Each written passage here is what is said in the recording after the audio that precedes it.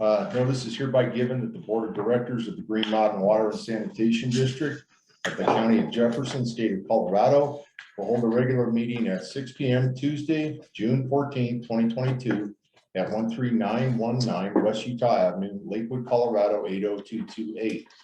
This meeting will be held for the purpose of conducting such business as may come before the board. This meeting is open to the public. Virtual meeting option for those who may not be able to attend in person. The district will offer the option of participating in this meeting by video/conference call.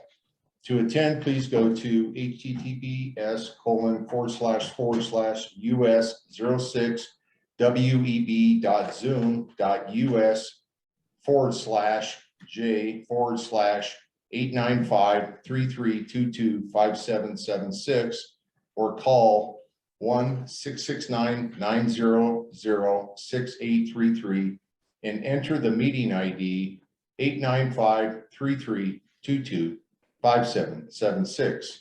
To troubleshoot issues with the connection at the time of the meeting, please follow this link, https://forward/sections/sections/sections/20305593-troubleshooting. If you still experience issues, email customerservice@greenmountainwater.org and our IT staff will assist you as soon as possible.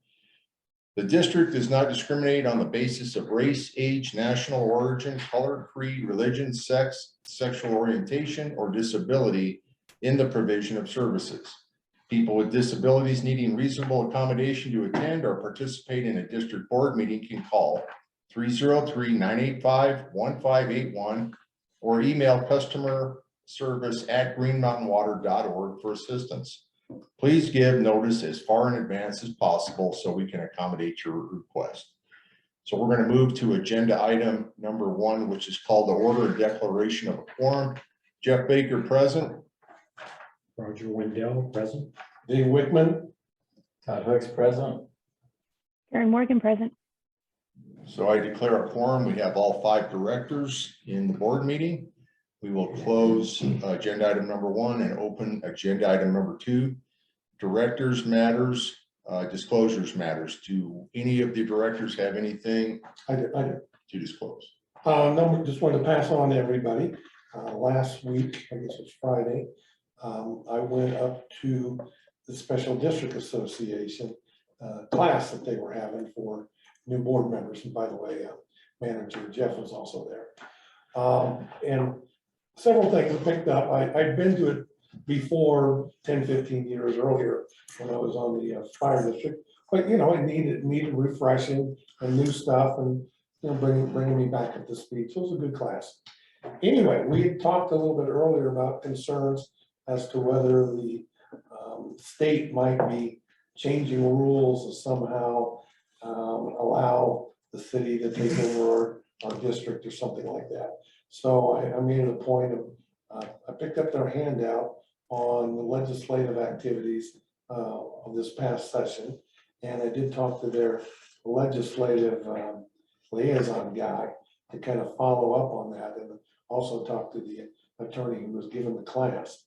On the one hand, evidently, the last legislature did do some sort of rule about dissolving a special district, but it was more along the lines of one that was just totally collapsed on its own weight. And I guess everybody went home and nobody was doing anything.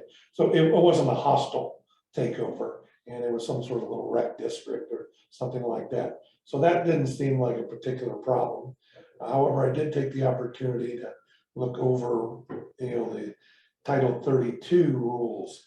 And as I read it, there is a possibility of a municipality coming in and initiating a disillusionment. Now, the way I read the rules, it would still have to be approved by our board. So therefore, in that sense, I don't think it would be technically a problem unless 3 of us suddenly decided we wanted to go along with the disillusionment. But so it doesn't look like a problem, but of course, on the other hand, it's something to keep our eyes on. And I did talk to the legislative guy about whether he had some suggestions about whether we got our own lobbyists. And we can follow up on that. He had some suggestions and stuff like that. I don't know, particularly want to go there or not. Anyway, I did go ask the attorney, this Jim Collins, that was given a class about some of our issues. And by the way, he recognized, not me, but he recognized our name. And when I told him it was Green Mountain, I was like, oh yeah, I know Dave Gardner. It's like, okay, so evidently some other people have taken the class or something like that. So that's good. Anyway, it raised an issue to me in the class, and I realized I was not up to snuff at the last meeting, and so I did want to perhaps try to correct some of my mistakes. At the end of the meeting, we had an executive session, and I was not comfortable with the executive session because I thought we were covering material that I wasn't expecting nor was I comfortable with. And so at the end of the meeting, when we came out of it, I voted no. Well, it occurs to me in retrospect, I should have explained myself because people need to know. Generally, when you vote no, there's usually, you get an opportunity to explain yourself, and I did not. And I think that was a shortcoming, and actually Councilor Yellen, kind of gave an opportunity to speak, and I just sat there, deer headlights looked like I didn't know what to do. So I did want to explain after the fact that, so it's not really a change to the minutes because I didn't say it during the meeting. But on the other hand, I wish I had said it, and what I would say is that I wanted us to take the time to look into the general issue further before getting into the specifics of how this general policy was going to apply to this one particular case. And that's why I voted no. So I did want, if we can get that in the record somehow or another, to explain why I voted no. I think you're on the record now, and thanks for explaining that. So. Okay, do we have anyone else? Any further disclosures? Okay, thanks, Mr. Director Wickman.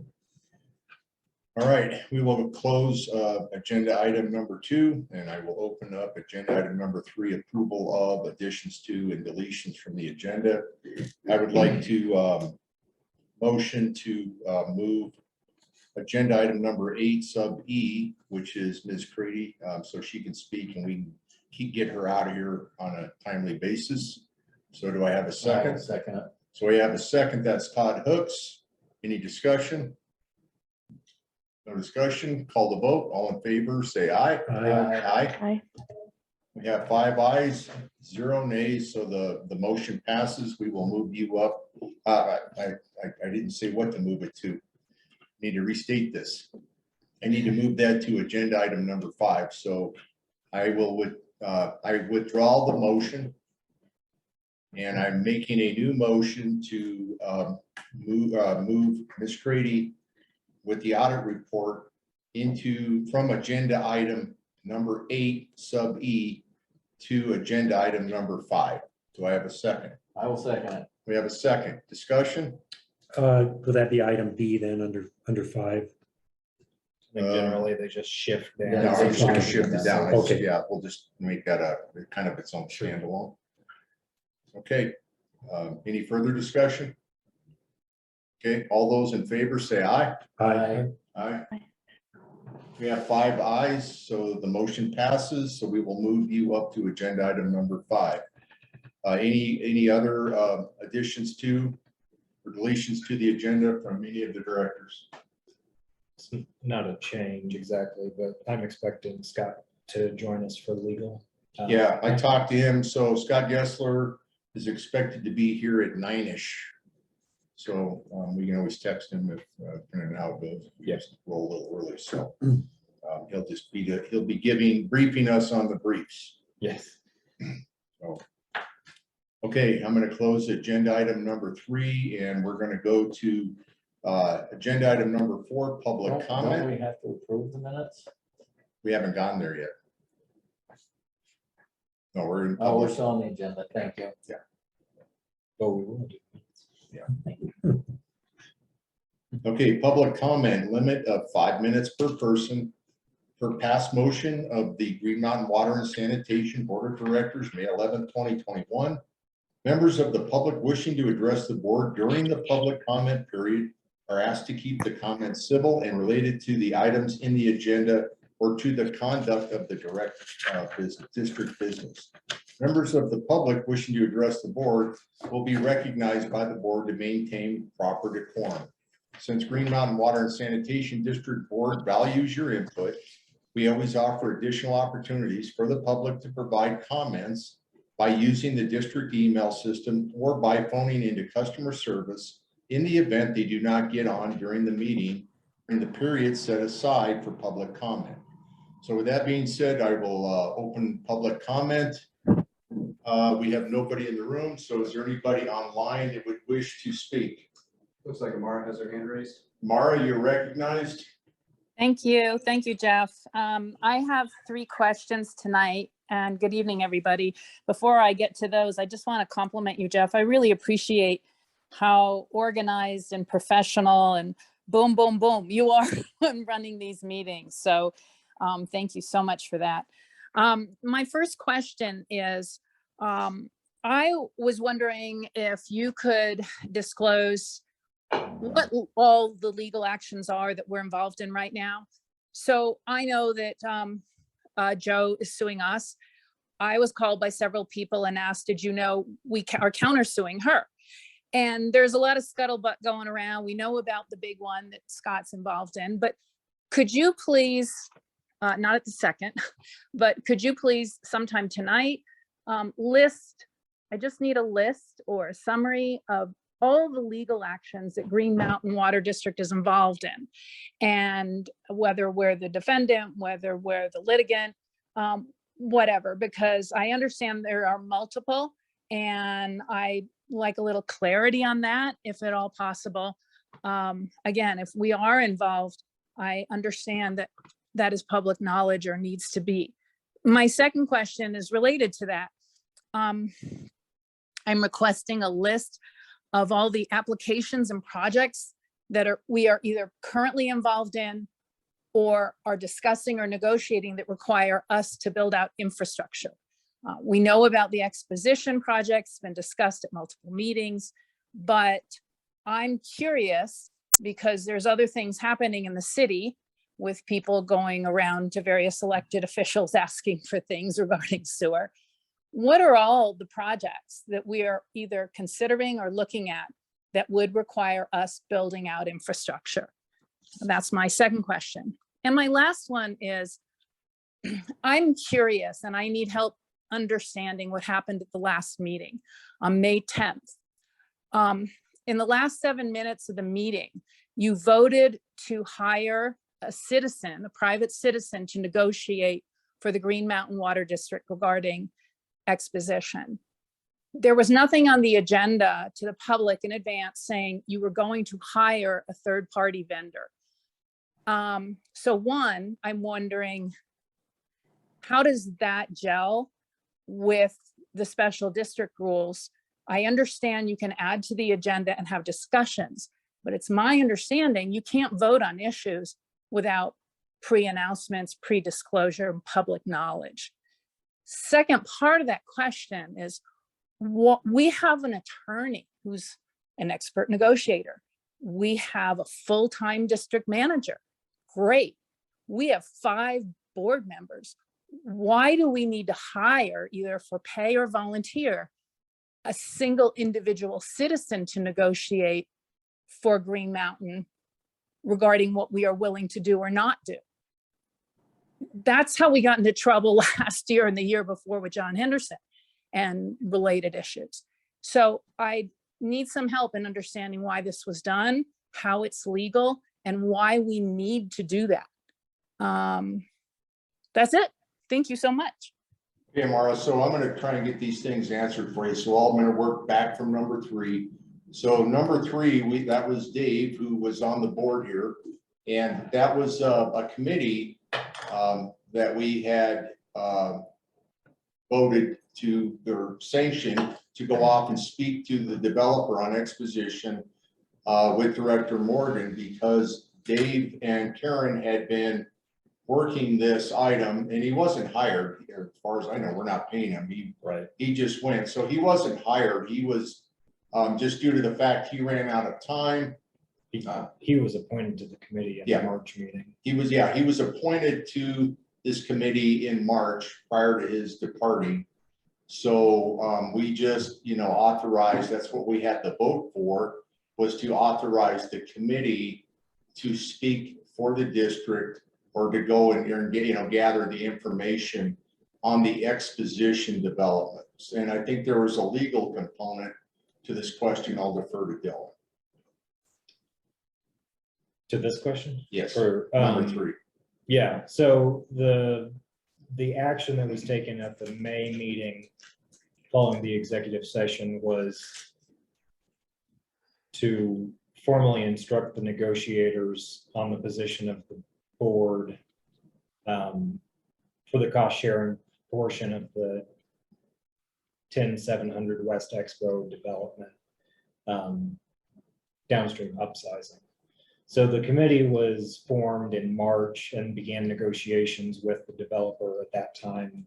Director Garner stepped down from the board after the May election, but continued on in his role as a negotiator with current and incumbent Director Morgan.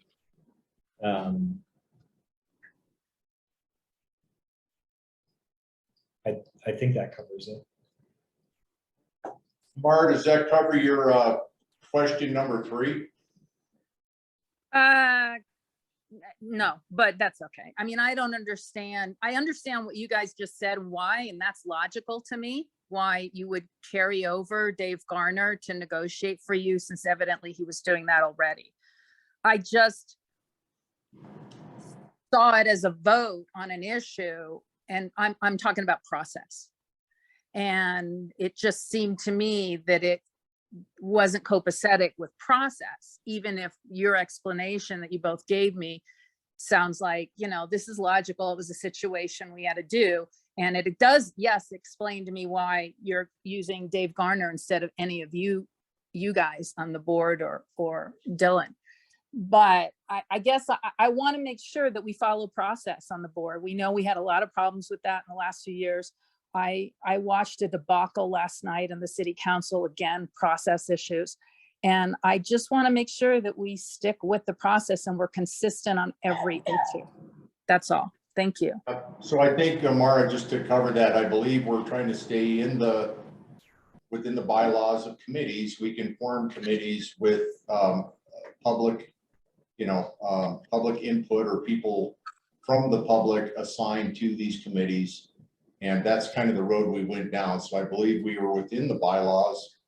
And it was brought up and sanctioned in the March meeting. And then we just voted to authorize the negotiating position, or is that the correct term? Yeah, so the 10700 West Expo project update was on the agenda. The committee, Dave and Karen and Jeff Tyus is also part of that, updated the board and requested further instruction for how to conduct the negotiations.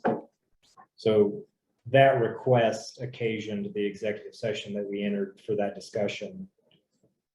The executive session was not noted specifically on the agenda, but arose from the committee report. And then the instructions to the negotiators flowed out of those confidential discussions. Thank you.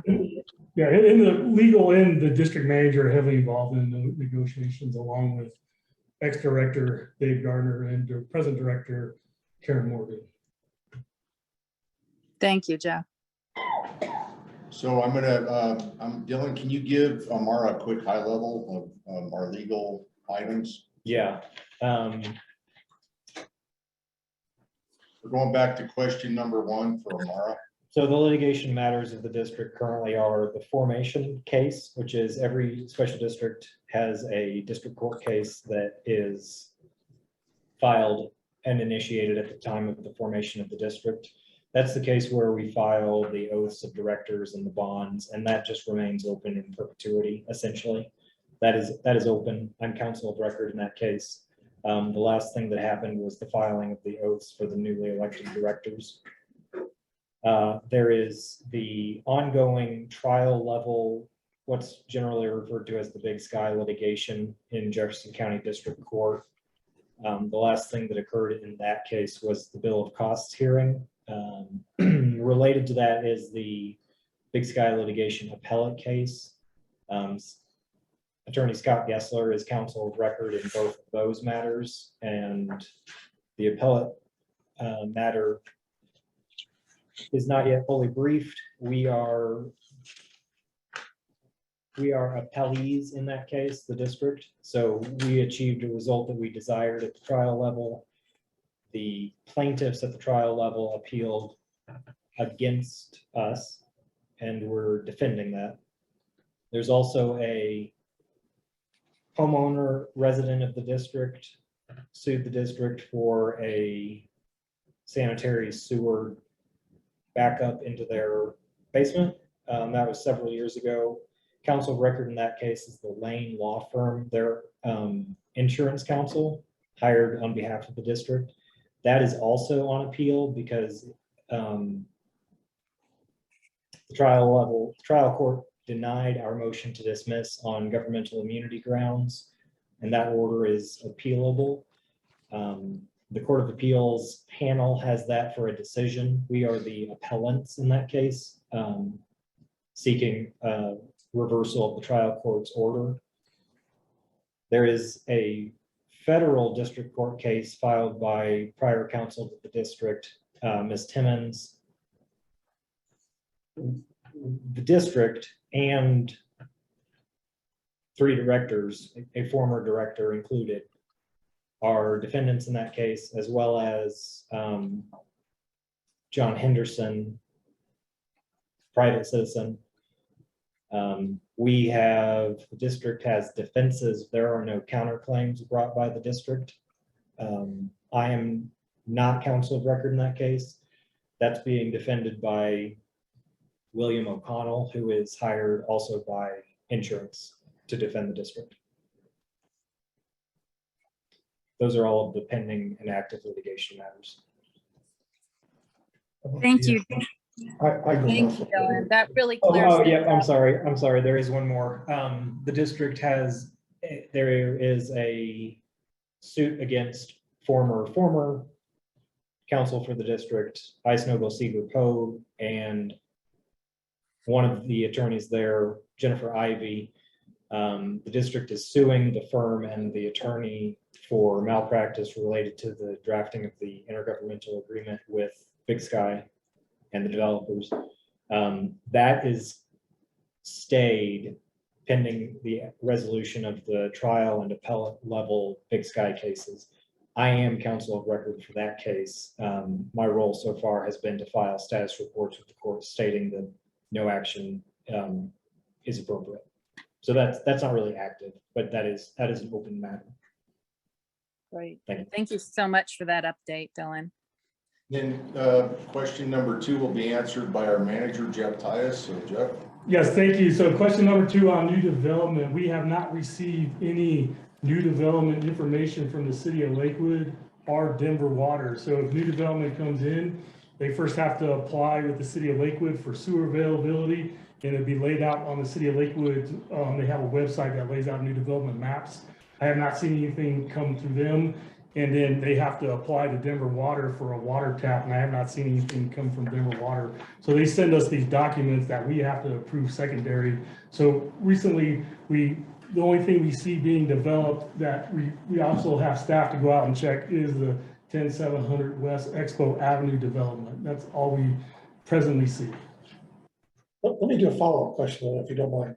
I remember you giving me all these documents of the, what they call it, when they're asking for development, we have to say it's okay. Yes. Now, in the old days, I saw that when they would send it to us, and we said yes, no, or conditional. And I think we've done that on some cases, like the 10700 West Expo. I saw one for that. But then I saw a bunch more, which may have been for the same property or other properties, in which the city was saying yes for us. And it's like, are they somehow authorized to speak for us? Don't we have to speak for ourselves? Well, usually the city of Lakewood will send us the sewer availability form, and on the bottom, it says, we usually check the box and we add it to that based on if we have the capacity to provide it. So that was added last year to that form, so that's the new form.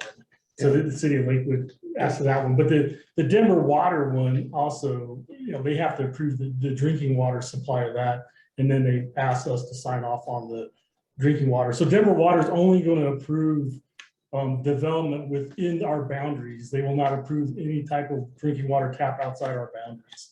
And then Metro wastewater also will automatically approve sewer supply within our boundaries, but outside our boundaries, we have to get them involved. So we have not seen anything recently. Does that answer you right now, Amara? That's Thank good. you. got it, yeah. Yes, Jeff, Dylan, Jeff, thank you for your clarification on all three counts. I very much appreciate it. So I'm aware of what you're talking about, and that gets back into the city of Lakewood. Their planning commission or lack of needs to be probably putting better information out to the public, so. Okay, Amara, if we're good to go, I'm gonna see if there's anyone else who would like to speak. Do we have any other hands raised? Not that I see. Okay. I'm going to, Before we move on, can I make a comment that I would like to agree with Amara that our procedures are pretty important. So I'd just like to call out, we did fall into this trap of having citizen discussion during the meeting. We were not doing discussion. We were having comments limited to 5 minutes. This is great. I'm glad we got through it. But we did this last meeting too, that maybe we could get back to doing comments, and questions could be done at length before or after meetings through emails, other avenues. point taken. Thank you, Karen. Okay, with that, I'm going to close agenda item number 4, and we're going to be going to opening agenda item number 5, which I will yield the floor to Ms. Brady, who's going to be updating us on the district audit report. Hi, my name is Debbie Crady, and I'm an audit partner with Pretty Poop and Associates. We'll just go over the 3. You should have gotten 3 documents, I believe. The first one is a 2-page document that's just going to go over our required communications. We have a management letter and then the draft of the audit. So I will start with the required communication report. So this report is just kind of general information. The one thing we always want to remember is that the management is responsible for selection of the accounting policies, and the footnotes are, financial statements footnotes are your responsibility. No new accounting policies were adopted in the current year. All significant transactions have been recognized in the financial statements in the proper period. As far as estimates are concerned, for the district, you do have a couple of estimates that are large, and that would be depreciation expense, and then all of the employee benefit plan, the OPEB plan, and the defined benefit pension plan. All those estimates are determined by an actuary, and then we record that information into the statements. And we do assist the district with those recording those journal entries as part of our audit. And then you'll see that the bulk of your statements, the notes to your financial statements, are those footnotes related to those pension plans. So like page 14 to 35 really is just the required information for the pension plan and the OPEB plan. So just, those we consider sensitive because it's a lot of information. Most of that stuff we do get from para. So para assists us in accumulating that information. We didn't encounter any difficulties with management performing and completing their audit. We did have one journal entry this year related to some assets that had not been depreciated. Normally when we go through, we just kind of select assets, and this year during that, there were 4 assets that actually had not been being depreciated when they were entered. They just were, the wrong code was associated with them. So Doug went through and fixed that and made sure that we don't have that going forward. So, and that's gonna be part of my management letter comments, but that was, this year it was much cleaner than it has been. So I think, there's been a lot of improvement over the last 3 years. We didn't have any disagreements with management on accounting, financial reporting, or auditing matters. We will provide a management representation letter after the end of the audit. And to the best of our knowledge, they didn't consult with other accountants on auditing or accounting matters. So any questions on kind of the standard communications? How many years have you been doing it? This is our 3rd year. So, fairly new to the district. So Dave, the other, the audit group prior to this, I think they retired out or they shut it down or something like that. I don't actually remember. Yeah, I think that's what happened. And then, we brought this group on here. Well, generally philosophically, it's a good idea to keep them around for a few years. Now, whether it's 3, 5, 7, 10, I don't know. Then at some point, they've been around for way too long, then it's a good idea to bring somebody in for a new set of eyes. But at 3 years, he's like, right on. Yeah. Sorry, go ahead, That's continue. okay. And then the next thing I'd like to highlight is just our management recommendation letter. So this letter is just kind of some things we noticed that we think procedure-wise could be improved. And they're just to help the district. The first one is capital assets, and we've had this comment a couple times. The difficulty with water districts, and we come across this a lot, is, when you're replacing large sections of water mains, they're on the original asset listing. We really need to remove those assets, even though they're fully depreciated. Sometimes that's difficult. So I think Doug still is in the process of kind of figuring out, there were large sections that were replaced that were fully depreciated. So it's not like the net assets is overstated in total, but we like to see those removed in the associated depreciation. So, and I could work with him again and discuss that with him, but we do run into that issue with our water districts in general. It's just a difficult process. So Jeff, is that something in the capacity plan or like with our, lay out something where we can just identify that, kind of combine some of this stuff to where kind of an all up report? Oh, yeah, for sure. We get, so in our capital improvement plan, there is assets, mainly drinking water line replacement. The sewer lines, we just line, so it's not a replacement of depreciation.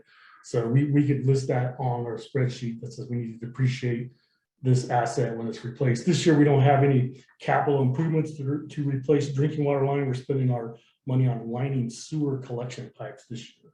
And next year, we plan on replacing. Did I hear you? Liners, are they considered capital? Do we? Yeah, We do appreciate those. Yeah, it's capital improvement, but it's not a replacement of the old pipe. It's this rehabilitation of the old pipe. That's not maintenance expense or something. No, it's capital. Capital, okay. We consider capital because it extends the life of the asset. Yeah. Usually after a certain amount of time. I mean, if it's just like a one-time shop that fixes it, that would be like an expense. But if it's something that provides value over a period of time, you want to, in theory, match that with. Yeah, it's hard. I mean, if you're Makes doing a sense. little section, we would just consider that a repair, but if you're doing miles, you're gonna wanna, that's a lot of money. So you're gonna wanna try and take those old assets off and put the new ones on. Makes So sense. just, so, okay. Any more questions on No. that?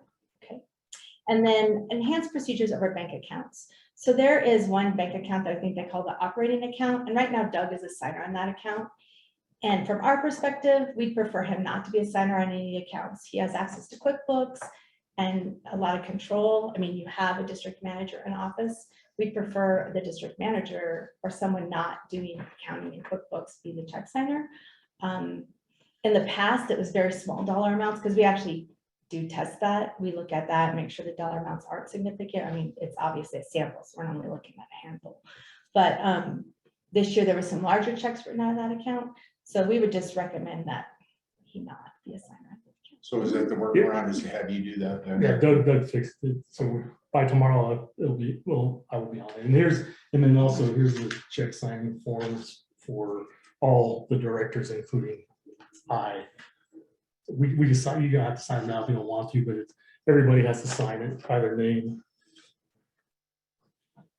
Questions on that? Nope. Makes sense.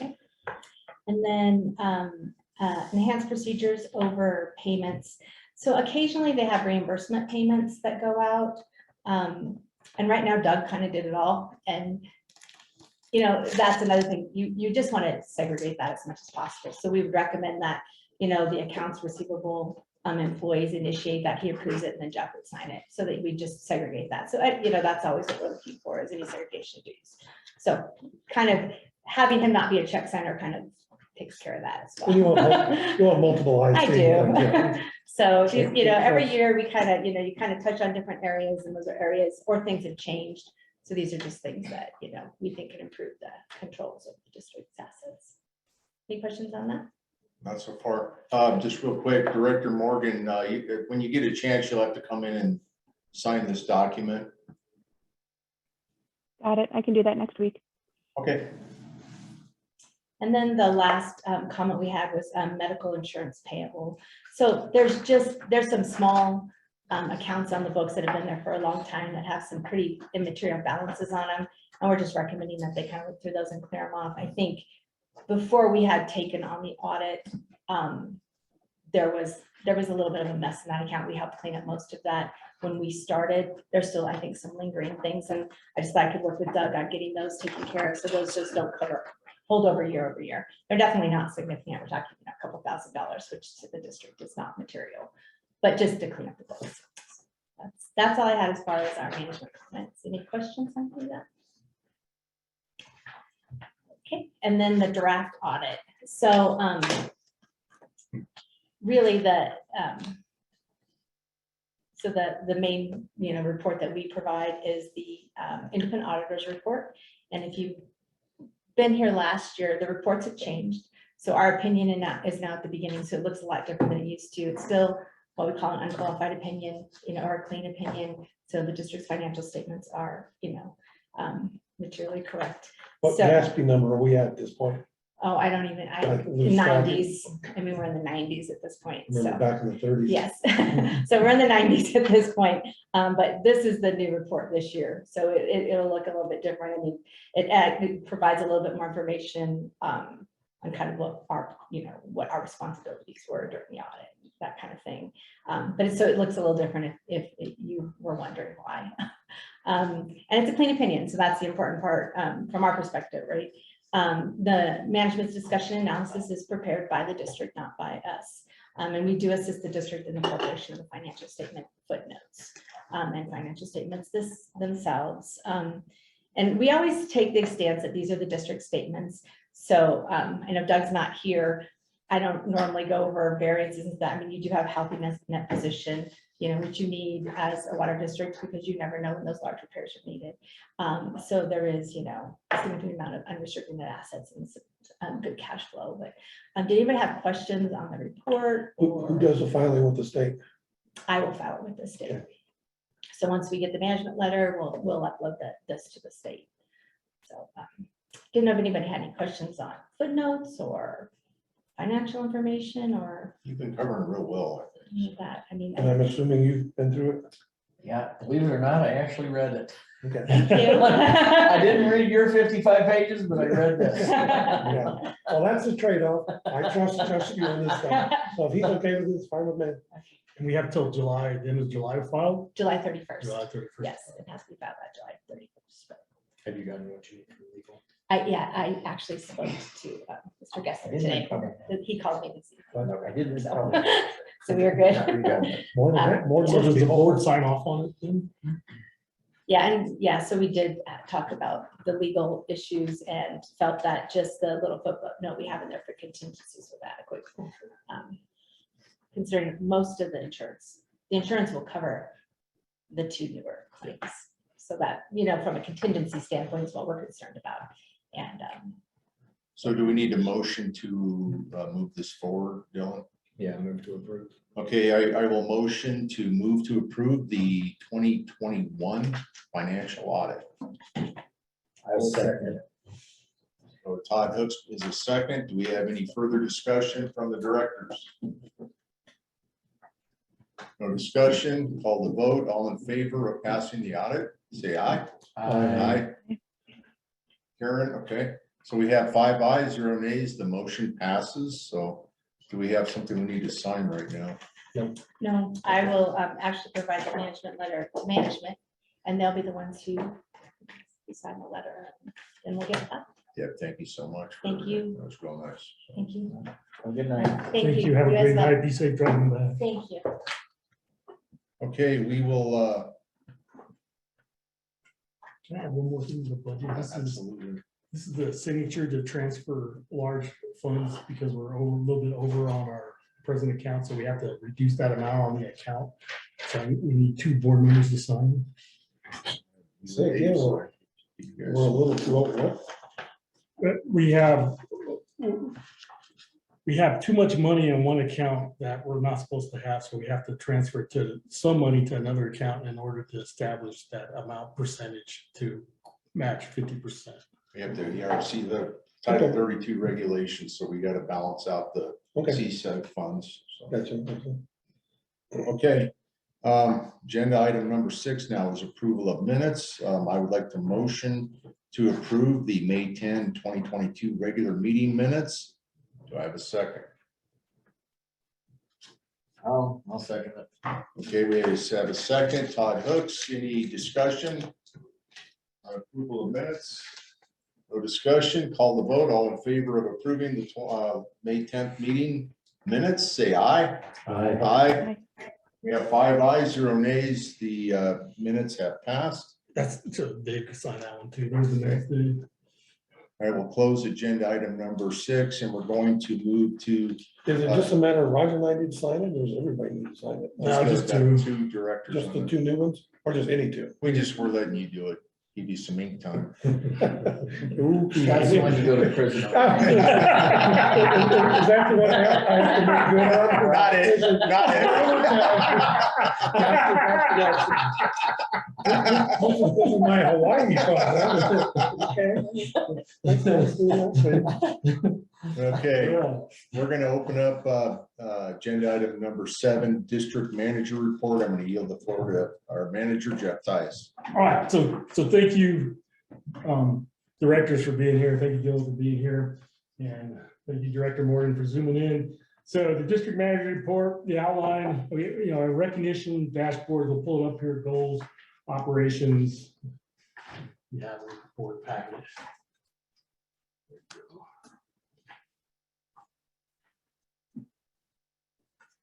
We'll pull it up so everybody can see it. It's also in the board package.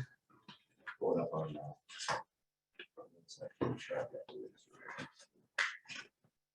Now we're another capital thing we're looking at too, we're updating the website. So we really want to get pictures of everybody to put on the website. So, send us whatever pictures you want because we'll be updating that in the next 2 months. There you go. Just so the district manager report, we put a next slide is so go through the agenda for this outline, recognitions, dashboards, goals, operation status. It won't take that long. We had to throw a picture of Green Mountain because it is a beautiful place. I know everybody's knows Green Mountain's a very beautiful place, and also all the staff either grew up in Green Mountain, lives close to Green Mountain, or has a lot of family and friends that live in Green Mountain. So it is a very beautiful picture of Green Mountain there, and that's a national picture. That's a common picture when people pull up Green Mountain, Green Mountain, place in Colorado, Lakewood, Colorado. That's what they see. So we like to recognize. The next slide under recognitions. We're on budget. Everybody's working hard to make sure we're on budget, and there's a lot of things going on that keeps us on budget behind the scenes. So we're actually favorable in the budget. And there is a new thing out now with, the next bullet point has to do with grants and money. You probably heard of the new infrastructure bill, and there is Colorado Department of Health started a survey site where they want all districts to sign up. So there is large money available coming in order to get money and funding at basically negative interest in order to fund some of these capital, like replacement of drinking water mains that are 60 years old. So we are officially signed up for that, and we will work hard to get that money, even though, we do have money in the bank in this water district, but we'll still be eligible for this grant money also because of the new infrastructure bill that's coming. And so we are working on $1.5 million in projects, and a lot of that is most of that $1 million is, as you well know, the sewer lining project that's moving forward. It will start moving heavily in the fall because it's going through a golf course, Bear Creek Golf Course, so we're moving on that. The staff is doing very well, working hard, and it's a very competitive market. All the training we go through with other water districts and the big water districts, they're having a hard time keeping their staff, just like any other business you go to. It's, service is tough everywhere you go. So our staff is doing a great job getting a lot of work done. And I think it's in there because a lot of water districts, especially the ones I've worked at in the past 30 years, they do not have crews that have the ability to fix broken water mains. So we're saving a boatload of money because right now I speak to a lot of my colleagues in the other water districts. They're having a hard time getting people to respond to emergency water main breaks. And I know this morning there was a massive water main break in Lone Tree. So you hear that on the news a lot. And a lot of it, if you break a water main on a CDOT street, CDOT really holds you accountable to get that going because they can't have the streets down, the main road. So we're lucky to have all the tools and resources and establishment that Green Mountain has built over the history of Green Mountain Water, which is huge, and the knowledge and skills of these staff to be able to fix these water mains on site quickly. So you can see we're saving $320,000, but we're also saving time and money. I mean, besides the money, there's a lot of time and effort because by the time we had an emergency water main break and we didn't have staff, we'd have to call maybe a contractor and it could take them anywhere from 6 hours to 24 hours to respond because they could be on another water main break. And their contractors are just like everybody else. They don't have a lot of staff anymore either. So skilled labor is competitive right now, very competitive. Can I ask a question? Yes. Do we anticipate this changing? They're talking about the economy slowing down, jobs tightening up. Any forecast on that? Yes. So there's a lot of surveys we take with everybody from the SDA sends out surveys to American Water Works Association because everybody's struggling. Corollary to that, are we holding on to our staff? Are we losing anybody? We lost one person to Boulder, which was heartbreaking. He was certified both in water distribution, wastewater collection, and CDL, which is 3 tough certifications to get. Is there any way we could have kept him, or do you want? We could have, it's minor, believe it or not, we could have kept him just for a little bit more money per hour. So that's what we're working on that's our last slide. So there is ways we can retain all our employees with this competitive market, and it's not it'll still be within budget and everything else. So we have the resources to keep all, our employees are engaged. It's just like, Director Baker gave me a book on, our employees do have purpose and they do want to be here and they are committed and they do believe in the mission, vision, values, and goals. So those things are intact. So they're just, and they enjoy their work and they are certified and they are skilled. So we're doing everything we can. And that's part of our, goal is not only repair drinking water lines and line sewer pipe, is also to retain our talented employees. Because, as we move to the, slides, go to the next slide. Well, can I, Yeah, go ahead. so on this bullet here, we'll go back one. So what I'd like on that last bullet, and this is, I'd like to see this in the dashboard. This is gonna help us, right? Because I'd like to see you have like a cost avoidance on all up, running cost avoidance and then cost savings. And the difference, and I think we need to get a good definition of that, Todd. I know you economist type CPAs.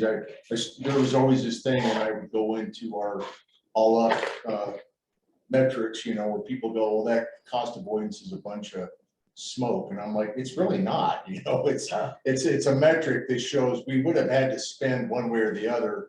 So I think I'm trying to figure out how, to the constituents, how we can justify not only our existence, but then it shows you how well you're running above average, right? So when you're, a standard district. So when you have a cost avoidance or cost savings. We do it based on subject, because not only are we saving money on water main breaks, we save a lot of money on expertise in meter replacement. So there's a lot of contractors that will install meters, but we're saving a boatload of money on installing our own meters. And also IT, Sam and Jess do a great job. You can imagine IT professionals, consultants a lot of organizations are 100% IT. We have our own IT professionals that not only take care of computer networks, but they also take care of GIS and help maintain SCADA systems. So we could do it by subject, in actual tasks that happen. For example, okay, Sam was able to troubleshoot the GIS system, so we didn't have to call a specialist in to figure out the GIS. That would have cost, at least $120 an hour. That's the going rate now. That's a low rate, compared to a lot of expertise in IT. So we could put actual money to each subject if you want. Yeah, I would like to see it, because at the end of the year, when we're getting ready for budget, then we could see the running all up cost avoidance or cost savings. And then I would also like to see that maybe published to the public, because people always like, well, what are we getting for our money? They don't know. Well, that's a pretty good metric to publish. Oh, yeah. IT security is a big one. We just works hard to maintain our IT network security. So a lot of organizations would contract that out also. Yeah. 100%. We still contract a little bit, but we have in-house experts. Here's a PR idea. When you put that on there, talk about what we save on our water mains. Then you could have that video of that water main that broke up in Yellowstone Park, and the house is now going down the river. Some of those breaks are pretty big. Oh yeah, Denver Water wiped out Furniture Road years ago on I-25 when I think it was a 60-inch water main broke. So water main breaks can be a huge expenditure. They could run upwards of $1 million in breaks, depending on the diameter of the line and what it washes and what it does. But we have the tools and resources to litigate it. Not only can the staff actually respond quickly to it and dig it up and fix it, they also could clean it up, because we also have the tools to clean up on site and minimize the impact to the surrounding areas, whether it be homes, parks, or businesses. So we have all the tools and resources built in to do that, and that's part of that savings. You can imagine if a water main break and you don't have the tools and resources, not only you're calling tractors, heavy equipment, you're also calling vac trucks, street cleaners, traffic control, and everything. So you're dealing with up to 5 contractors. So the staff does a really good job. And, keep in mind, it took a lot of effort to build that up. So good job, Green Mountain. Good job, community. Good job, staff. And so, that's why the next slide, you get a lot of good customers calls, because, Green Mountain is one of the rare districts that is able to see water flow at customers' houses through the cell point network once every 24 hours. And our staff is very educated. This goes back to our last presentation on cross training, where you have customer service staff that could actually talk to customers and say, hey, it looks like your toilet could be leaking. We can send out a tech right away.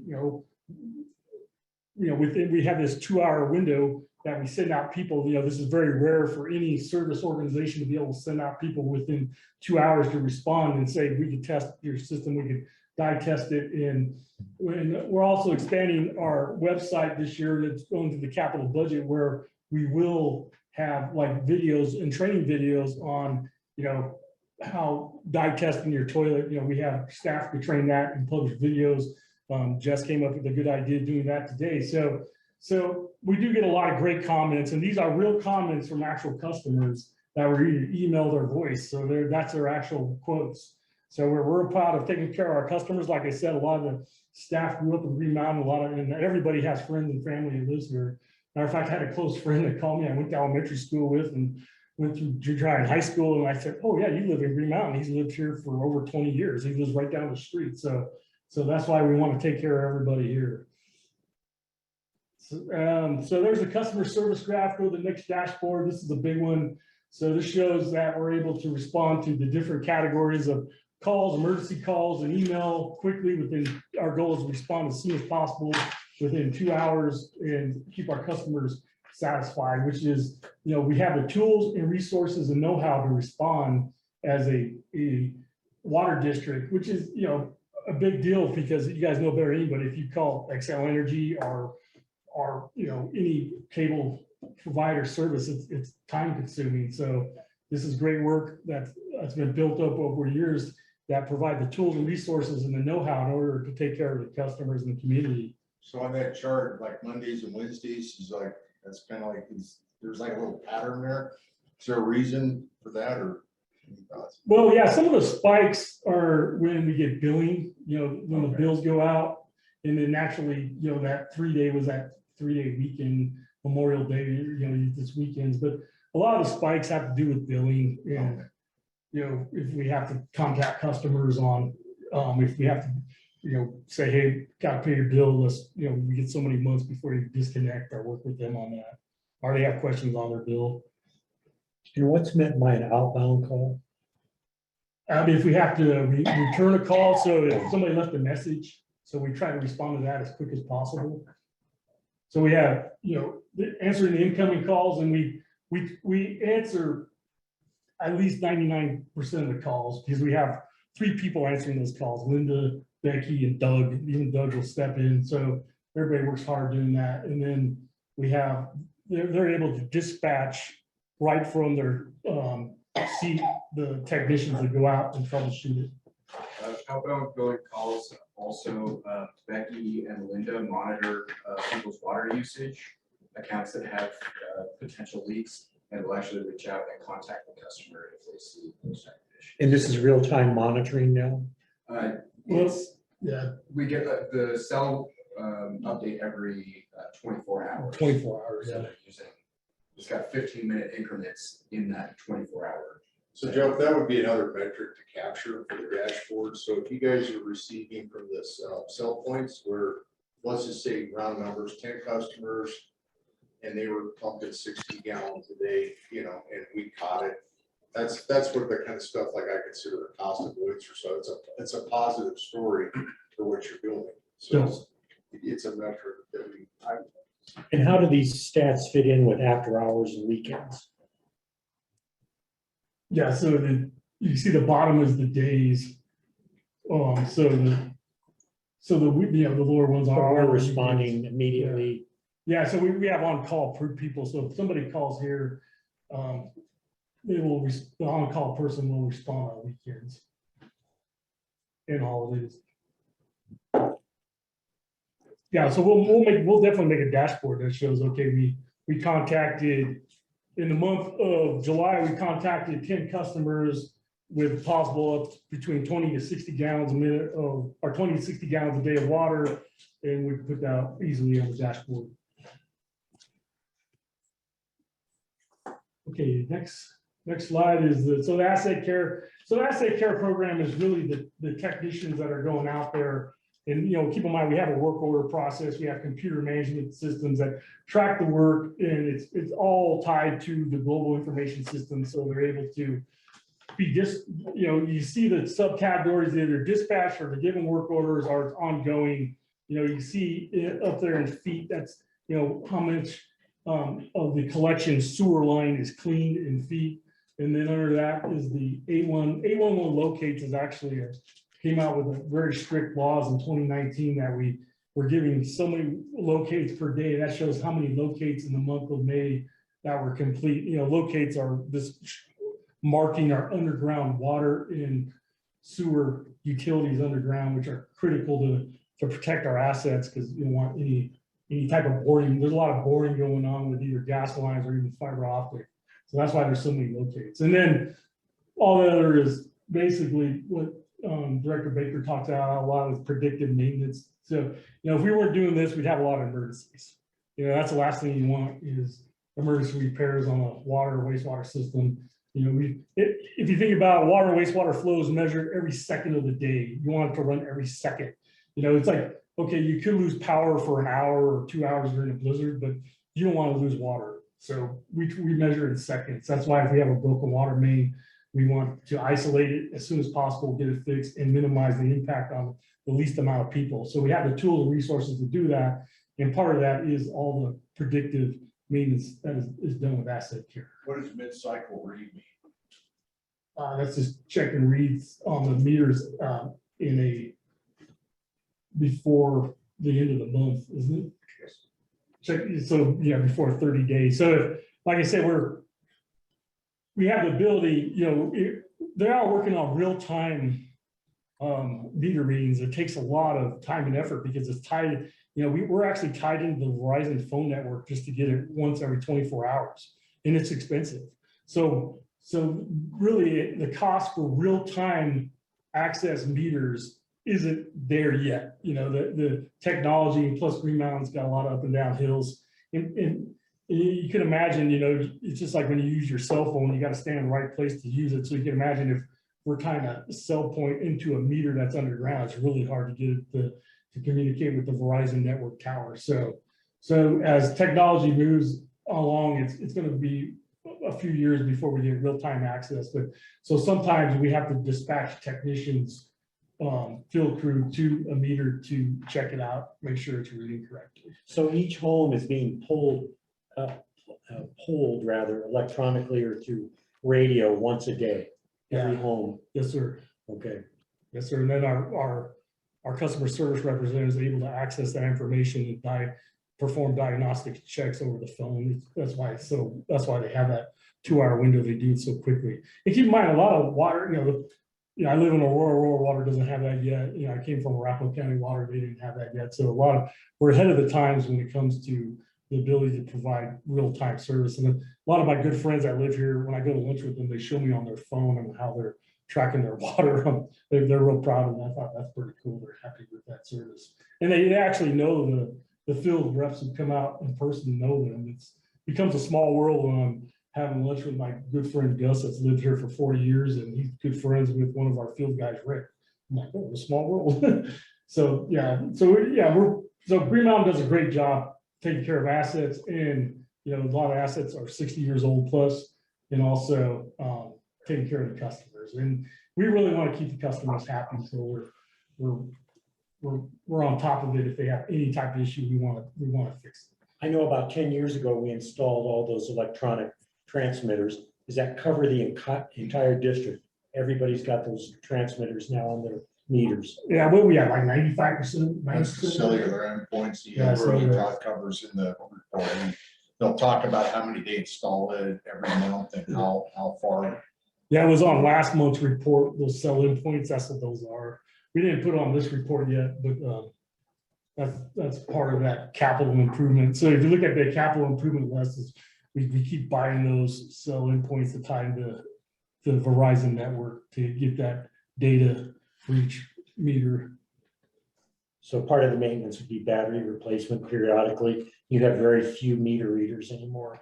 Well, that's a good question, because that's one of the reasons why we're only get that reading once every 24 hours, because if it was real time, the battery wouldn't last. Good point. So yeah, that's what that's one of the things holding the technology back is the battery, like everything else.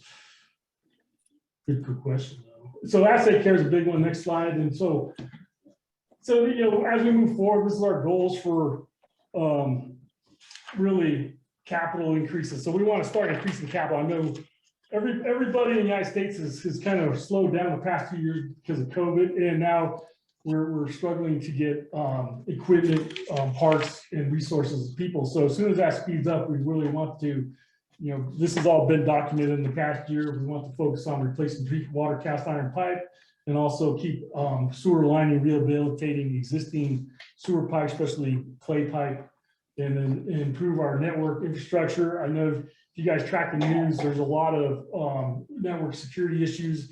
It was just a couple of years ago, City of Lafayette Water, they lost their complete control system. They were held for ransom for it. They had to pay the ransom because you can imagine not being able to control your water system.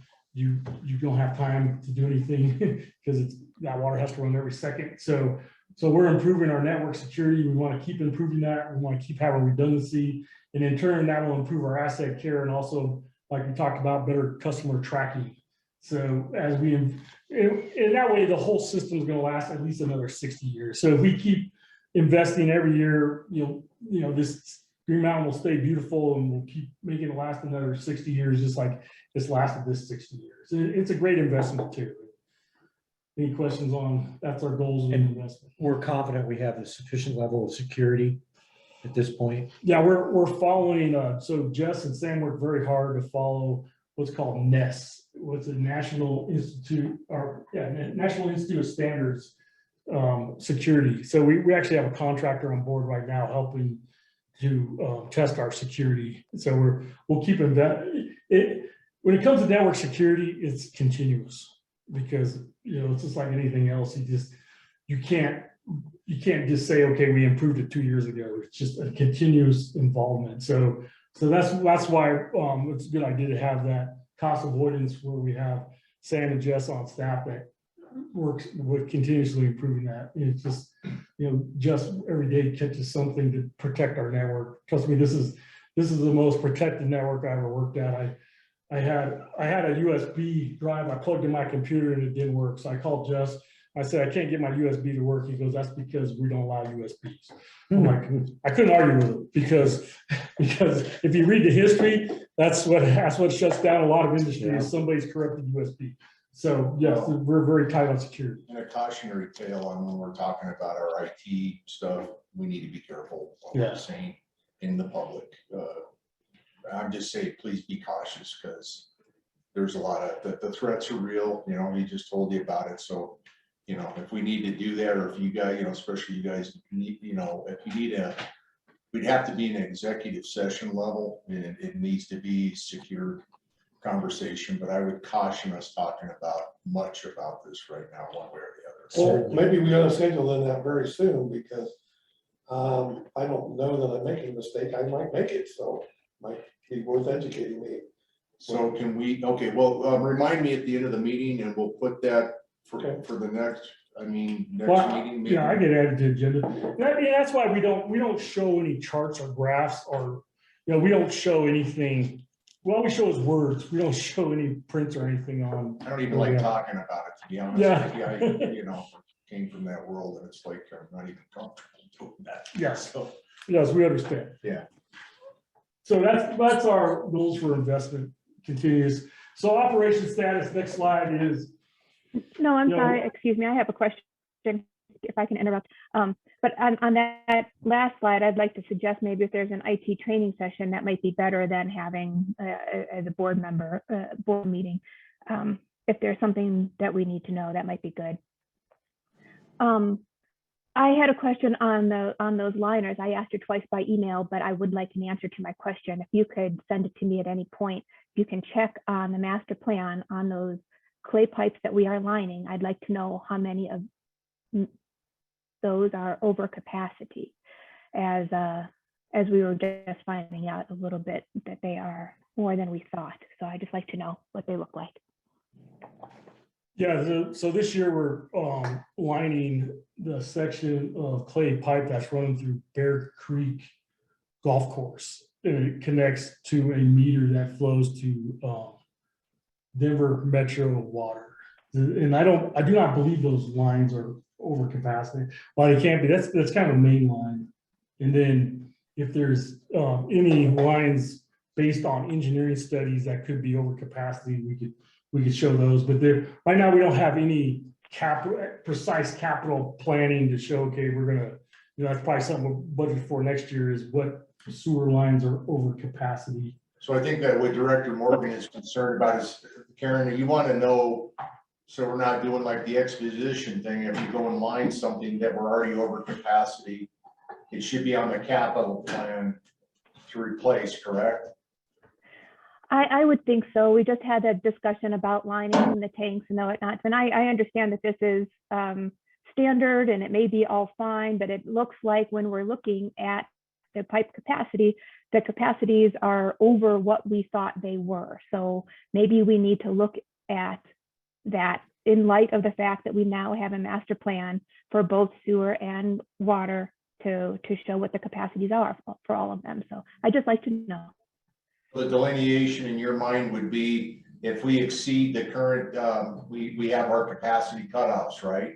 So you would consider if we are over the 0.7, then that would trigger the replacement, correct? I don't know necessarily. I kind of think there probably are all over capacity at this point, but I think if that is true, we'd need to have that discussion and at least have the discussion and not just ignore the possibility that they're over capacity and just line them. I mean, they are already, those clay pipes can last forever if they're not, hammered and broken, and they are. So you're looking at brittle things anyway. So if they're over capacity, don't want to stress them out anymore either. So it's just an information point right now. So But just yes, real you're right. quick, you know, because you and I talk about processes. So we used to have a thing called a FICA report, Facility Infrastructure Condition Assessment. You create an algorithm. So you'd have like age would be part of the algorithm. You would have it like with the sewer pipe, you could be at, we're either at capacity or over. That would give you another value. And, you know, possibly the condition when they've done maintenance, like we have some breaks in there. So you'd have all these things. And what that does, that'll give you a numerical value. And that's what will bubble up. That will create the larger numbers. We put that higher up on our replacement list. It gives us a way to evaluate the asset in the order of priority it needs to be done. So, you know, because yeah, there are things that are more urgent than others, and that thing gives you a numerical value based on those types of factors. So that's probably what you're thinking, right, Karen? That's exactly what I'm thinking. And like Mr. Tyus said, we're going to be evaluating what our upcoming projects are, but part of that is the capital improvement plan that he did say he was working on a couple of meetings ago, that we do need to go back and reevaluate what these projects are. It's not just lining the pipes.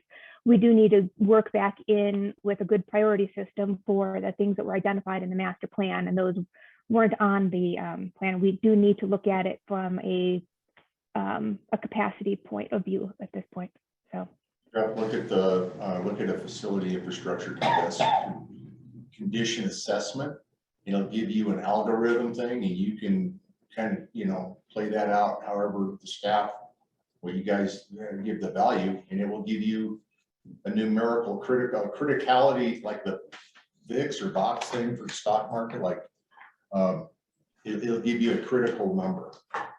The higher the number, the more critical it is. That makes more sense than just simple age. That's what I'm saying. So you gotta have more confirmation, and the more confirmation, so, you know, you have capacity, age, you could have variable things like maintenance, like, oh, we know we have X amount of breaks. You know, it could be, we know there's gonna be potential development going on in there. I mean, whatever the algorithm needs to be. But No. Yeah, no problem. We can do that. We have a lot of that data already. So. Okay.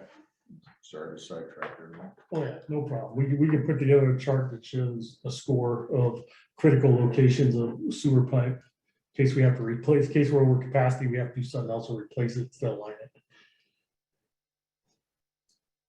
All right, so right now under operational status is, you know, right now we see when we do this asset care, everything's running smoothly. You know, we're not, you know, we have good drinking water quality, we have good flow. Like I said, we camera the whole system. You know, if you look past about the past PowerPoints that were presented, you know, the whole system is cameraed every 2 to 3 years, and then it's recamered, so it's repeated. And then, so we do work a lot with tracking everything through the asset care program. And we work a lot with Denver Water they send us reports every week on how snowpack and water supply is doing in case we have to implement any type of water restrictions. You'll know it's emergency water restriction if we're required to go out and actually check people's watering, you know, write tickets, but we're not there. So we're doing okay with Denver Water. And so, you know, this is the big one here is, so, you know, we're year to date, we're favorable by $100,000 in labor, and we're on track to be at least favorable by at least $125,000 in labor. So I like to propose to take 80% of that $125,000 in labor, propose it to the board to take a vote on distributing performance raises to the staff. I know they were scheduled for, a lot of this favorability was based on performance raises at the end of last year that was what did come through. So right now we do want to retain our staff and take care of them. And also, as you guys well know, the consumer price index is just in this area is above 9%. It could be higher now. So right now, with everything going on with retaining staff and inflation and costs, would it be okay if you guys vote to see if we can distribute raises? You know, this doesn't include the district manager, raises among staff. So let's talk as a board. I'm sorry, I always want to make a joke. I say, forget the staff, let's raise the director's stipend. Now that will be good money spent. No, it sounds good, but Jeff's the expert. I'm really not. I'm a facility guy, but you know, I know we did defer the raises and stuff out of 2021. This is something that we're kicking a can down the road. But so if I'm understanding this, we have a Delta funding level here that we want to look at. At this point, it'd be a one-time bonus type deal or something like that. No, it'd be a raise per hour for employees, so it'd be Okay. based on their performance, so it'd be up to the direct supervisor to say, okay, you're performing at this level, you get this amount of percentage, so it'd be 80% of that $125,000, and it would be basically the second half of the year. So it'd be a raise, not a bonus. How do the wages we pay compare with the other districts, just roughly? So roughly, Denver and Aurora have been raising, they have the ability to raise their field technicians. So they're ranging from like $24 to $36 an hour. The smaller districts like us, ours is $18 to $31 an hour. Some of the other medium-sized districts are between $22 to $35 an hour. So that's why, you know, we have a really good tech that left the Boulder, because they're going for, you know, between like $24 to $35 an hour. Would So, we have been able to retain him had we done this earlier? yes, for sure. Because, you know, it goes back to, you know, these guys, what they do is, the way it works is there's certification out there. It's called, the certification is regulated by the Colorado Department of Health. It's called a Certified Water Professional. And they go out and get these certifications in water distribution and wastewater collection. And there's 4 levels in each. So they let's say they start in this field, they start moving through these certifications, they get 1 through 4, and then they happen to have a CDL2, which is huge, because that gives them the ability to, you know, move heavy equipment. And, you know, you guys know better than anybody right now, CDL drivers are impossible. Everyone wants CDL drivers. So now you have 3 certifications, and it looks good on the resume, so they could go work for, you know, any water district in the state. So they'll look. So our goal is, you know, we're not going to pay really big bucks like Aurora, Denver, but our goal is to provide a good work environment with team camaraderie, and you know, give them purpose like we want, and engage them that, hey, we can also pay them too, that will keep them. So this is just part of our goal of retaining employees. I'm amazed that you've been able to retain these employees based on what you told me about Aurora and Denver Water. You know, if we can afford it, and apparently we can, I'm all for raising their pay. It sounds like it's extremely competitive out there. We want to hang on to these people. They are, And obviously you've trust been me. performing well, what you presented so far in the 2 whole meetings I've been to this year. Yeah. What do you think, Jeff? Well, one thing, I guess, that when I was looking through all the payroll stuff, that's just, I can just tell you, since I deal with that all the time, is it seems like almost everybody was hourly. And I will honestly tell you, I have never been in a business in my life where everybody's hourly. And so that gives them the capacity where, let's say someone, I'll just, you know, say they make $30 an hour. So that's $60,000 a year. But if they get unlimited overtime, they all maybe already make $80,000 a year. And I don't know that. I've never seen a report that shows me what they actually make. And so my concern would be, at some point, if we're raising people, I mean, it could be like IT, staff, whatever. I personally would probably have people be hourly. I mean, excuse me, salaried. Because there comes a place where, I mean, to me, if I could get paid hourly, I'd make a boatload of money.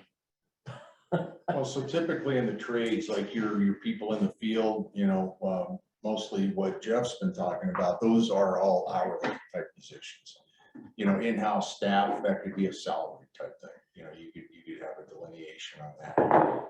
But typically people, craft type jobs are hourly.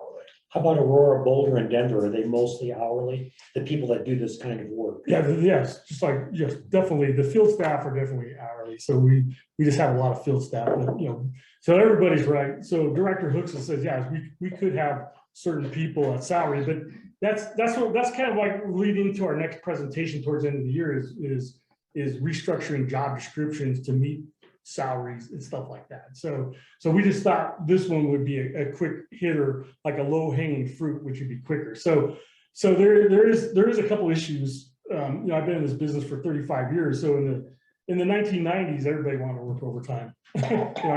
My kids were growing up, my wife stayed home. I worked all the overtime I want as a water wastewater plant operator. Trust me, these days, nobody wants to work overtime.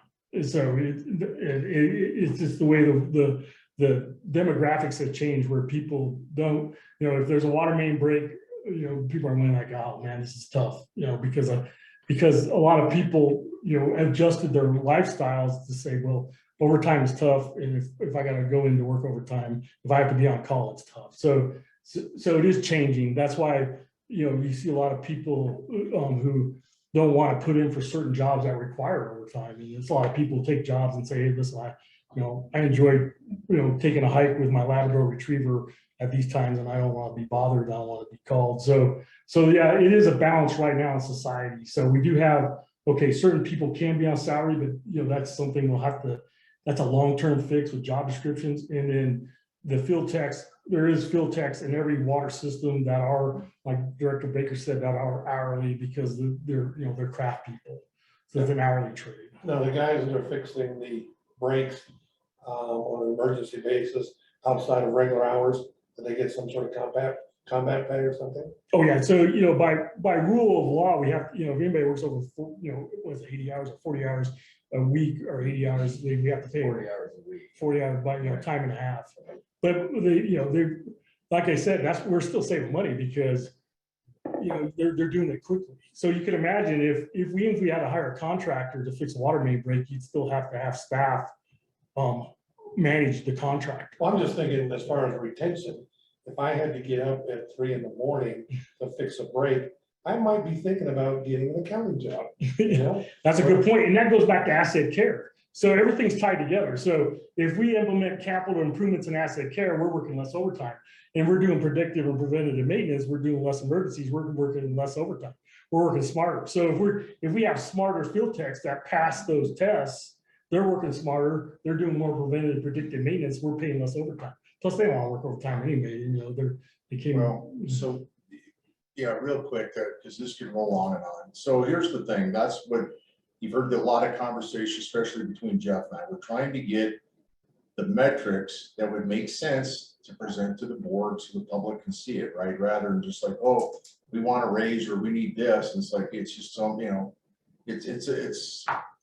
want to be able to define it better, right? And you do that with metrics and you justify it. So now we're working from a level of a dashboard and we're getting at a level of metrics, and then we're talking about the cost avoidance thing, right? That, this is like above and beyond it's a more positive effect. So I think the question is right now to the board, do you want to vote right now on what he's proposing, or do we need to add this to an agenda item later where we're going to have to deeper dive on this, or maybe have a special meeting? So what do you recommend? Well, Can I have a comment? yeah, I was waiting for that. I think this absolutely needs to wait. I'm a little bit outraged by the question. So first, I would like to see all of these policy kind of level questions pulled out and put on the agenda instead of in an operations report, so that we know what the ask is. 2, these things were deferred. Specific raises for specific employees were deferred until we could get job descriptions that matched the job, not the salary.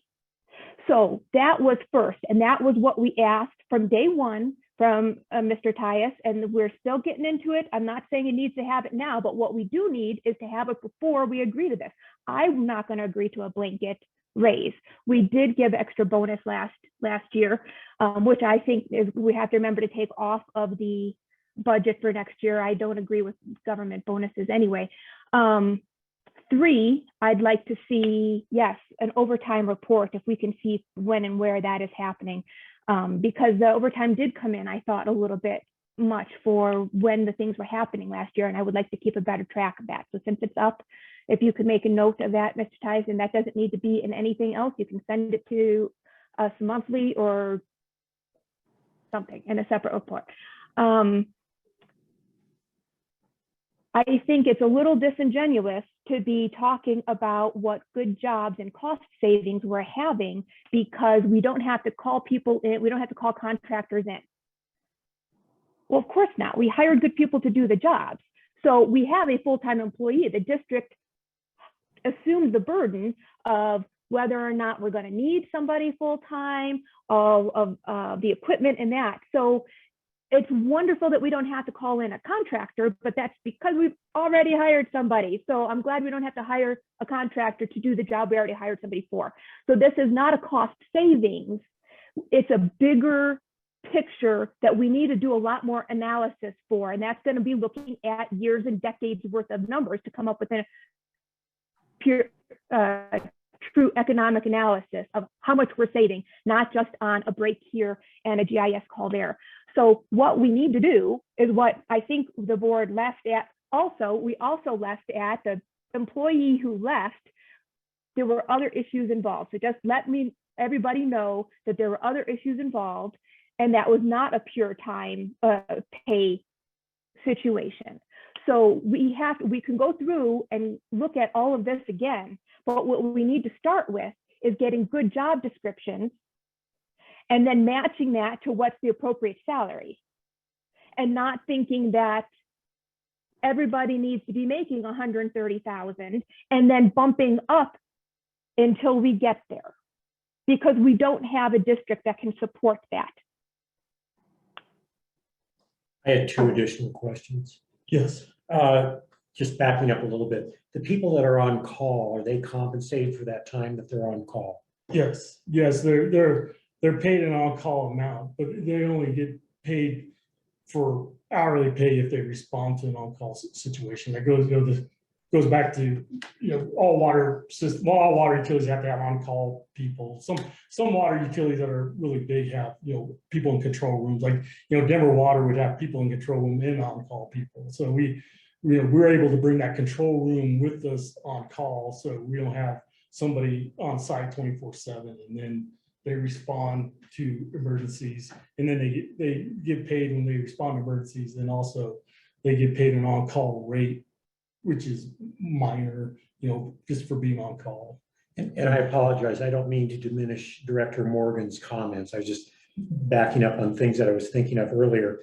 If we were to implement this 80% of the $125,000 raise, would that be whatever amount is distributed to those that deserve it? Would it be meaningful to those employees, whatever that is, $1 an hour, however it shakes out? Oh yeah, this is the most meaningful thing you could give the staff at Green Mountain Water by far, especially in this day and age with, the price of gas at record amount and the price of food at record amount. And you're dealing with a lot of young people that have young kids too, where they're buying a lot of food and gas. So it would be great, meaningful. And the idea of, I started here in March, and I know there was some issues with what was going on at the end of last year with performance reviews and all that. And I didn't want to dive too quickly into, because going into next year, we might, like Director Hook's saying, we might restructure where we might have new job descriptions where people are on salary. And then we probably, right now, the majority of the people do work in the field. So that field tech job is $18 to $31 an hour. That is the actual pay scale for that position. And keep in mind, we have that position open now for 4 months, and we published it on every website. We have 2 applications. It's been published on Indeed. It's been published on American Water Association. It's been published on SDA and published on Rocky Mountain Water and Environment Federation. So it is hard. So the facts are this: we are working in a very competitive market. It is hard to retain employees, and employees are, at this point in time, due to that CPI at the bottom, that 9.1% is tough to do. And the reason why we're asking for it now in mid-year is because we are favorable, and we're going to continue to be favorable in that cost. And it's a good investment to retain employees, just like that other bullet point says. Yeah, I'm keenly interested in protecting district resources, but the McDonald's down the street here is paying as much as $18 an hour. So I'm strongly moved by this and would like to propose that we consider implementing. Well, so you have a fiduciary level to this, so you have to be able to understand it and justify it to the public, so. Todd, so we've heard from Director Morgan, she's given a few items there. I think we're gonna be looking at probably a special meeting just for this. And I think you do this, so what would you need to see? What kind of value? The overtime is good. The other thing, I guess I don't know, because I haven't been here very long, is like what all components do they get? Like, do you get, an automatic cost of living raise? Do you get a performance bonus? And do you get an actual performance raise? Like, is there 3 components, 1 component? I mean, how many components go into? Well, I think what that's they're the given? deep dive we're gonna need, Jeff. We're gonna need that level, probably. We probably won't have that ready till the end of the year. That's part of the end of the year thing. I would think Doug could run something pretty fast. I don't think it's that. You Like gotta the know how you overtime, I don't pay think them is that now, right? complicated. I mean, Well, I mean, it depends how much detail you want. If you want, we already have, there is job descriptions for the field, for everybody has a job description. well, And my, a lot of the studies were done at the end of last year to get performance raises, and they were declined at the end of last year. So my point is right now, because this is gonna take a lot of time. I don't want to do the disservice of having to like force something right now or not do something right now. I think this requires a special meeting. And I think that's why we've heard what Karen, Director Morgan wants. What do you think we need, what Jeff? Like those components would be good. And honestly, I think given the current state of the economy, I don't think giving raises is a bad thing. I think the question is what's appropriate. Well, let's say, So I'm it's gonna not a propose, matter of if, I think it's a question of what. so I'm gonna propose a special meeting just for the sake of trying to move this on. Is, And by the way, I like that idea. Remember, everybody's got good points and I think they're all great. I'm sympathetic, but I'm a process person. I don't like this idea. It just came up out of the blue from my perspective. I could shoot from the hip and vote, but that's not the way I prefer to work. I would prefer that a committee or whatever look into this, make sure that they've thought it through, and then it's on the agenda. So if the public wants to jump in, stuff like that, we see it coming and we deliberate and do it properly. Right now, we're shooting from the hip, and you may be right. It's not the way I'd like to work. so quick question for the sake of timeliness. How much time do you think you'd need to have to get ready for this meeting? well, I need the exact components you desire, so I So can you write it heard from down. Director Morgan, what So- she's requesting. So which are those again? Karen, can you chime in? No, sorry. What I heard was what I thought we were going to look at was difference in job descriptions. And that we were going to do a little bit of a deep dive into that. And what I heard Mr. Taya say was that those were done last year. We don't need to do it again. And that is totally contrary to what I was thinking. So that is my starting point. If we are saying that it's based on the economy, not job performance, then we don't even need to look at anything else. We just have to look at the economy. I wanted to look at overtime report, but that's an ongoing thing. I know, I we're just looking. still want to look back at job descriptions and right sizing and that kind of stuff. And that is not something I think we can get done in the next month. But that's what that's what I would be looking for. Better job descriptions and. So basically, the SDA puts out job survey requests, the American Water Works Association puts out job survey requests, we would participate in those. Yeah. Denver Water puts out job survey. So we could, this could be a 6-month project if you want it to be, because we take all that data and say, okay, here's how much, the surrounding water districts are paying based on these job descriptions, and then we could change our job descriptions to meet those job descriptions. So it depends how depth you want to go. And then over time, if you want to go down that road, there is nobody, first of all, nobody wants to work overtime. So overtime is the Well, necessary. what is that? I gotta ask, look, I was an HVAC mechanic. I have to tell you, there are certain jobs, and this gives me a lot of heartburn. There's just certain things that you signed on for, and I I used to work. Well, let me rephrase that. That's crazy. Nobody's working overtime and taking advantage of overtime. Okay. Does that make sense? Yes. No, there's no taking advantage of overtime here. Okay. Trust me. So, Okay. so nobody's like, hey, nobody's coming to any supervisor or the district manager to say, hey, I really want to work some overtime. That's not happening. So this is just rotated, shared overtime amongst employees where they rotate on call and responding as crews in case of water main breaks. So it's necessary overtime. I hate to. Okay, so we're kind of plowing into the earth here deeper. So here's what I think I would like to propose. This is gonna have to be an ongoing thing. Why don't you send out what you, let's have the discussion through emails with the director and the manager. Let's kind of get a formation of what this meeting, what we're gonna need, what it's gonna look like. It still does, we could go on for 2 more hours here, I'm telling you. I've been through, look, I used to do union negotiating. I would spend, I can't tell you how many hours and hours and hours doing this. It's important, but you know, to the point that, yes, they're, you know, we're trying to work with the staff and you know, we don't want to make them feel undervalued due to whatever the consequences of us not getting something done. And then we, you know, more importantly, we have a fiduciary responsibility to the constituents. So we have to marry these two things together, and we need to come up with a specific meeting agenda, and then we have to be ready to plow through that, you know, I mean, get serious and. Well, yeah, let me make the case. So the case is simple. So our case as a staff is, number one, we're favorable in the budget. So we're going to continue to be favorable in that budget. Number two, the cost of living is skyrocketing. You know, it's 40-year inflation in record gas prices. So Jeff, yeah. And so if you guys give me the specifics on the exact bullet points you need, I will do my best to provide that information.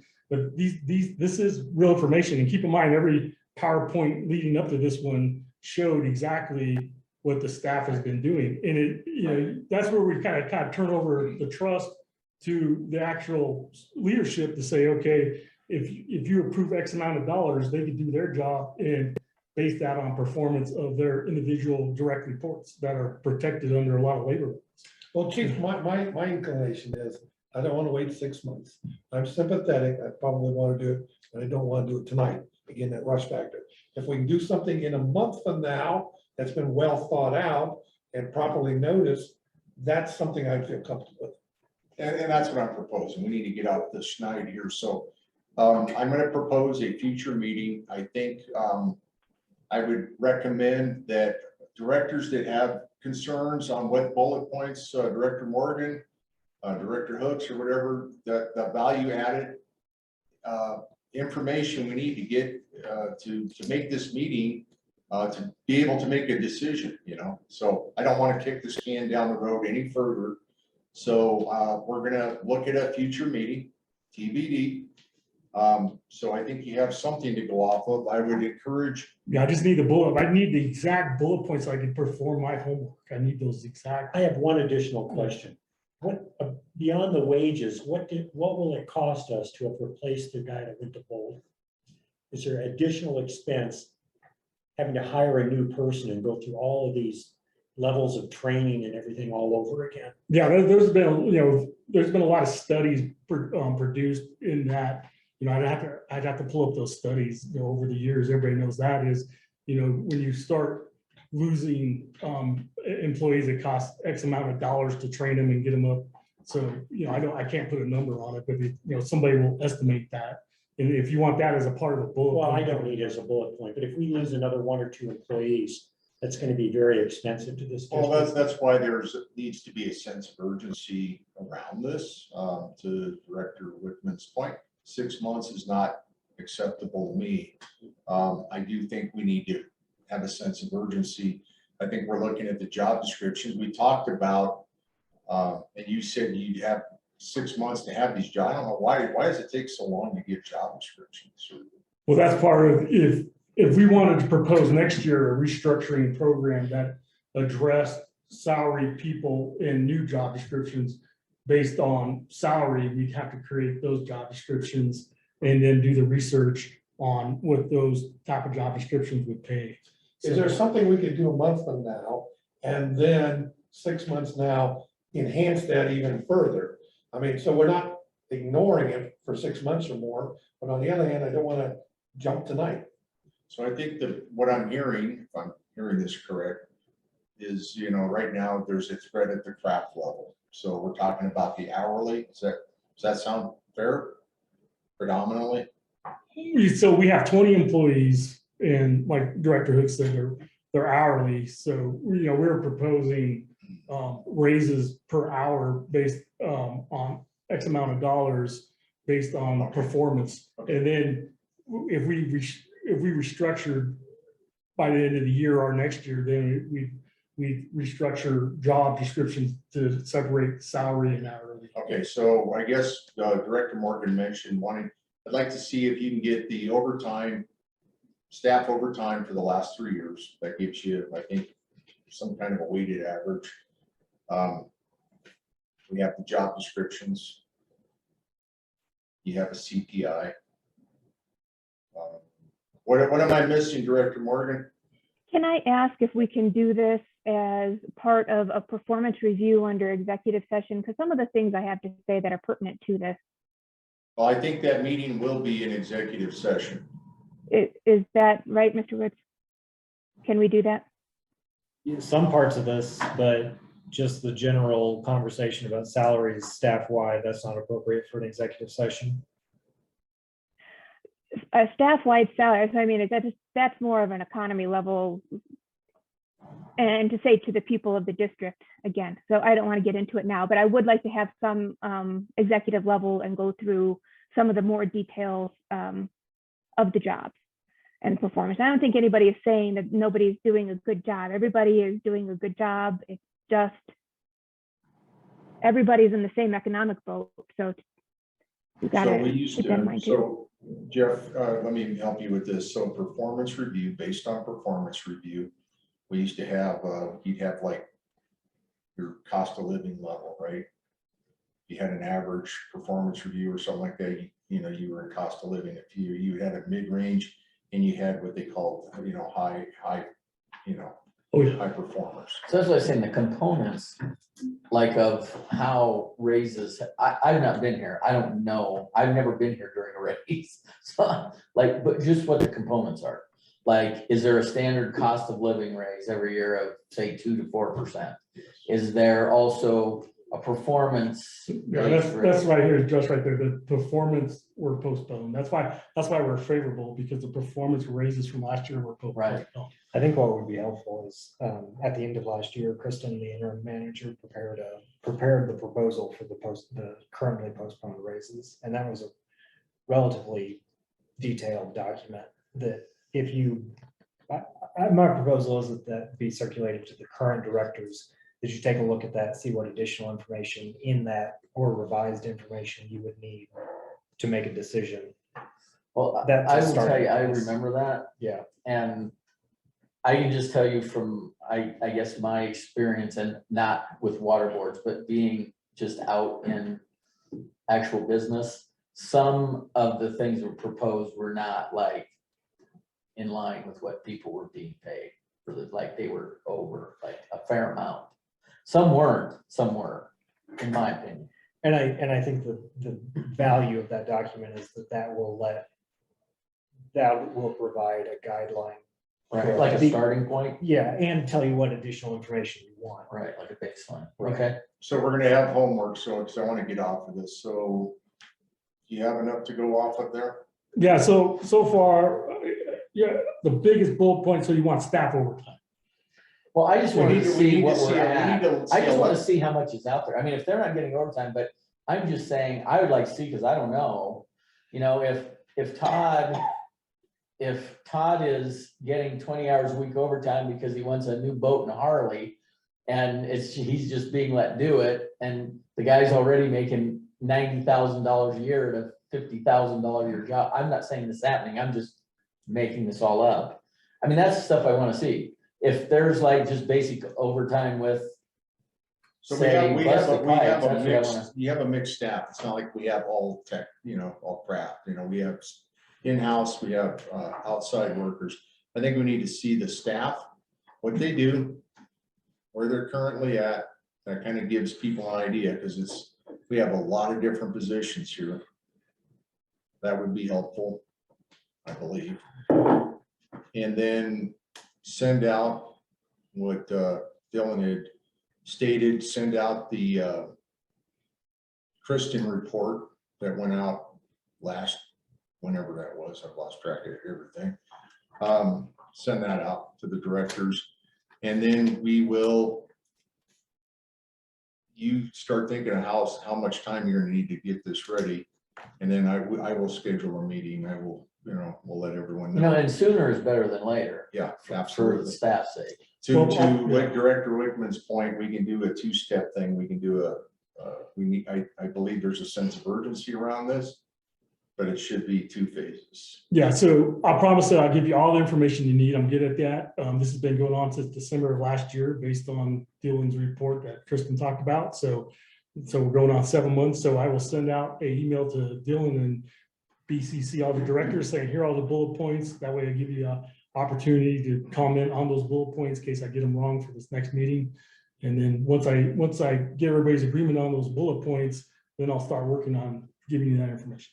And then we will schedule a meeting, and we will have an executive session component with what we have to keep in public.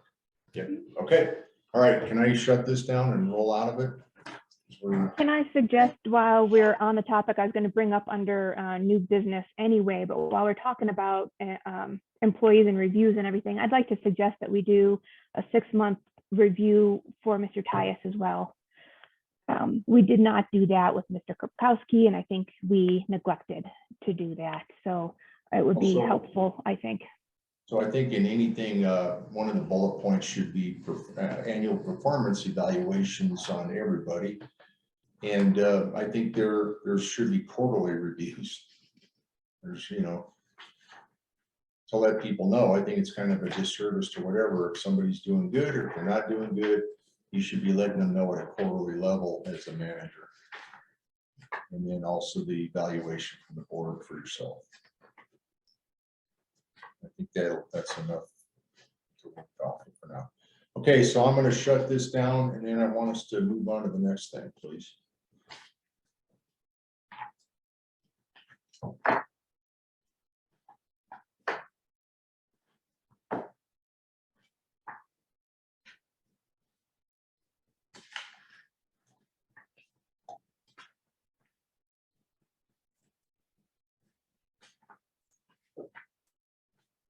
Is that the end of the district manager report? Yes. Yeah, okay. Yes. Well, a momentary pause to the two Jeffs, for my personal way of operating. When agendas come out as soon as possible, what I'm looking for is what are the items that I need to do homework on. There's going to be a vote. And that raises the urgency to me, and I pay more attention to that. Where if something's only just a report to keep you whatever, my priority is I'll not give that much attention. But if there's something on the agenda that says I'm going to be voting, then that's going to get my attention. And my priority is going to be make sure I'm ready for that. Okay. So I agree with you, because we got ambushed on this a little bit. We didn't see it coming. So yeah, we need a little bit of a flagging. So we'll be prepared, and I'd like everyone to be prepared when we come in here. Yeah, and on all things. I mean, obviously this issue, but on other things as well. Because right now, I hear what you're saying, and I probably would have voted for an increase. But right now, the report was you were giving a report, and I was not mentally prepared to think in terms of voting on salaries. Where if it's clear that that's an issue, then I'm mentally thinking about it and ready and willing, able to do it. So just in the future on anything that I got to vote on, if it's clear to me, let me know it's a vote as opposed to just a report. Should we send the board packet out sooner? Right now our procedure is send the board packet out Friday before. I think you're good, or a week or so. I think to the point, we need, almost need to put a flag like this will be a vote, that we're going to have a vote. We might not know until we prepare the board packet though. So Well, just do how about your level best? Where if you anticipate where there's going to be a motion. Well, like for instance, at the end of this agenda, there's what do we want to discuss in the next meeting? So right now, everybody said, we're gonna be voting on salaries. So I'm gonna be paying attention to salaries. I'm ready to go. Now, as far as other issues that come up, if they can come up, preferred approach is bring it up at one meeting. This is an issue we want to discuss, and be ready to discuss it next meeting or 2 meetings or whatever. So heads up. If it's not that, then if somebody wants to bring it up early in the month, I don't particularly see any problem with saying one of the directors is interested in discussing this. So putting it out on your radar screen that, it may be coming, that would be fine. Or, and then the final thing is, the rules were saying we're putting out the agenda a week in advance, which I don't think we've been doing, but a week is better than a couple of days. Yeah, well, the agenda goes out 2 weeks in advance. Oh, 2 weeks, even better. Yes. At the end of the day, you gotta be flexible, but if you have the opportunity to give the heads up, one of us will appreciate that. Okay. Jeff, I'm gonna close agenda item number 7. We're gonna go to agenda item number 8, capital and construction projects, subset A, your ravines, open space crossing update. Yeah, so the Ravines open space update it's in design right now, and the focus is on, I sent you those pictures, the center crossing. So the center crossing is due to erosion, could collapse and take out the collection line under it. So that's where the focus is right now, and part of that design is securing that crossing and deeper to put casings in it so it doesn't collapse onto that pipe. So that's where the design focus is right now. When's that all supposed to be expected, ready to go? Right, design, is Terry on, you on here, Terry? Terry might not be on here. He's on, he's muted. Terry, do you have any updates on when you'll complete the design of the center crossing? I know you've been working on that first before the blockades on the other 2 crossing. Are we going through? He went to the bathroom. I had asked a question in regards to this. I went out on site and took a look. I was a little bit confused, but it appears to me that they've intentionally put paths over these pipes. Will that be the case in the future? I think they is we. Or who, yeah, we. I mean, it's designed for people to walk on. No, it's not. It technically wasn't, but. But it's got a path I know. surface and everything. I grew up here, so Oh, okay. yeah, I was one of the culprits and whatever, so these are not bridges, they are pipe supports. And the city of Lakewood, this is some consternation with them, with the whole concept of the park over there. There's this belief that these are bridges, and then, this kind of fell on us, and that creates a different scope of work. If you're going to be replacing a bridge, if it's going to be man rated versus pipe rated, it's a substantial amount of cost difference. So we have shut these down. They're not open, went through legal, notified Lakewood. These are not bridges. They're pipe hangers. And we will be repairing them as pipe hangers, not man bridges. But the paths from the school go right into them. Well, that's because they've been there for 30 years, 40 years. It's gonna be a hard thing to stop, is what I could tell. Well, there are things that are in our realm of what we're responsible for, and then there's things that are in the city of Lakewood's realm. This would fall into their world. Yeah, so the paths are volunteer paths, they're not designed. And the actual structures, the redesigned refurbished structures are not going to be pedestrian access They can't be. supports. We just cannot. That's not our world. Yeah, and not to beat a dead horse, but these paths go over bridges, not ours, not our pipes, bridges that have been permanently installed over that ravine. Well, no, there's pipes underneath them. No, but I'm talking about the wooden, if you go down to the water level below, there's bridges that have been installed, wooden bridges that lead on to paths that take you up to our pipe. Yeah, that's, Well, see, They're like, they're the problem with encouraging. the problem with kind of the whole thing is that we would be then liable. Okay, we are liable. We are liable, and so we're trying to minimize our liability. And unfortunately, because the city of Lakewood, like if they were partnering with us, I think it could all work like what you may be suggesting, but under the current path that they're on with us and what we're taking is we have the fiduciary duty to protect the pipes. The city of Lakewood does not want to step up to help with the footpath option or bridge option. That's been an ongoing thing for 2 years. So I have been unmuted. Can you hear me? Yes. Okay, we've been trying, Sam and I have been going back and forth. I did hear the requests. You know, the design is, at the last meeting, we discussed at length and the board did confirm, let's proceed with the final design. There was a lot of back and forth lost in the changing of the guard, et cetera, and issues. And that design process typically is on the order of 3 months is a typical. The wild card we always run into is City of Lakewood. They have to review and prove that. You know, so going through their review process may add some time. But that review, the design is normally 2-3 month process and for advertising. Yeah, we're just trying to get the update, Terry, so we're Yes. trying to, just trying to keep in our mind an approximate date we could expect something to start happening. Yep. And I had, as the board directed, I've reached out and gotten information on, barriers to install, not only on this one where we're stabilizing the foundation, but the other crossings as well. So. Thank you. Okay, any other? Yes, I have a question. Can I ask what would be the process?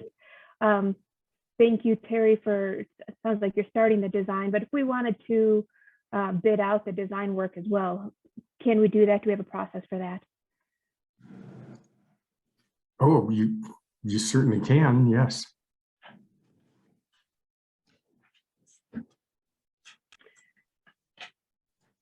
It might be something to consider for this project, especially since we did not,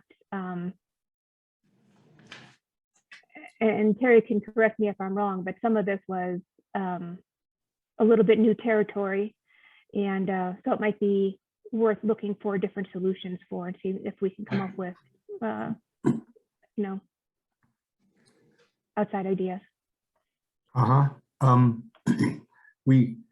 We did receive, I believe, good solutions from Geotech, and the firms who do this type of work are specialty type firms too. You'll see them working on, I-70 and other places, a lot of other type of road construction where they're stabilizing banks and stabilizing the geologic formations.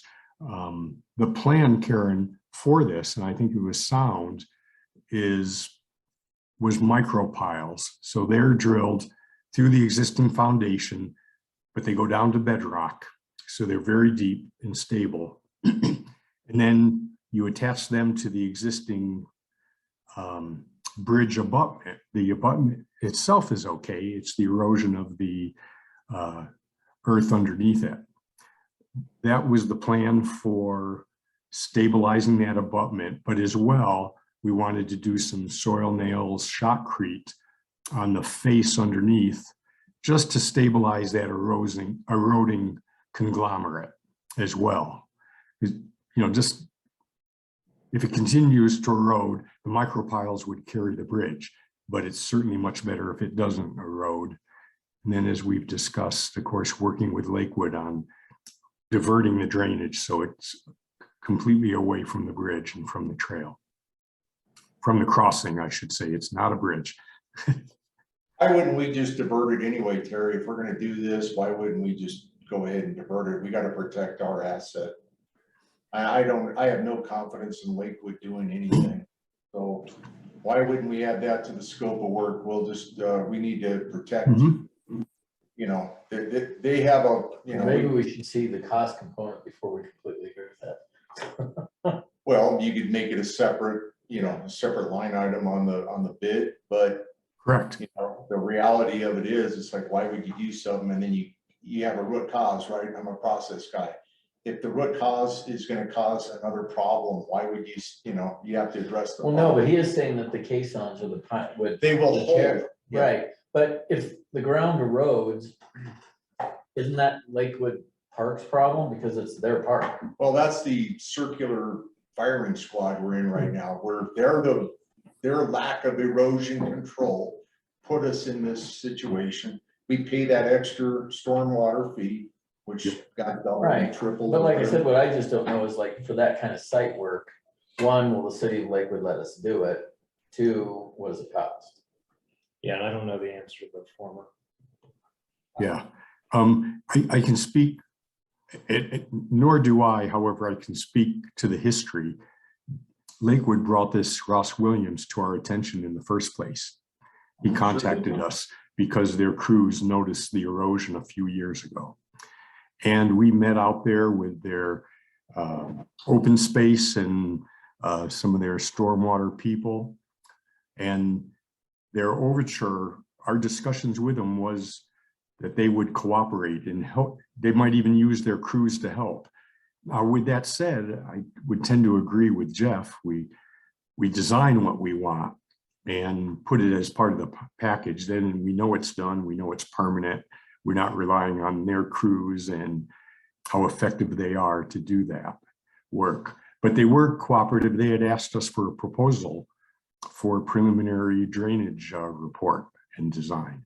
And then, you know, it all got tangled up in the back and forth on who owns the bridge. So prior to that, Dylan, there was cooperation on their part to affect drainage improvements and prevent further erosion. Yeah, the communications that I've had with the attorney representatives of Lakewood have been that the drainage rerouting, that they would be cooperating with that after rehabilitation of the structure.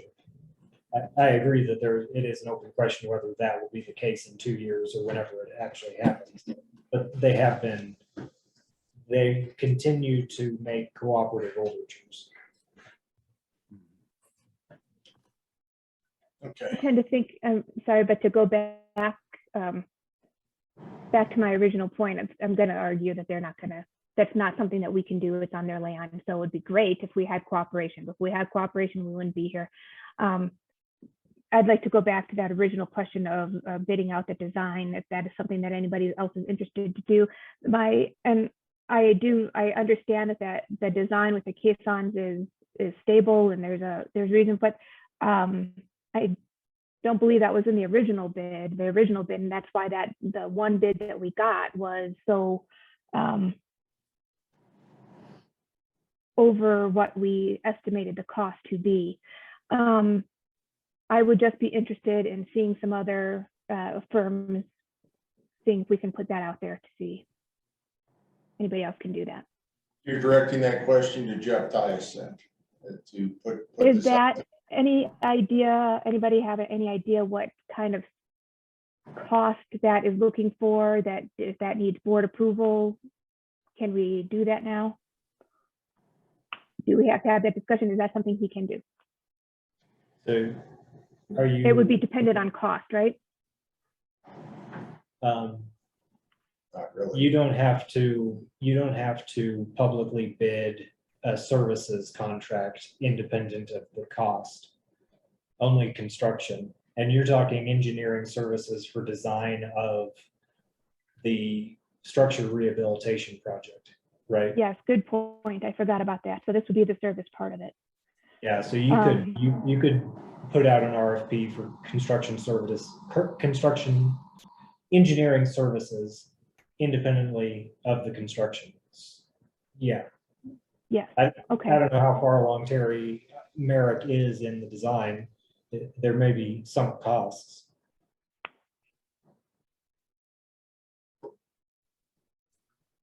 How far are you, Terry? How far are you into it, Terry? Well, we have plans, we have preliminary specs. And we had engaged Kumar and Associates, Geotech, the last time. We were going to have them update their information. And so they haven't spent any money on that. So You're at about a 90% design review, correct? not, I wouldn't say we're that far along, but 60-70%. So Karen, I think, if I'm understanding this right, I've been retired a year now. I think we're probably too far down to look at bidding out the engineering on this. There's quite a bit of engagement with Yeah, America right now. That could be, except can I get clarification that you were already sending it up to Kumar to do this? I'm sorry, was that for me? Yes, I'm sorry, Terry, what is Kumar doing exactly? Well, they did the original Geotech and did the test holes, and it's just getting them to go back and update their report. The bidder we did have was actually very well qualified, and we were doing a little bit closer to a design build, because based on Kumar's advice, they said those are specialty contractors, and that's their recommendation. Because the micropiles are structural, that's easy, we can do that. But the geotech is theirs. And their recommendation in doing this type of work, you know, day in and day out, was a pseudo design build, if you will. So we had basic documents, they were going to update those, and the contractors would offer some alternatives in the design. I did talk to the one bidder when this was brought up again a few months ago and in discussion, and he said he didn't harbor any ill feelings over, you know, the bid being rejected, and he said they certainly might be interested in looking at it again, for what that's worth. Well, that is what I was remembering, that there was, the design component was in there before, so we do need to have that done, but that's why it would be a good, I think we need to start looking at that as a separate component. If it is too late on this one. So, but you're still saying it's too late, but it's still going to take 3 to 4 months to be done. Well, we haven't engaged Kumar on their part, and just knowing what the workload is and what the typical situation is out there, and going through review with Lakewood, it seems like would be at least that. However, we of course, and the board can decide to do what it wants. There hasn't been a lot of money. We've been going back through the old documents, you know, working some with staff on how to approach that. Mm-hmm. And you know, that's up to the board. I don't think you're going to lose a lot if you decided to go out with someone else. Yeah. Well, we would need, like the thing with Kumar, we would probably need that anyway. We would need that report regardless. Well, we did. We already, 2 years ago, we authorized them to go out and do the geotechnical. That's what I'm saying, but I think the update, I think we would need that again regardless of who completed the design. Well, I don't understand why you need it up there. I can't imagine the geotechnical data really changing that much. I mean, it is what it is. What would have changed? Yeah, yeah, that hasn't changed. That hasn't changed. The concept we were looking at is making it a little bit more definitive and more design as opposed to design build with them. I suppose that's where you would lose if you hired somebody else and they wanted to use their own geotech, somebody they're familiar with. You know, that work would be lost. My understanding was that that part of the problem with this project was that the design build part makes it difficult because contractors like to design or build in their separate liability insurances and things like that. So, so if it is possible to have them based off the old report and get a design start and build bid out that way, I think we would still be ahead of the game, because then we can get a separate construction contract based on that. Any interest? So I think you're losing people, Karen, so you need to restate what you're saying, what you're asking. And get Is it, or get it, make it as a question to the board. Does the board have any interest in getting a bid or doing a design bid separate out for this ravine bridge? I don't think we're going to be losing a lot. We have the historic document. Well, I've said it before, I think you should be, as a fiduciary responsibility, you should be bidding out or be competitive. And if we have an option or the opportunity to bid this out, we need to be putting as a competitive advantage to the district. We need to be doing that. My question to Terry, with where he's at on the design build, there was this, once we got past 60%, you're on the, for me, and I was working in an aerospace industry, I'm just telling you, once you got past 60%, 90%, you're locked in. 60%, you're pretty much locked in. So that's why I said what I said there. So I don't know.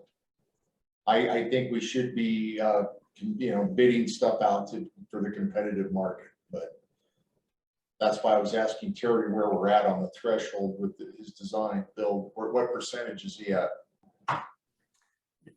And again, maybe to be a little clearer, Jeff, some of that, whether it's 75%, 70% or whatever, that's not precise, but that's relying on a lot of the work has already been done and is in the packet you have already. That's what I'm saying, Karen. So there's already, this is already bought and paid for. So if you were to, if I understand this correctly, if we had to bid it out, this would all start all over again. I don't want to do that. I guess I'm still not clear though. If it's all so there is a plan designed that Merrick has their name on for putting caissons into this bridge. That is something that we can look at. Well, that's, Karen, to be clear, that's what we're adding is the specificity of the micropiles, that will be a requirement. The change from giving the contractor, the bidders, more discretion in how they would do the project versus here's how you're going to do it. So they're all bidding apples to apples. Hopefully we can get a few bids. That's a whole nother can of worms. But, we gave them more discretion in the last packet based on the recommendations from the geotechnical engineer and their experience with they know the contractors who do this type of work. So we deferred to their expertise. This time we're focusing it a little bit more, and it will have the drilled piers clearly as a component of the repair. Right. So I will let it go, but what I'm going to say for now, what I'm hearing is that no, that has not been done. No, we are still going to do that. So we are still going to be getting you to do the design and just stating we want a design with caissons in it, and that will be going forward. That's pretty much all I'm hearing. So there shouldn't be, besides negotiating with Lakewood, I understand there's more things to do, but we need to start getting before this point the design bid. So I'll just leave it with that. On the next project, perhaps let's look at bidding that part out as well before we get too far down the road. Thank you. So that statement goes to you, Jeff. So future capital type projects like that, we would want to put the engineering out for bid. Yeah, so just a quick review. So we do have an SOP on how to do bids with the district engineer. So the district engineer is Merrick, and they would do the design, and then they would follow the bidding process through SBA rules. And then we also have research being conducted on hiring other engineering companies to do work for us. And I sent a master agreement to Dylan on another engineering company that could do work for us for this particular project. And Also been working with Dylan on the legal aspects of if we wanted to do another project, can we have XYZ engineering company do that project? And the answer is yes.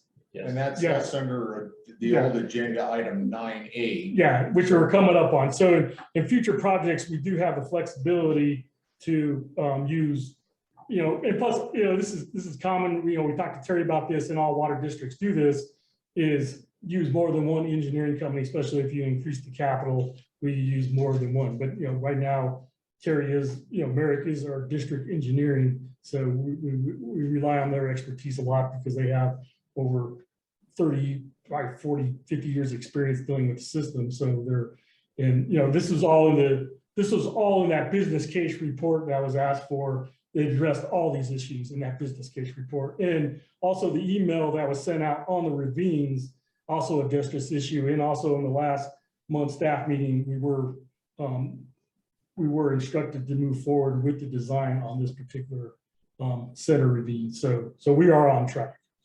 Okay. All right, Director Morgan, are you good? Good, thanks. Okay, next, move on to the next item. Got a lot to cover here. Yeah, so the collection sewer pipe on Exposition. So Terry's been working very hard on that, coming up with the design. I sent that out. Most everybody should be aware of that. So that's being surveyed. So we do have Dylan's been working hard on that too with the negotiation process, and we're leading into that legal matter. So basically, Terry talked about the little bit about the new design of the collection pipe on Kipling and Alameda. Had a brilliant idea of instead of replacing the 700 feet of line, actually bypassing it and tie it directly into the 21-inch line. That will save us time and money in the long run for asset care. You want to talk about that a little bit, Terry? Yes, Jeff, and I'll let the board members have that exhibit that was prepared. Terry, hang on. As far as my listening skills, obviously the high priorities I'm paying very close attention to. Is this related to the 10700 West Exposition? And if so, whenever we get into that matter, everybody's got an awful lot of background on this, except for me. And so as far as moving in the process, at some point, I need the background from day one and taking this up to where we're at. Yeah, we also put it on under legal matters, review legal obligations addressing exposition project under legal matters. So Terry's just going to give us an update where he is on the design right now. So we could give you, we can either do it right now, or it's up to you guys. We could do it right now, or Why don't you do it now so it'll tie into his thought Yeah. process, so we're not. Yeah, if it's continuous, that kind of works better as far as me trying to put pieces together. And David, to your question, yes, this is 10700 yeah. So let's start with the actual location of 10700 West Exposition. Yeah, so go actually to the development. You can go to Google Maps if you want, or GIS, take your pick. So, this all started with new development. They bought a lot. Was it an old church or school? They want to build church. It's old church. They want to build 29 homes on it. And they're going to tie the 29 homes into an 8-inch line that runs down. It's called 10700 Expedition, West Expedition Avenue. So they're going to build homes in here. And keep in mind, the design of these homes are actually on the city of Lakewood map, because there's going to be a street going through here. So when you look at like those documents I sent you on Lakewood approval, I think the new street's going to be called Oak. So there's going to be a new street that goes through this development, and these homes are going to tie into this 8-inch line. That's the flow on the 8-inch line is running down Exposition, and it's running east into Kipling. And then when it hits the 8-inch line on Kipling, it starts running north towards Alameda. And there's an issue with 700 feet of pipe as it runs north to Kipling and Alameda, where it's at capacity. So That's what Director Morgan's talking about specifically, like this kind of situation, correct? yes, sir. Okay. So So there's this issue where this system's at capacity. It shows up on reports on everything. It shows up on computer modeling and also on our camera when we stick a camera down that pipe. So we've been working with a very great developer who's open to negotiations about doing something with this 600 feet. And so we already talked about how the negotiation committee was formed and what we're doing negotiations. And so now we turned over the design to Terry. So Terry's going to talk about how this, so if you look at the purple line, that's the existing 8-inch, 700 feet 8-inch pipe that's at capacity, and the red lines, Terry's going to talk about on how to improve that system and put it into Dylan's negotiation. So we go to the developer and say, hey, this is the design we came up with. So Terry, you want to take it from here? Yes, thank you. Yeah, so the existing line, the purple, pink, whatever color that is, I have a little color blindness. That's been a problem line, not more than capacity. The new, the additional homes push the margin of capacity. But anytime the district has to go in and clean that line, TV it, any work they have to do on it, they're shutting down Kipling. And that's a big deal. This is CDOT and City of Lakewood that they have to go through. So generally, Austin said that can typically be forecast 3 weeks in advance unless it's an emergency, traffic control, and a big deal. So it's an expensive line to deal with. It would also be quite an expensive line to replace. And our concept was, if you follow that existing purple line, it goes into the existing manhole and then heads east across that dash line. Yes, very good, thank you. And then south. Well, we're going around the horn. That's how historically it was designed 60 years ago. That's the way it is. Our thought is run straight across. We get all of that sewer out of Kipling. We reduce the length by a couple hundred feet. And then we just have to pick up those services from the duplexes to the south there with a short run of sewer, and pick up that commercial property. It shows a couple services. We're trying to confirm that with the owner. The records, the district records, they go back so far, they're not clear. But our opinion, and when we presented it to Jeff and staff, staff was like, that's so much better for our future maintenance, cleaning, everything else. Plus, you've reduced the amount of line. It's hard to get better than reducing the length of pipe you have in the ground if you can accomplish the same goal. We did go out for survey so we could define their right-of-way, and of course that process takes a while. You engage the surveyor, they get in their schedule. That has been completed, so we know where the survey is, and we got utility locates for the dry utilities. It looks like the southern portion, it looks like it'll be pretty clean and should be very doable.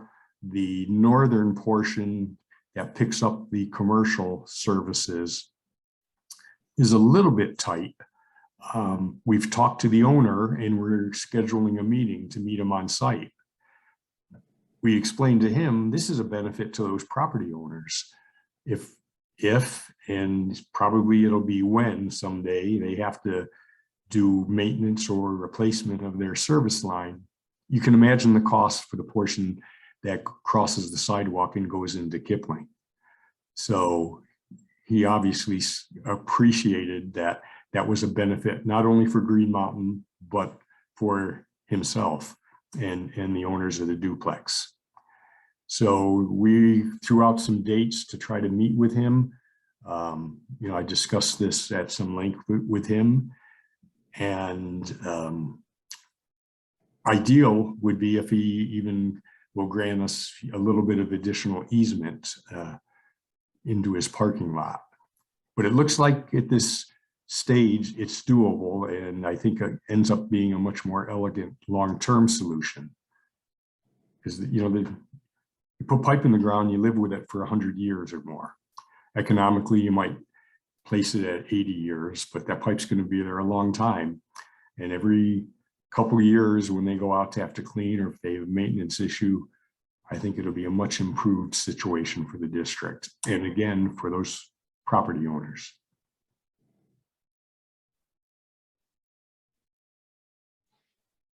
So everybody follow Terry. Good job, Terry. So all we're doing is saying, hey, this is a better alternative instead of replacing that 700 feet of that purple line. It works better for everybody. So So the whole proposal is these red lines. yeah, so yeah, the new red lines is the part of negotiation proposal to handle the flow coming from the new development. That makes sense? Yeah, so does that go back to them triggering a cost to the district with this? So you had the additional line running down Exposition to Kipling, and now you're telling me that it's triggered this event. This is the only portion. Yeah, there's nothing new. This is the only new thing. This has been part of the negotiation since the drawing was signed. Okay. So it all fits into all the negotiations everybody's worked so hard on. This fits Okay. into that package. All right, sorry. Well, if you try, of course, my problem is I'm coming from the position of what's it gonna do for the people in the district right now? And if there's anything that ends up costing them money, I have an issue. If it doesn't cost them any money, then I'm fine with anything that goes on. So is this gonna cost my citizens any money? So the purple line is what is currently in the ground, and it is already above 0.7 capacity, which is the district's current trigger for improvements. So the additional 20 some odd SFEs is going to increase that stretch of line above 0.8, which is a Denver water, or is it Denver? It's Metro. Yeah, Metro. A Metro standard. At above 0.7, under the district's rules and regs, it should be on the list for improvement. So it's already above 0.7. Let me digest that one, Sure. because as you may have noticed, my sense is if it costs any more money because they want to do a new project, it's their problem. They should be paying for it. Now, if you're telling me that we have a legitimate expense, that's a new perspective. So flesh that out. Sure. So it should already, independently of the 10700 West Expedition development, be on the list to be improved. Okay, being on the list, what does that phrase mean? Well, there is sort of an ephemeral capital improvements project list, it's like the district wish list. It's the portions of infrastructure in the district that are due or coming due for replacement to maintain proper functioning of the entire system. So it's kind of capital replacements. Exactly. Like depreciation. Things have to be replaced on a regular basis rather than waiting for them to break. Exactly. You replace them on a schedule when it's time. Yeah. And that's what we're talking about here, is we're gonna be doing that replacement, which we would ordinarily be doing anyway. On some schedule. The district does not have a defined capital improvement. So I guess he's wanting to know, and that's my question, the original question is, did the Exposition project trigger this event? It was going to happen. I think that the Expedition development is accelerating. If this is a timing issue, the thing that comes to my mind is if we're gonna replace it anyway, fine, we'll replace it. At that time, then they can come on board. But I don't see whether we have to move that up to accommodate that they're in a hurry. And that's why they're paying for some of it. They are buying the acceleration. That was why we've been negotiating is Oh, I that, didn't know that this we was were- included in it. yes, Okay, so yeah, we're just burning time there then. right. Yeah, so yeah, this has been part of this other thing, so. I'm sorry. This is the entirety of. Yeah, the this work this that is we've it. done. This is it. There's nothing else. Well, we're just This is spinning our wheels here then. Okay, that's a great idea though, short circuiting that thing like that. So Terry, this is gonna be half the cost? That's probably in that ballpark, Dylan. It's hard to predict, but we've reduced the pipe length by quite a bit. Rough estimate right now is 150 to 200 feet less sewer main. We're not working in Kipling. There's a good possibility that CDOT would require this to be night work. Hard to tell, but don't have to tell anybody on this board how busy Kipling is at during rush hour. The existing manhole, if you look at the one that purple line ties into on the north, yeah, that's the turn lane. There are two travel lanes, and you've got the turn lane coming off Alameda. And this is just really busy and problematic. So the construction cost per foot should be quite a bit less as well. Again, you're in the frontage road and in the parking area, or possibly a little bit into the parking lot of the commercial property. And you've reduced the work in Kipling to just, crossing those lanes perpendicular. So Let me try another approach.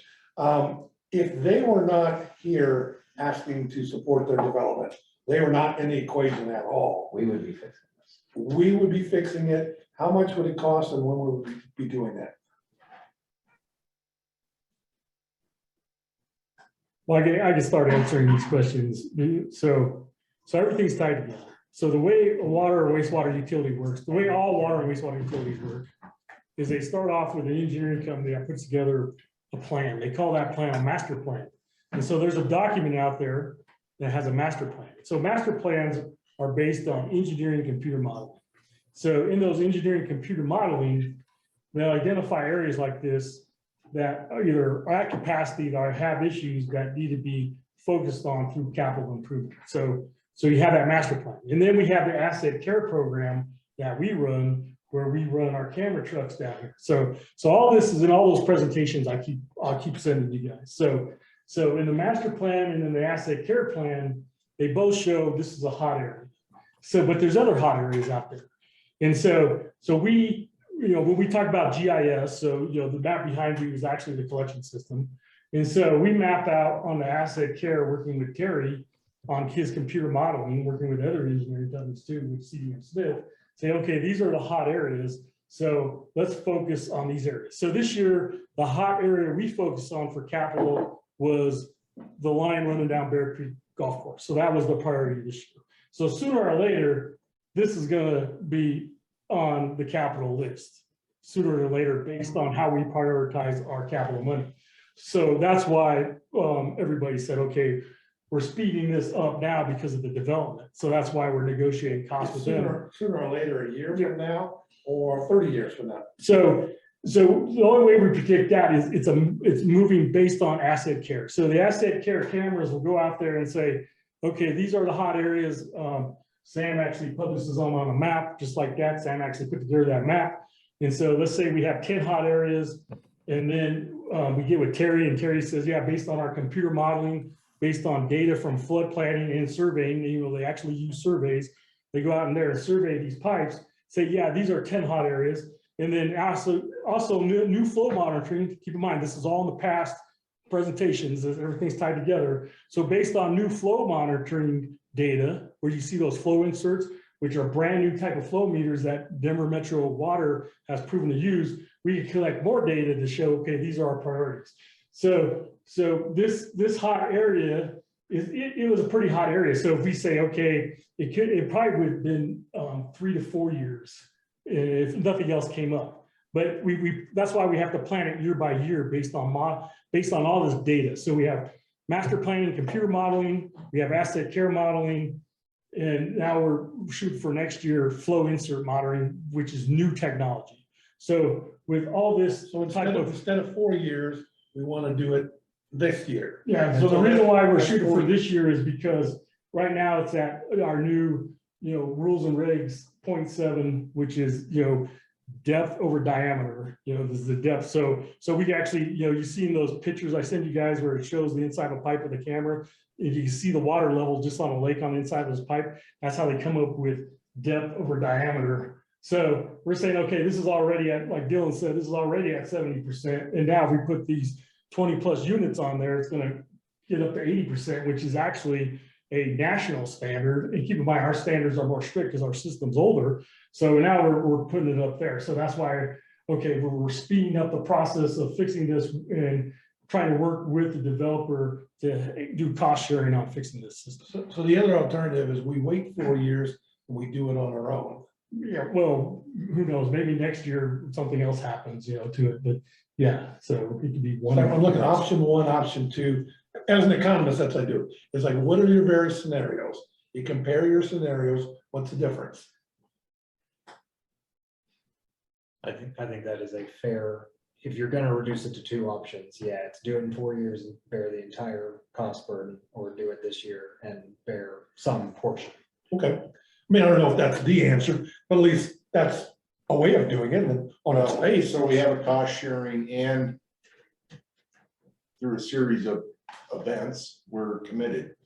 We're locked into this thing. So To me, from a simple math standpoint, do you want all of nothing or part of something? All of nothing, we pay for it all. Part of something, they share. I like the they share part. well, and Dave, so this is us, we've been trying to play catch up with all this stuff, like getting the capacity studies done, right? Coming up with all these type of things to understand what's going on in this district, right? What triggers what? So now you're kind of seeing we're starting to hit the ground now. Is it perfect? No, but it's better than it would have been. Well, there's clearly a situation where it's to our advantage to be doing something that we would do anyway. And the difference is we get them to come in on it. That's to their advantage. But if it's the sort of thing where if we don't have to do it and it doesn't cost us anything, then the question is, are we doing them a favor? And that's what I'm trying to get a grip on, is what is that situation? Are we allowed to abandon the old pipe in place? Yes. Yes. Yes, you can. Yeah, it's not hazardous, it's clay pipe. Yep. So we were more or less locked into this thing. And that's what this negotiating team's been trying to do, and that's been done. So we have some cost sharing here. To your point, and I don't know, we have a signed go ahead document with this developer. Yeah. So we're on the hook to do this. Really? We are on the hook to provide service to this development if they comply with their obligations under the cost sharing agreement. Okay, well, let me flesh that out, because, I've been studying this as to whether we have obligations or not. And, my reading of the law is we don't have to do anything that hurts the district. And if it's good for them, but not good for the district, we don't have to do it. Now, that's my reading. Well, that's a fair and perfectly reasonable reading, and I don't disagree with it. That is several steps prior to where we are, though. Yeah, we've The already has contracted. gone down this road. And it's on the agenda, so if you guys want to wait, we'll get to under legal matters. It's under that. Review legal obligations before addressing the exposition project under legal matters. So realistically, if we want to, that's basically, we got a good update. Would everybody agree? This is an update. So Yeah. This is the update. This is it. There's nothing else pertaining to this. And there's almost no question. Yeah, so Well, if we- going back to Dave's point, that's why we had to draw the line in the sand, that's just something we recently had to do. You know, that was another one of these things that we had to patch the boat, right? Because there wasn't, before, this is like, well, where's our line in the sand? Well, there really wasn't. Referring We're to the making point them. seven. The 0.7, yeah, I mean, we drew the line in the sand. Now, that was kind of triggered by this. Yeah, going so, forward. so the line you're referring to is in rules and regulations, section 5, that you have a copy of. So, and it's in one of those PowerPoints I sent. So if you look at section 5.5 in rules and regulations, it addresses this. So that's how everything's tied together. So yeah, go ahead. So the point, so Dave, the point is now going forward, we have a line in the sand. To your point, that if we don't have capacity and somebody comes in, now we're talking to that multiple page document you sent out. Yeah, yeah, Now exactly. we're on Where they that pay playing it all. field. What, But Yeah. before this, there was a series of things. Once again, Lakewood didn't check, you know, I don't know where they get their, I don't know how they do anything, actually. But, you know, they're like, oh, you're fine. Well, they never checked with the district. yeah, and that was my question. I saw one of the documents that they came to us and it was contingent. It's like, well, maybe we can do it if you do follow this, that, whatever. So it wasn't absolute. Then it looked like Lakewood came in and said, oh yeah, you got it, no matter It's what. fuzzy logic to me. I don't like anything like that. There's like definite lines. We now have definite lines. So Yeah. like I told you, was this perfect? No, but at least we're trying to, you know, cinch down on these weak spots, right? To your point, and then now you're talking about all that stuff you sent out on those 2 emails. Now that stuff can come into play. This was pretty, Well, We're trying to take it from subjective to objective. Yeah. So, I mean, before it was kind of just more, you voted whatever you wanted. Should we do it? Should we not do it? We're trying to give like parameters and specifications so that we aren't in a quandary when something happens. If it forces it above that percentage, and the developers coming in, we want them to upgrade that. If it's something where we truly have capacity and it's not causing the problem, then the only thing they really need to honestly compensate for is their own piping and where it connects in with us. and then we're aligned with everything you sent out. right, but that's So what we we, couldn't do that before. It was too fuzzy. There was really, it's what Todd said, it was subjective. Papers would come in, it's like, do you want to do it? Do we have capacity? Oh, yeah, we probably can't. You know, it's like I said, I don't like that. And so Right. the board, we cinched down on that. Yeah, we're trying to, we want to make it so that it's not so laborious, so that it's more automatic than a 5-hour discussion. Yeah, you trigger something, that's gonna cause a whole different thing now in the future, right? It We're not seems gonna be doing all this, right? Yeah, it seems like this has been decided, actually. This is We have. It'll be actually, in the favor, Correct. be in the favor of our ratepayers in the secular long run. well, we were Correct, trying to because it seems defend the like- rate Right, here it's because like we're getting the cost sharing, which is to me, is like, yeah, we could try to put it off and then bear the entire cost. But I mean, if the developer comes along, we both win, right? He gets piping and capacity and we get, you know, some of our stuff upgraded to newer, better stuff. And so, well, we to me, get it's newer kind and of- better, plus we get capacity. right, but it's Yeah. a win-win situation. He gets better service, better water availability as far as volume. We get to, you know, reduce some of our repair costs.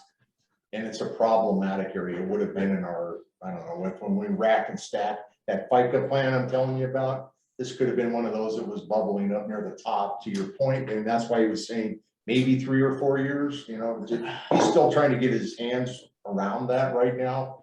But that, you know, that's subjective to him right now, because he's still trying to figure that out, but this is. see, if I was doing this for a company, I would just say, you know, option 1 is, this is what the future cost is gonna be if I wait 4 years. This is what it's gonna cost right now. You put those 2 together, you should see option 1, option 2 is the better deal, and that's the way you go. And right now, my only impression was that they wanna do it and we have to do it because they want it. And I was like, that attitude, of course, is not what I. Well, and Dylan will tell you, that was part of this fuzzy thing here, right? It prompted us to cinch this down. To put the rules and regulations in. It really wasn't in there before. Am I right, Jeff? No, sir. So that's what, so just Yeah. hang with me. So it was just fuzzy logic, you know, how Lakewood, you know, it's like, oh my God, there's dragon's breath everywhere. Nobody knows, right? It's subjective, like Director Hook said. We're not making it subjective anymore. It's like you trigger something. Now it's a whole different world, and we wouldn't even be having this discussion. Yeah, so there's two triggers. There's the rules of regs and also a line item on that City of Lakewood sewer document that adds a sentence to it that says they could be responsible for the cost if we're over capacity. So there's two things in there that protects the customers in our district, that developers can't come in and get free over capacity sewer lines. So we're protected. Right, see, and that's what I was thinking. I was familiar that it had that condition, as long as you don't go over capacity. That's right. Well, you're going over capacity, so therefore you don't have approval to do this. Yeah, so Except I keep telling you, we were locked into this, more or less. This has been going on for a couple of years. And this is what I'm trying to tell you. It's been wonky, you know. Well, when you say locked in, right, how locked in? How much, what sort of stone is So it? what was it, 2 years ago, we signed? I mean, do we have to pay a penalty? No, I mean, what- no. I think that you face refusing to provide service, I think, incurs a significant risk of litigation. Which is not to say that you are incurring a significant risk of losing that litigation, but any litigation is. Yeah, I was gonna say, I'm not allergic to litigation in general. I mean, my chances of winning are pretty good, bring it on. Where on part of my concern with a lot of government is all you gotta do is threaten the lawsuit and they just roll over and it's like, we'll give you whatever you want. I'm not a rollover type. It's like, bring it on. Now, if on the other hand, if our chances of losing are 50-50 and are, there are other benefits or something like that, well, then so be it. But a simple threat doesn't do it for me. Well, sure, so game it out. We have agreed to provide service and. Give them some background of this. This just didn't drop on the desk like a few months ago. This has been on the table 2019. 2019. And they- there's been some agreement from the district to move forward, if I understood this correct. There were some signatures, and I think this goes back to a prior director, Yeah, and you have. So you're saying we will be in breach of contract? Because, part of that language in the law says, a will serve letter is not a contract. But we don't, that's not out, will serve is outside the district. This is in our district. Yeah, so this is availability of service. Service is available. Will serve is outside your boundaries. I might have to follow up on that, but No, that's true. We got educated on that. Yeah. What, something happened the last couple of years? So service is available to this property. If the lines are near it, there is capacity. To make the argument that there is not capacity requires you to define capacity. That was not defined. Which in the we rules and just regs. did. So you're saying if we came back and said, we can't serve you because we don't have capacity, they can come back and say, well, you didn't prove that. What is your capacity? Right. You don't know. Your master plan shows that it's only at 0.8. 0.8 means you've got 0.2 left. That's what we've been working off of. That's the problem look, it's taken us years to get to this point. I'm just telling you, this is the last little bit of fuzz. It's like it's going forward. There's triggers. You won't be, I'm just telling you, this won't happen again. And it was Well, just- that is helpful, because I told you from the very beginning, I could care less about these 29 houses. I'm looking at what's the precedent for the next one. Well, that's where we're at, because as you know, and like the constituent talking before, look, there's gonna be more. And it's like, and we have marginal to red areas everywhere. Right. And in the past, it's like, well, whatever, and it kind of happens, it keeps happening. Right. And we're trying to be very defined on where everything is. Okay, so if we say our capacity is 70% or 7, whatever 7.7. whatever that number is, anybody that comes in and is gonna push us over that 7.7 or whatever, are we gonna say we have to expand capacity to accommodate them? Or do we sit there and say, sorry, no room in the end? you know, you'll take your business elsewhere. Well, based on your letter, that's the thing Dylan would have to interpret. There is, you know, I mean, they might have to incur all the costs. We can't, you know, so that's kind of that point, right? That would be a future discussion. And that's basically how the rules and regs read. If a proposed service increases the burden on a downstream portion of line above 0.7, that is going to be the obligation of the proposed new service. We'll stop here. Upgrade. So, Right. so remember, this That's our is point, critical. to- I was gonna say, that's the answer I'm looking for. So we'll just go with that. So this is the rules and regs that you see how it's dated. Yeah. So it's brand new last month. So now go to section 5. And so we updated section 5 to read, this is what Dylan's talking about. Well, I talked a bit about the And you point see the seven. bomb. Yeah, so you Yeah, see so the it point is- It is 7. to force the developer or the proponent of it into bearing the cost if it pushes the capacity beyond. So I think the only thing we have to cinch down on, this is what we're trying to work with Jeff. We had to get this new man, like we've had this is a lot of work and it's hard to plug all the holes. The only other hole I could see, and I know I talked with Jeff about this, is we could have a situation where we're already over 0.7 and somebody comes in, what do we do with that? Yeah, so that's. And that's a this new, case. that's what we need to probably be the next additional thing. We have this line in the sand, but I don't think it closes out. What happens if we're already at 0.8? Yeah, Well, but that means it's over 0.7. They would need to pay. To me, I think. it Well, still is except the same the answer. gap I would see, being the devil's advocate, I would say, well, you let somebody else go 0.1 over, why can't I? You know, I don't know, I'm just playing the devil's advocate. I think I think we need to come up with an additional rule to shut all of that down. And keep in mind, we always make the argument too, that, okay, we have a map of our system. Here's the critical areas that are on 0.7, and this critical area is due to be replaced in 2024. Developer comes along and says, hey, I want to tie into that critical area in 2023. We say, okay, it's not, we're not going to pay for that cost until 2024. Can you help us pay for that cost in 2023? So there is, you know, that's kind of the same situation is going on now. That makes sense? yeah, and of course, I was looking for the future. As I said, all on this one case doesn't particularly bother me. But when the next one comes up, if we're quite clear that if you're in excess of our capacity, you can't make us increase our capacity to accommodate you, and we have to pay for it, or even half of it. It's like, if we don't have the capacity, then that's too bad for you. Now, if you want us to increase the capacity, 100%. Tootsie Pops are in the other room. Ladies and gentlemen, the great Scott Gessler. All right, Anyway, I think I'm understanding and comfortable. Like I say, that future element.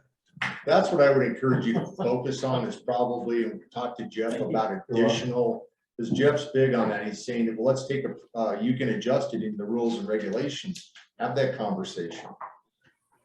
Okay. If something comes into your head, like, well, what if, you know, talk with Jeff. And then, you know, if we need to bring it into the next board meeting, then like, let's go ahead and cinch down, so. Okay, so right now, as far as the precedent, we're saying these guys got away with it because we weren't specific about that 0.7. And our lack of specificity has opened us up for, they can exploit us, is my point of view. But all right, that all that aside. No, it was more voted on a case by case basis. I don't know that they They would didn't necessarily exploit, there was no exploit us. intent. It was just Yeah. at a vote. We're trying to make it so it doesn't have to be a vote. We're trying to make it so that is against, like, if it falls like above that capacity, it puts the person making the request or the developer in the position to have, if they want that development, they need to pay for the cost to increase the Okay. line. So when we agreed to this, it was not along the terms of, they said we had to, and we said, okay, you're right. They came in and said, we want to do it, and for whatever reason, we said, okay. And so that's not really a precedent. Look, there was a lot of mitigating circumstances. They had a delay in their construction thing. Had they not had a delay, I think we would have been things might have been different. it would have been different. You'd have to know the whole history, trust me on this thing. Or whatever, I know that's a You're big trying to word. solve like. I'm just trying to tell you, had they not had a construction delay, this thing probably would have happened a year and a half or maybe 2 years ago. Yeah. And we would have incurred this at 100%. Well, I guess all I need is absolute assurance. This is not a precedent that in the future, the next No. guy comes along. No, that's why we did this. It very well may not have even, the overcapacity stretch of line might not have even been known to the district if it had been completed on time. The master plan was completed during this project. That's what I'm saying. There were all these things we really didn't know. Okay, but we're confident that this is not gonna create a burdensome precedent that's gonna come to back bite us on the next issue.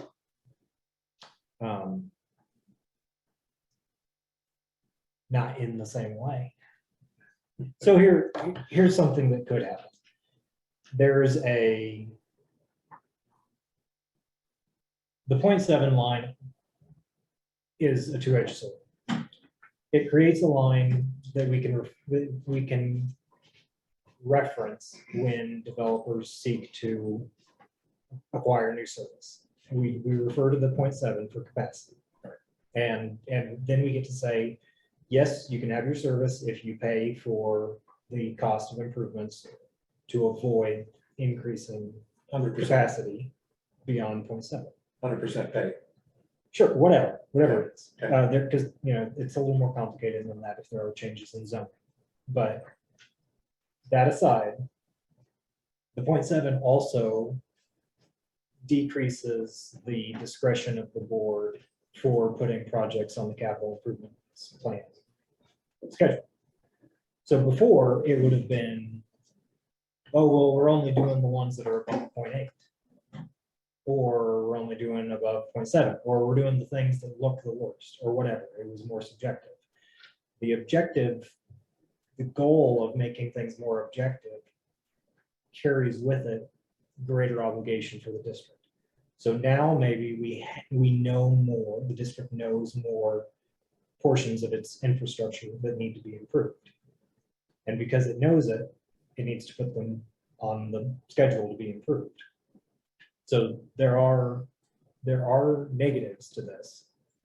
Well, there are negatives, but that's why I wanted to go to the FICA plan. You can't have just one data point triggering something. You would have several other variables that roll up into an algorithm that racks and stacks that. Now you're justified because we would have a condition assessment. Well, it To sounds like. go against that. Sorry to interrupt. I'm sorry to interrupt, but while I have a connection, I have been disconnected and I'm in a hotel and I have been disconnected by phone connected, by internet connected, by phone connected, back on the internet connected. And it doesn't look like we have made any progress. We're still rehashing the last 6 months of meetings on this subject. Is there a question to be had? Started to say, it sounds like we're making it less arbitrary. And that's generally a good thing. Yeah. You don't want somebody coming back and saying, being arbitrary and capricious. Right. Okay, well, anyway, with that in mind, I would say that I guess I'm reassured that this is a proper course of action. So are we good on, can we close up the capital and construction projects? Yes, sir. Okay, Terry, thank you. Thank you, Terry. All right, thank you all. Good night. We're gonna open up agenda item number 9, financial matters. Mr. Hooks, you want to I take have over? reviewed it all and it looks wonderful, so I would like to make the motion that we accept the operational expenses and capital expenditures report and the unaudited financial statements as well. I have a second. Discussion? No discussion, call the vote. All in favor, say aye. Aye. Aye. Karen, where are you? Okay, we got 5 ayes, so that motion passes. Okay. Item B. I addressed that. Okay, I'm sorry. I did both. Okay. Should I not have done that? No, I think we're okay, right? Okay. Okay, so both A and B are passed. We're on item C, Jeff. Yeah, so both, all those documents are signed. You guys already signed them, so we're transferring the funds. and also the signature for bank signing, and Debbie was already here. Jeff, can you just give a brief summary of that, just to reiterate, and then I'd like to have a motion and second to do that. I know Oh, yeah, so the signatures. so the recommended transferring excess funds to First Bank, it's because it's over 50%, so we're transferring to the Colorado Trust to get it at the 50% desired level. And so. So I will make a motion that we transfer the funds to get us below the 50% level. Do I have, is that a good enough motion? Do I have a I second? will second it. Todd Hook seconded. Do we have discussion? No discussion, call the vote. All in favor, say aye. Aye. We have 5 ayes. The motion passes on the transferring of excess funds to get it below 50%. That should close up agenda item number 9, financial matters. We will now move into No, we need the bank signers also. as a motion on that. Okay, so yeah, the updated bank signer list, because everybody's updated board member, and we're just missing Director Morgan's signature on this one. So I'd like to make a motion that we update the bank signatures with all new directors and current directors. I will second. Discussion. No discussion, call the vote. All in favor, say aye. Aye.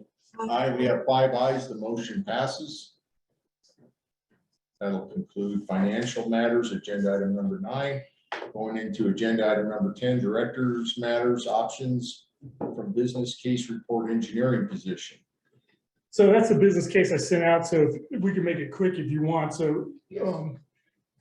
Sorry. So I've been working with Dylan on this. It looks like our best plan of attack is, hey, we can actually move faster and forward with capital improvement by doing more contract with more engineering organizations. And it solves a lot of our issues. It puts, number one, it puts everything more competitive. Number two, we move faster on our goals. And number three, we have better quality control, quality assurance on it. And it's already, Dylan's looked at the, we're under no legal obligation to just stick with Merrick, even though Merrick, they're a great organization. They have really, Terry has really great experience working with us. So that's that's the option we highlighted in that business case. So the district has a service contract with Merrick to provide engineering services, and the scope of work is very broad, but it is not exclusive.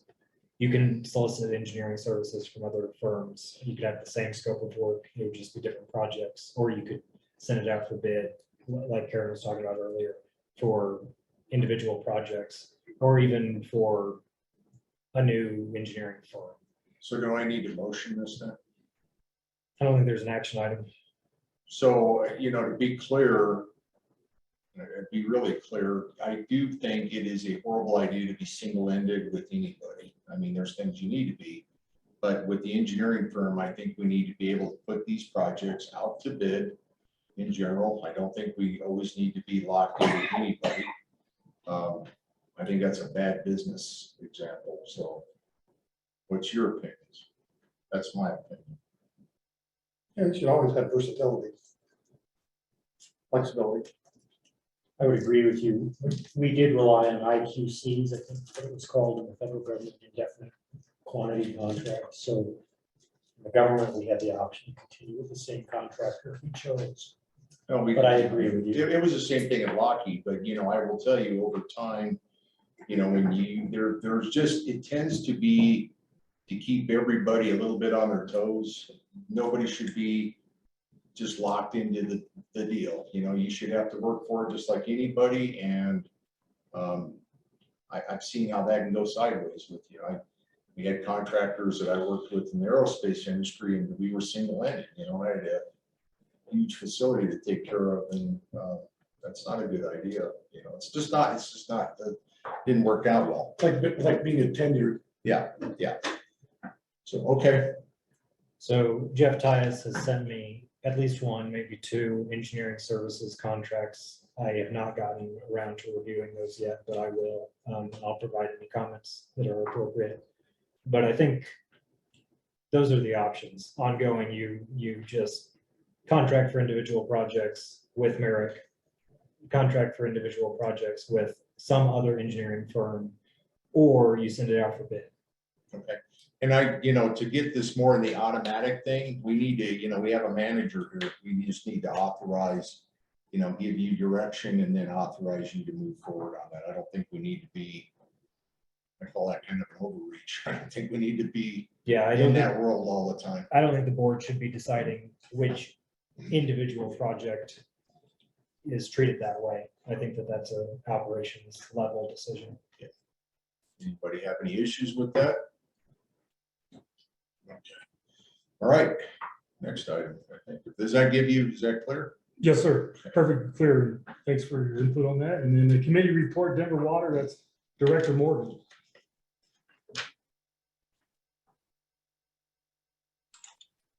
I hope you can hear me. I had to switch audio. I don't have a big Denver Water report. They are compiling and looking at documents, excuse me. I did my part. I kind of wanted to let you know. I had to go back through just real quickly and remind myself where the water tap situation came from. Back in our 2003 master plan report, there was a line item in that report that said that we thought we were at full build out and that we were going to get an audit from Denver Water to see if we had any more taps available. But we never did find the results for that. So I asked for another audit in 1974 when that contract was written, said we had an additional 6,700 taps available. Of course, that sounded like a small number with the number of customers that we have. The audit that we did currently 2 years ago now, we're up to 12,000 taps.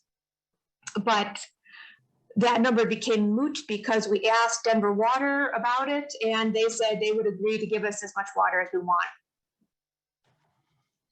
No problems, no questions. We could level every house and build 50-story apartment buildings, no problem. So we're still looking at things like that, and they're getting contracts in different, talking to different districts and finding examples. That's where they are on the Denver Water Committee. Any questions?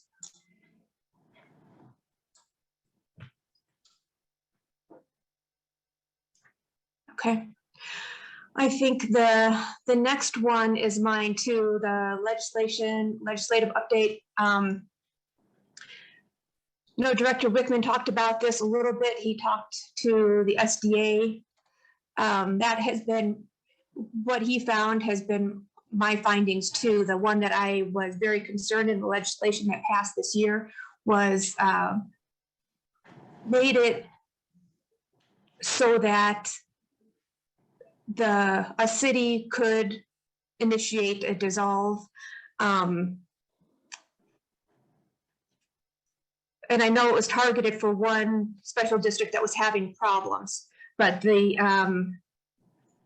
bar has now been lowered for all districts. And you noticed in the legislation that it only applies to districts that have no debt. That's us. We're rare. So I know this has been on Lakewood's radar. You wanted to start consolidating all the districts under a Lakewood banner that has been proposed several times. It was proposed in my Lakewood Advisory Commission just this last year. It'd be a good place to do it. It would still have to go through board approval, but the point is that there's a bunch of legislation that affects us directly that goes on every year, every session.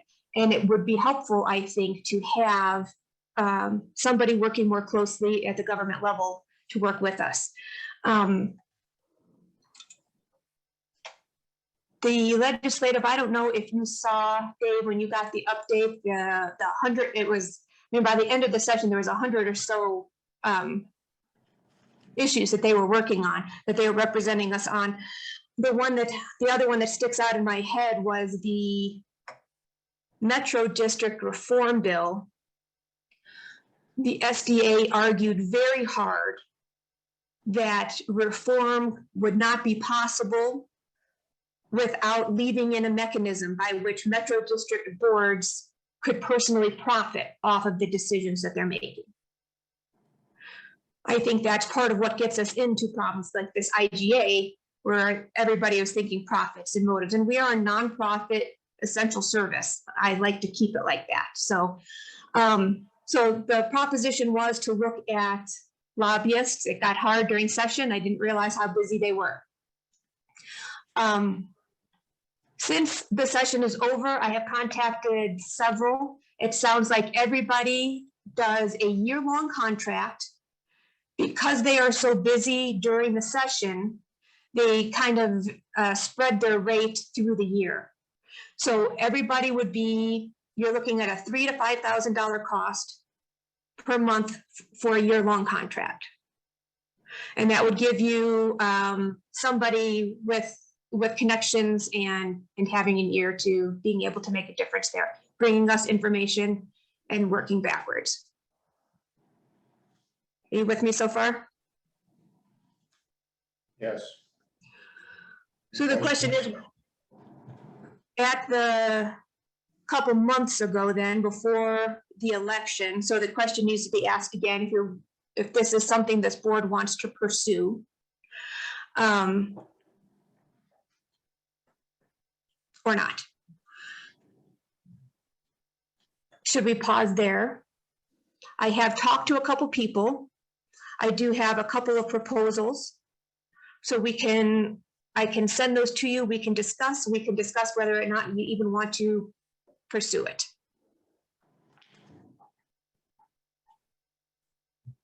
Can I ask Scott if he has a recommendation with all of this? Do you think it's worth our while to hire our own lobbyists? Well, I don't entirely know the matrix of issues you're all facing. But, you know, my sense is a special district association, like most associations, has lots of members. They're generally, most of these trade associations, I don't call them cumbersome, but they go through a pretty in-depth process before they make decisions, and they have to confer with lots and lots of members. And so I'm guessing you're one of many, many members. Yes. And if you don't think, and I think that my guess is that your interests are probably a little bit different than many other special districts. And I would defer to Dylan on this, but you know, you're an established district. You're not like some of these districts I would almost call like Big Sky, a developer-based district. You know, it's a district created to help with development. And that's not you. And so if it's a special district association, and I don't know this, so I say if they are heavily tilted towards sort of the developer as an example. I think they are. And you don't think they're representing your interests, then it may make sense. I would also suggest though that if you go that route, you also spend some time looking for allies, I guess, so it's not just Green Mountain, because you're one of many special districts, and you'll have a little more sway at the legislature when there's more than just Green Mountain on your side.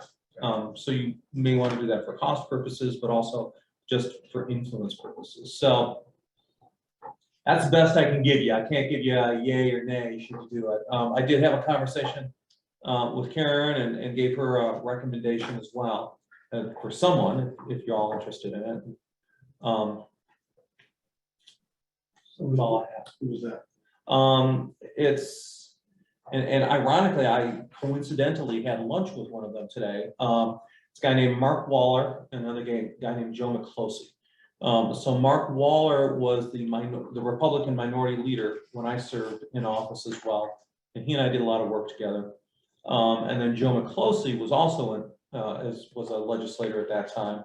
And Joe McClosey is very much on the sort of Democrat or progressive side, and Mark Waller is very much on the sort of conservative Republican side. And that's how most of these lobbyist firms work. So you usually have an R and a D that work together. And I have, you know, I think Karen had mentioned another lobbyist you were talking to, and I have a lot of respect for her as well. But, you know, I've personally worked with both of those guys, and they understand the legislative process. And I have a lot of respect for them. So that's why I suggested that Karen look at it at least. Yeah, if you were interested in going forward, so I originally started trying to call people to see who was out there and get a feel for things. most of the lobbyists that I contacted or I could find, a lot of them don't have websites. It's a lot of word of mouth. A lot of them. So those ones I could find easily are already working on the side of the metro districts or realtors. So I did find a couple other smaller people, but that teamwork that Scott is talking about, I liked too. So I ended up with asking two teams for proposals, and I can send those out. Of course, we can always RFP for anybody else. But the other, he mentioned Mark Waller. I have a proposal for them. They have better, maybe more statewide connections. Maybe not. I'm not fully connected, so what do I know? The other person I came up with was Amy Atwood, which Director Wickman will remember. She has a very solid reputation for Lakewood, and she also runs with a very Democrat, very Republican kind of side. They work teams, and they were in on those Metro District hearings to note that there is nobody else representing what I would say I would be interested in getting some of that attention off the Metro District, so they're not coming at us looking to make money off of our district. So those two teams, and of course, like I said, we can go outside, but that is the ballpark figure of what we're looking at, like that's $3,000 to $5,000 a month if you're interested in doing this yearly thing. And if I may say one thing, one of the challenges in finding is you're going to have a lot of conflicts. I mean, because when you're at the legislature, there's a lot of battles between sort of developers and property interests on one hand, and frankly, trial lawyers on the other. So there's lots and lots of property interests and special districts and others who've already retained lobbyists. So, and Karen, I don't know if you ran into that, but my guess is you're going to run into a lot of people I know who would be conflicted out already from my sense of. Yeah, no, that's exactly what I found. So Mark was not conflicted that way, and he had a lot of local government and government experience. Amy has a lot of coalition building experience and local ties, of course, and she lived here. So they're two real strong candidates. I didn't turn up anybody else, and I did call a few, but that I found more conflicts than anything else. But I think it would be real helpful to have knowledge of what's going on and be able to have our voice heard, because it is not always, the SDA does not ask what our opinion is before they represent us.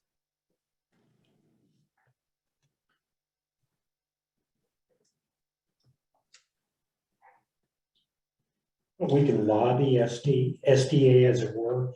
We can approach them with our concerns. In theory, yeah. Yeah, I mean, they're a very small staffed organization. You could reach out to Andy Terry directly, talk to her, or Michael Valdez, who's their lobbyist, their legislative liaison.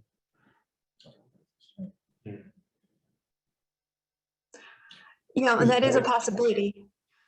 That's but like I said, there's some of the big thing for me is that personal profit motive, and that is what we're looking at. That is why we have an IGA with it's Solterra and with Rooney Valley, all of those people at that Metro District, and that is something that does not look negotiable at this point with the SDA. That is not something they're interested in reforming, and that has big consequences for us.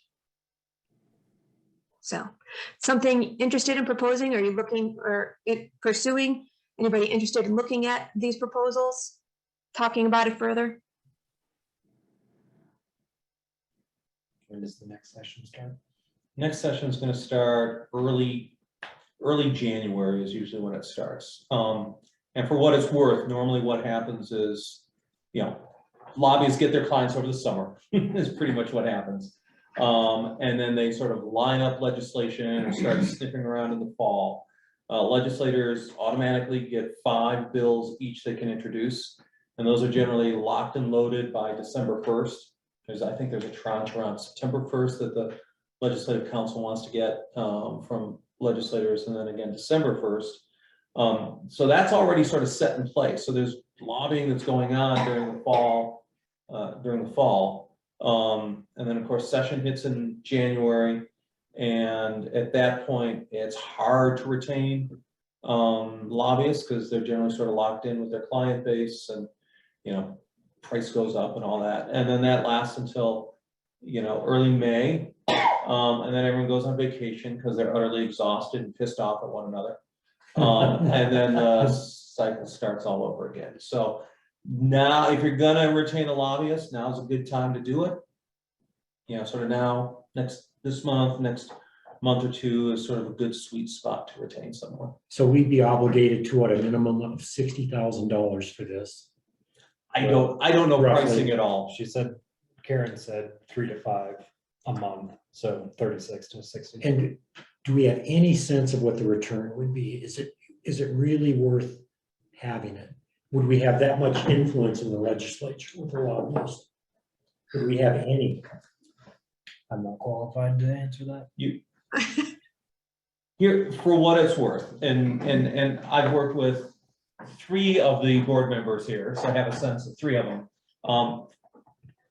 My view, for what it's worth, is you're probably a little bit edgy and outside of the norm for most districts in your views on stuff. I'm qualified, so I agree with That that. is an understatement. But I don't understand edgy in what sense, what? You would have had to live through the last several years to appreciate that term. You are not driven by a profit motive at all, and there are many special districts where that's a concern because they're developer controlled or very Okay, involved with developers in a lot of ways, and you glad are to hear that.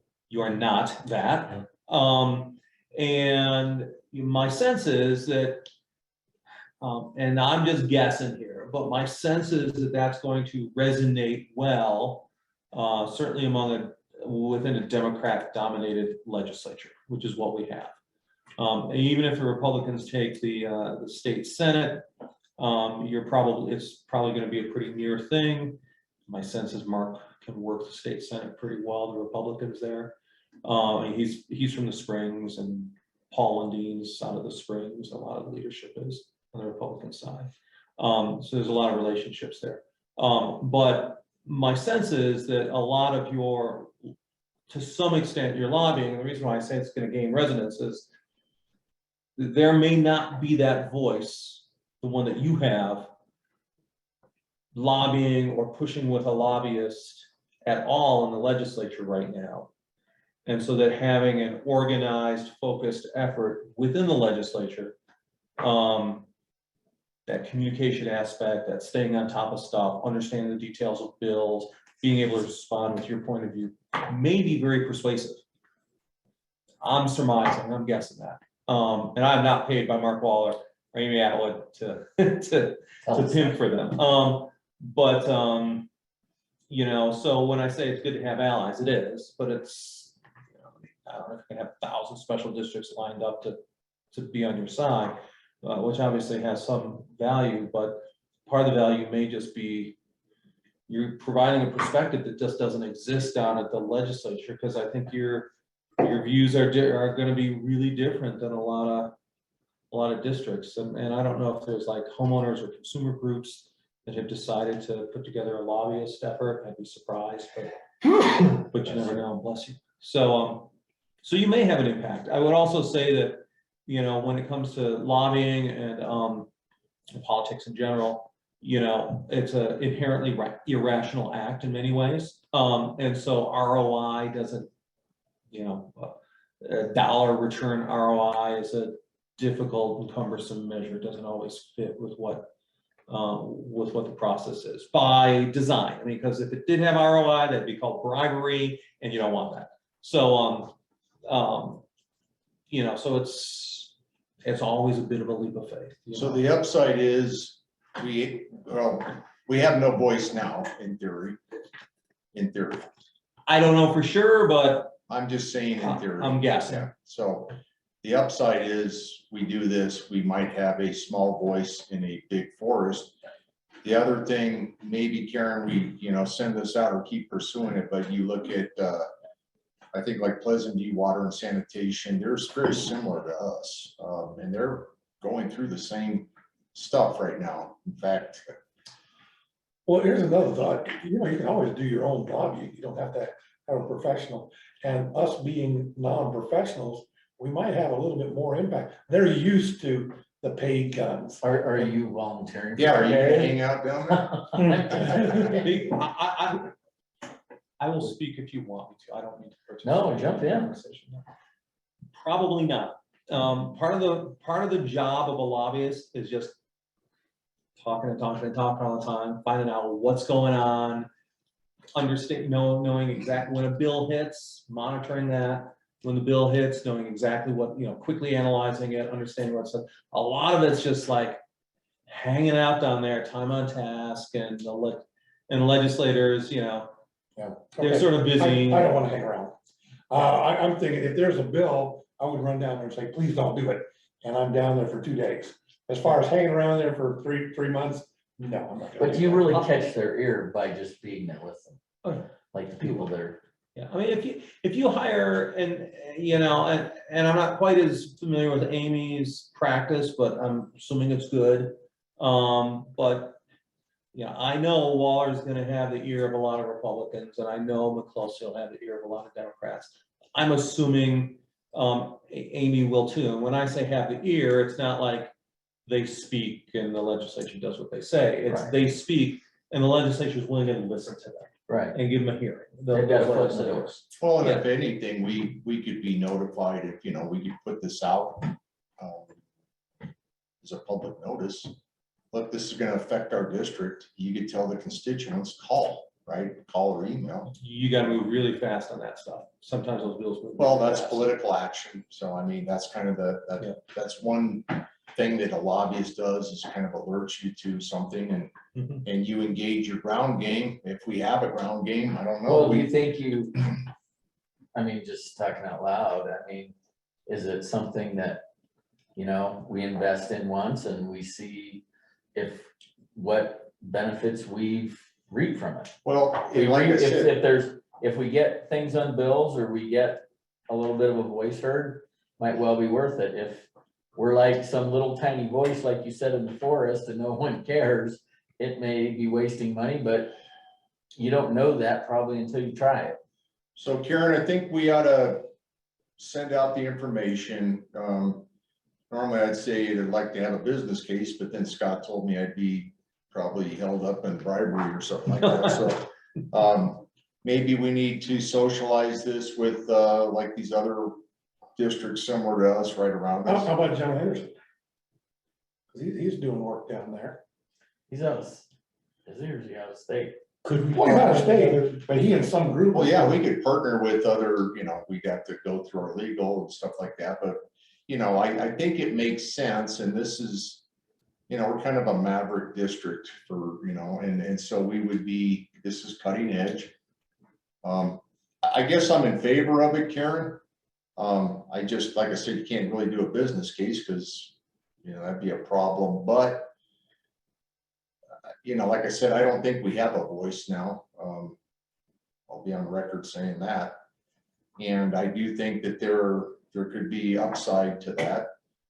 Now, whether or not it works out for us, that's the crapshoot with politics in general. You don't know, because you don't know until the vote happens, right? Are you effective? Right now, we're not effective at all because we have no voice. Well, that's why, my thinking is to potentially try it. And then just see what, outcomes that we have. Then we reflect on it. You agree? You guys agree? I think I like the idea of trying it. It's probably just a minimal impact on the budget, if at all.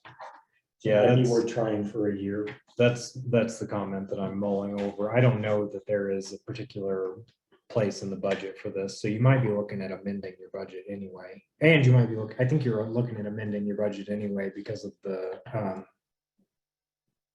Kipling project. So I'll work with Jeff on Well, that. yeah, we could put the Kipling project under capital, but if you look under office expense, there's a lot of legal and election expenses under office expense. There's $400,000 under office expense. Well, we've got like $400,000 in legal, and we get a lot of crap about spending $400,000 in legal. I'm kind of wondering what people are gonna say, you spent 50,000 on lobbying? Well, a lot of that legal's covered under insurance though, but yeah, you're right, so. If I may make one other suggestion, if you do go down that road and hire a lobbyist, you want to organize yourselves from January to May so that you can do rapid responses and rapid guidance to your lobbyist.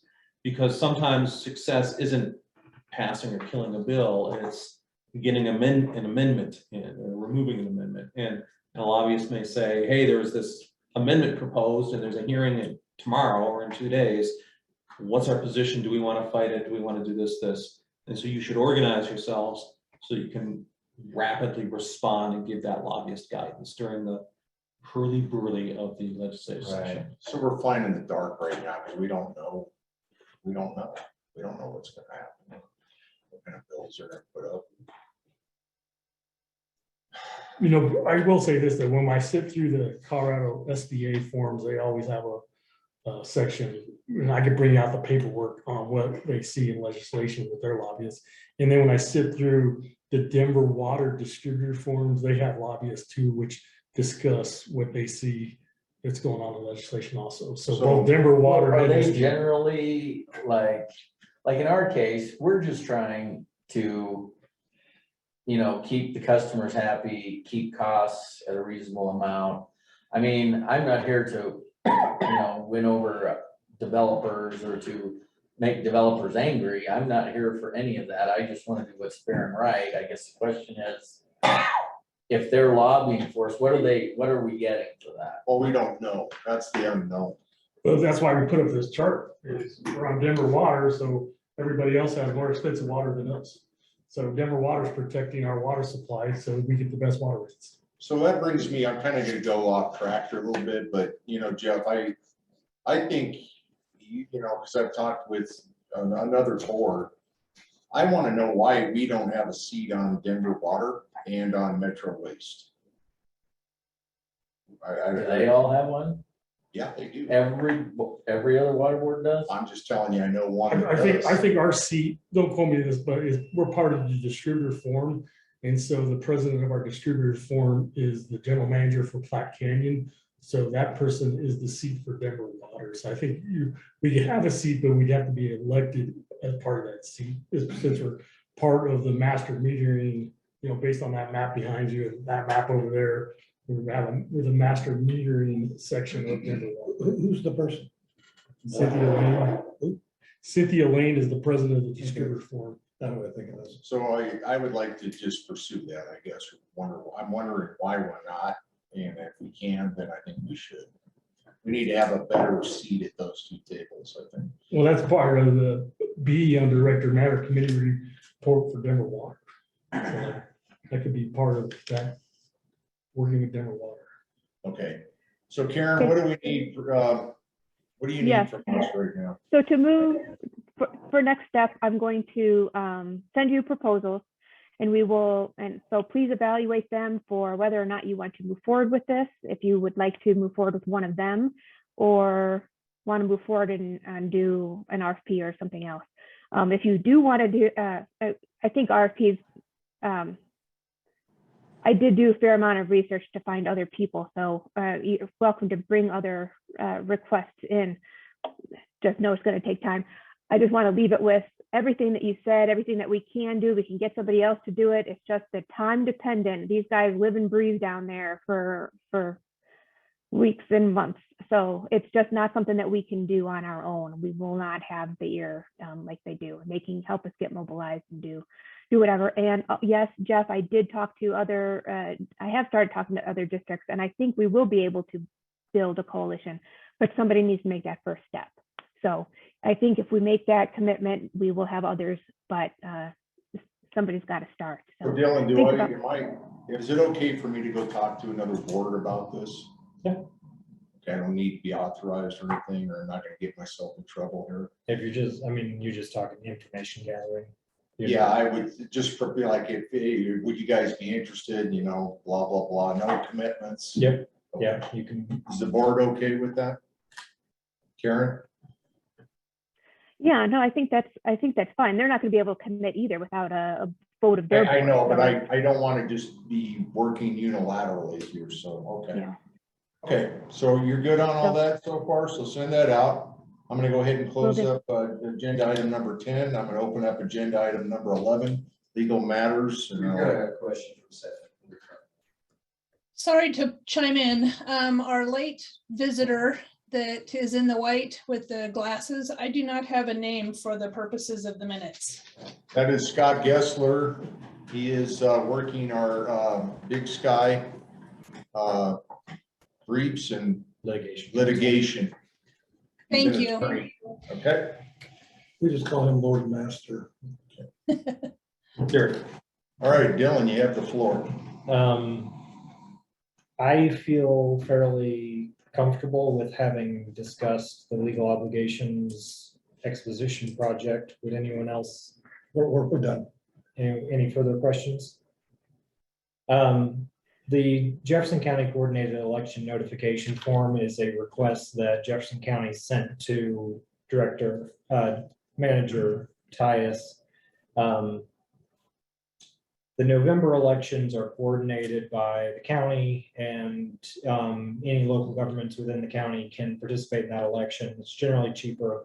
I don't think that there is any reason that the district would participate in this election unless there is a proposed ballot question, ballot issue. Those are Tabor matters. Increased taxes, increased debt, refer measure, or submit a multi-year fiscal obligation to the voters. You don't impose taxes, you don't carry debt. Nothing has been submitted by your ratepayers as a referred measure. So unless you were considering entering into a contractual multi-year fiscal obligation, I don't think that there's anything that needs to be done here. But I did just want to run that by the board before telling Jeff to say no thanks.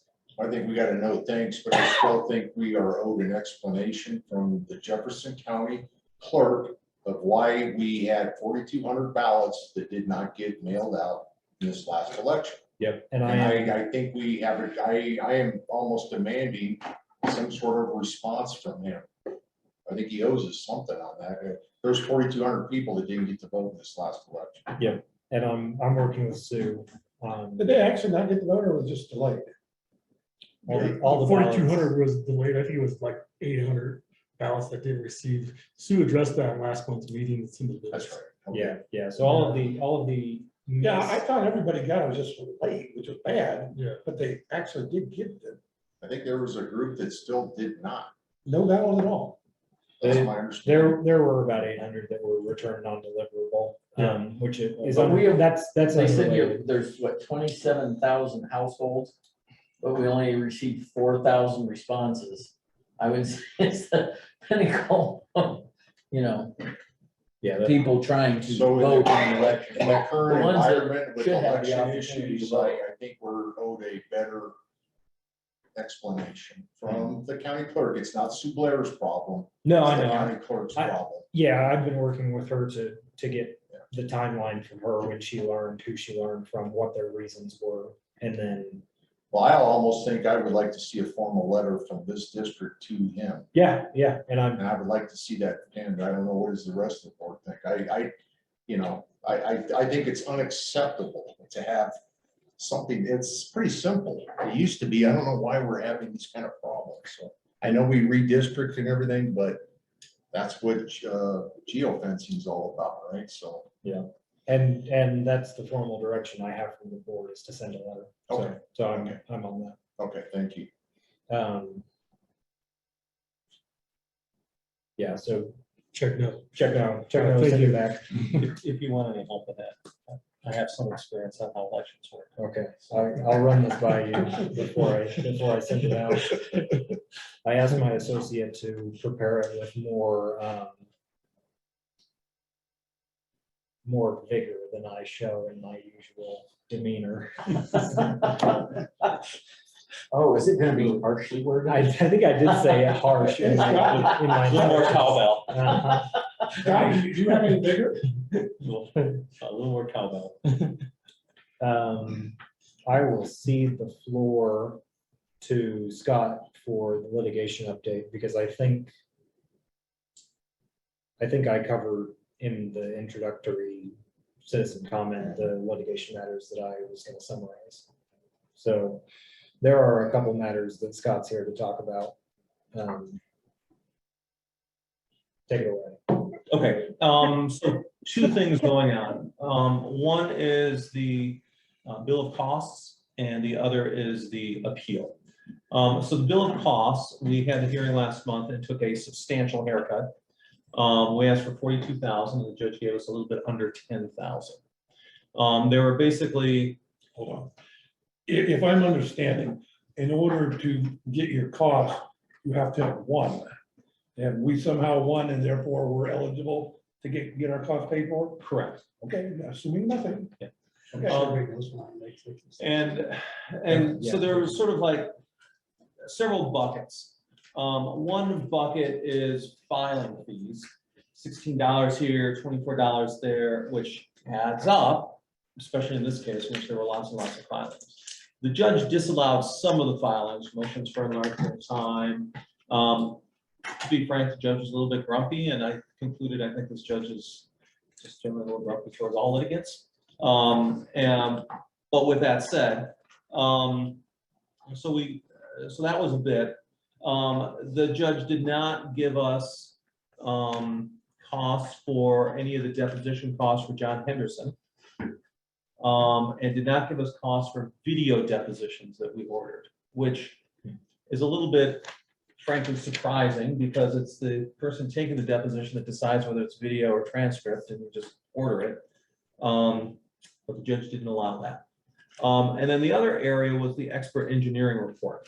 And that was really sort of the big item, which was $25,000. Basically what happened is we had used that expert report for the Big Sky litigation, but had not endorsed that expert report for the litigation with respect to the developers.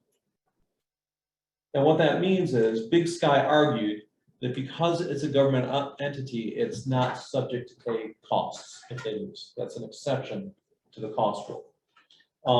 During the litigation itself, they had asked for costs against us. They said, we're going to win, therefore Green Mountain's going to have to pay our costs. And we said, Green Mountain represented, we said, no, you can't pay we can't pay costs even if we lose, because we're a governmental entity. And Big Sky said, oh no, you sure can pay. So then we get to the bill of costs argument, and Green Mountain is saying, oh, you can pay, and Big Sky is saying, no, we don't have to pay. So we had sort of reversed positions. Frankly, the case law is on the side of not paying costs, of a government entity not paying costs. So the court ruled against us on that. It was not an unreasonable ruling. I think there was a way to award costs, but I can't say that the judge got it way wrong. Okay, so that's really why that $25,000 fee was not, we didn't recover that, because it was wholly assessed against Big Sky. The judge says it was reasonable, it was a proper expense, but Big Sky doesn't have to pay it. Where we are right now is the judge said, for the depositions that I've allowed you to recover costs, I still want more evidence. So I've had some email exchanges with Doug, and the evidence basically needs to consist of saying, yes, we, Green Mountain, actually paid these costs, and this is how we did it.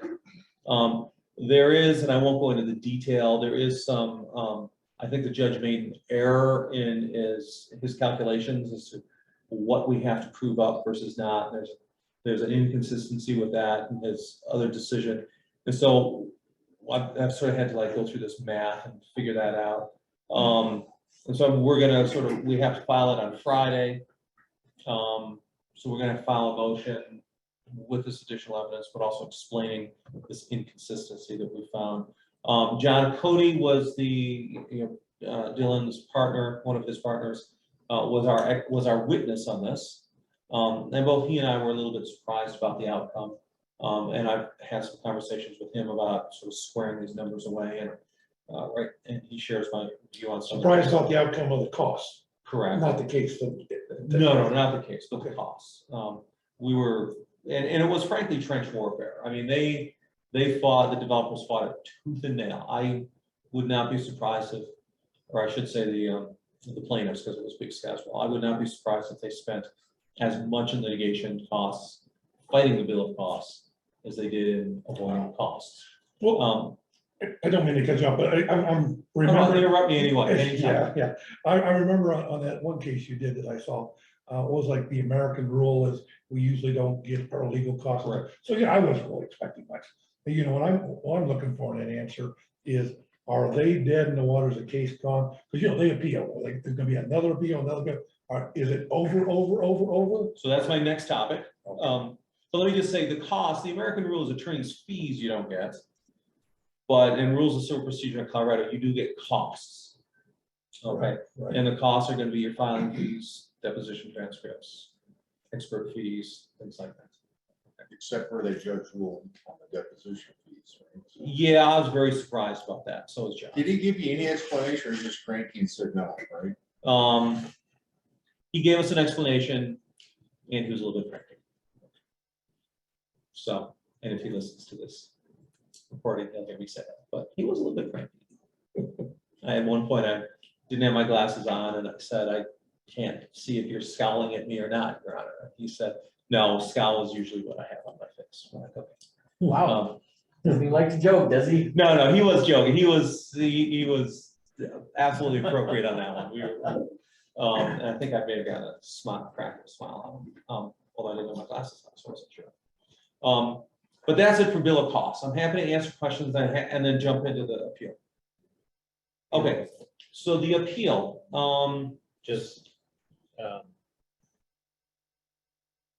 because the reply is pending, we're not in executive session, so just bear that in mind. okay. So the appeal, if you remember, it was Big Sky and 4 developers who sued. So the appeal was Big Sky and 2 of the developers, CDN and Cardell. Those are on the southern half of that property. And Stream Realty and 3 Dinos did not appeal. So they did not participate in the appeal. They will not get relief. It's only Big Sky and the other 2 developers. So they're the only ones who filed an appeal. So there were 2 appellate briefs, one from just Big Sky and one from a combined one from the 2 developers. So we filed an answer. I filed an answer to each one. The judge said no, or the court said no, you can't do that. You have to file a single answer to both briefs, which wound up not being that difficult because the briefs did have their appellate briefs had substantial overlap, and so ironically, the court gave us 10,900 words, and on my first draft of consolidation, I came out at 10,983, literally. Just out of without curiosity, planning it. well, I remember seeing that, you know, word limit, it's like, where the heck did that come from? Is that normal? Oh yeah, it makes all the sense. Your normal word limit in an opening and an answer brief is 9,500 words. Okay, the developers moved to get over 10,000 words, if I remember correctly. You know, it used to be page numbers, but now, you know, you have different size fonts and different kerning for the fonts, and people can play with the number of pages all the time. So now for the appellate courts, it's a word limit. But that's only for appeals, not the original district, the original filings? Yeah, the civil rules and the district filings are page limitations. So I usually write in 12-point font instead of 13-point font. Court of Appeals, it has to be 14-point font, serif. Okay, so I just don't remember those early cases having that sort of stuff. So I was surprised when they did that Yeah. word limit, like, what the heck? Court of Appeals word limit has been pretty standard for quite a while. Oh, okay. Yeah, so that's in the Court of Appeals and the Supreme Court. Okay. So, so anyway, so we filed the sort of combined answer brief. You know, if you want to go into executive session, I'd be happy to sort of give you my analysis of our arguments and their arguments and whatnot. You know, as Dylan mentioned, their reply brief is pending. So I'd ask for a few What? reply brief. Oh, reply. So I'd ask for a few extensions of time for the answer brief because my work volume. Their reply brief is due. They've asked for an extension of time. They're normally granted in due course. Wait, are you saying it is due? Their reply brief is due. Because I'm back to my question. I thought we were done. Nope. So the way a Court of Appeals case works, file your notice of appeal, which just says, hey, I'm gonna appeal. Then you do the transfer of the record. Okay, and that's from the district court. The district court transfers the record, all the pages of everything that's happened in the court. So all the filings, exhibits, sometimes there's a transcript, all of that stuff. Then the plaintiffs, or in this case, I should say the appellants, file their opening brief. Then the appellees, us, file our answer brief. Then they file a reply brief. And usually it's 9,500 words, 5,000 words. That's the limitations normally. And then you can ask for oral arguments. In this case, I strongly suggest, and Dylan and I have talked about it, that we ask for oral arguments. So we will be doing that. And then you orally argue it in front of the court, and then they issue their decision. So that's sort of the timeline or the steps. Well, I guess my confusion is, if it's still ongoing, why is he awarding costs? That was for the trial, not for the appeal. So the trial is done. Oh, yeah, okay, I knew the trial was done, yes. So those costs were for the trial. Okay, Because okay. we won the trial. Yeah, okay, I knew that, okay. All right, and then we're into the appeal, and that was my question. Now we're in the Have we appeal. won the appeal? The answer is no. No, appeal is going forward. So I'm happy to discuss sort of my assessment of the merits of their arguments and our responses. I think that's probably best in executive session, especially since they can still file a reply. But absent that, that's sort of where we are right now. Okay, I will motion that we go into executive session. I will second that. We have a second. Do we have a discussion? No Um, discussion. I'm gonna call for a vote. All in favor of moving into executive session for legal purposes? For purposes of receiving specific legal advice on the bases of the arguments in the appellate Big Sky case. Okay, all in favor, say aye. Aye.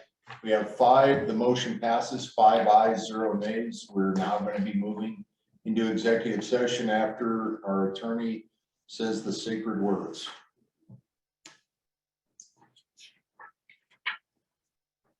As the district's attorney, it is my opinion that the discussion of the matter announced in the motion to go into executive session constitutes a privileged attorney-client communication. I am therefore recommending that no further record be kept until the executive session has been concluded. As the district's attorney, I recommend that no further record be kept of this executive session. The time is now 9:50, and I am requesting that the recorder be turned off at this time. Executive session has been concluded. The time is now 8:40, and I have turned the recorder back on because the attorney-client communication has finished. It'd be 10:40. 10:40, thank you. The participants in the executive session were directors, Director Morgan via remote participation, myself, Dylan Woods, attorney for the district, Scott Gessler, litigation counsel for the district, and district manager Jeff Tyus. For the record, if any person who participated in the executive session believes that any substantial discussion of any matters not included in the motion to go into the executive session occurred during the executive session, or that any improper action occurred during the executive session in violation of the open meetings law, I would ask that you state your concerns for the record. Seeing none, the next agenda item is legal matters, red zone tank. Jeff, did you circulate the Blocko rebuttal report to all of the directors? No, sir. Actually, so it's okay if I just give them, everybody a brief background for. May I interrupt before you do that? Yes, sir.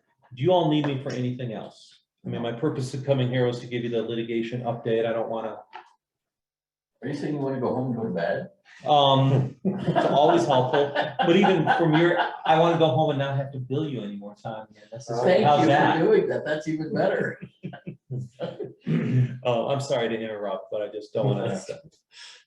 All well then? Thanks. Okay, thank you all. Thanks, Scott. No problem. Good to see you. So, real brief history, red zone tanks is actually a drinking water tank that was built in the 1960s. It's located by Green Mountain High School. It's made out of concrete. And so there was a study done way back in about 2008, 2009, and it was losing water level. So they lined the tank. Lining tanks usually is some type of polymer or plastic. So that liner was installed back in, I think, 2009. And then further tank inspections, the polymer, the plastic fell down. So it was budgeted to be realigned. So when they realigned the tank back in, starting in 2018, the walls were sprayed with a type of primer, and then this type of polymer plastic or epoxy was put on the tank. And then after further review after a year, it showed that all the plastic polymer bubbled and was falling off the walls. So in the last couple of months, there's a lot of the contractor that was involved, their name was Comblocco, that was involved in putting this primer and polymer on the tank. They went in and removed all of the plastic polymer, and now the only thing left in the tank is the primer, but it was approved to be put back online for drinking water. So now it's back online. So the discussion now is we have, let's say, around $1 million into this plastic polymer and primer that failed in trying to retain that cost. So we, the district, contracted for a report on the cause of failure, and the initial report was that it was primarily an application failure. Essentially, Comblocco did the work improperly. We also contracted for a subsequent report reviewing that report and the underlying facts. And the assessment of the second report was that it was an application error compounded by improper materials used for the conditions and a failure to test conditions. So our reports essentially attributed the fault to Comblocco on a variety of different levels. Comblocco participated in restoring the tank to service and coordinated with the district and with Merrick to do that. As part of that, they also took their own measurements and their own samples and performed their own tests and had their own cause of failure report prepared. And that we received that late last week. I've seen it. I think Director Morgan has seen it. I think Director Baker has seen it. We'll circulate that to everybody. Their report says it was a design failure. The materials called for in the original design were improper for the tank conditions, and their application was fine. They didn't address the argument about improper or failure to test. And they say it's Merrick's fault, basically. Merrick's the designer of the tank liner project, and they should have identified that the moisture content of the tank was too high for probably any materials of this nature. So what I would like to do, what I am proposing to the board, is that Comblocco's report be provided to the preparers of our initial report, which is a company called Mattergenix, and the preparer of our second report, which is Kim. He's got a LLC that he does business as, but he's an engineer. Have them provide their evaluation of it, and then probably we go to the district seeks recovery from both Comblocco and Merrick, because I think that there probably is some. It's probably not a totally wrong argument to make that the design was improper. But I think that the failure to test that was included in the contract. They had to do it. They didn't do it. If they had, that would have revealed before the project began that the materials called for were improper. So do you need a motion for us to authorize you to move forward? I have a sort of work order already to demand recovery from Cablaco. I don't think it's necessary to make that demand of Merrick or that request of Merrick right now. I'd like to get our experts' responses first. Just to go into the more full down the road possibilities here.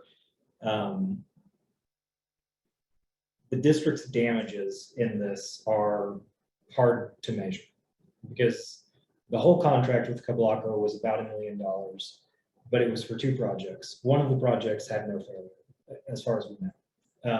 The part of the project that failed, the red zone tank, I think the approximate value of that contract portion was $600,000. And these are just ballpark figures.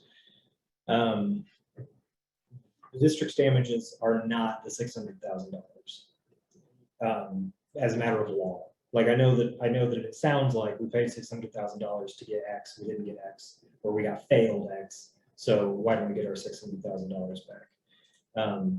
Because really, you bought a line tank. You didn't get a line tank, but you still have a tank. You have a tank that's been returned to service.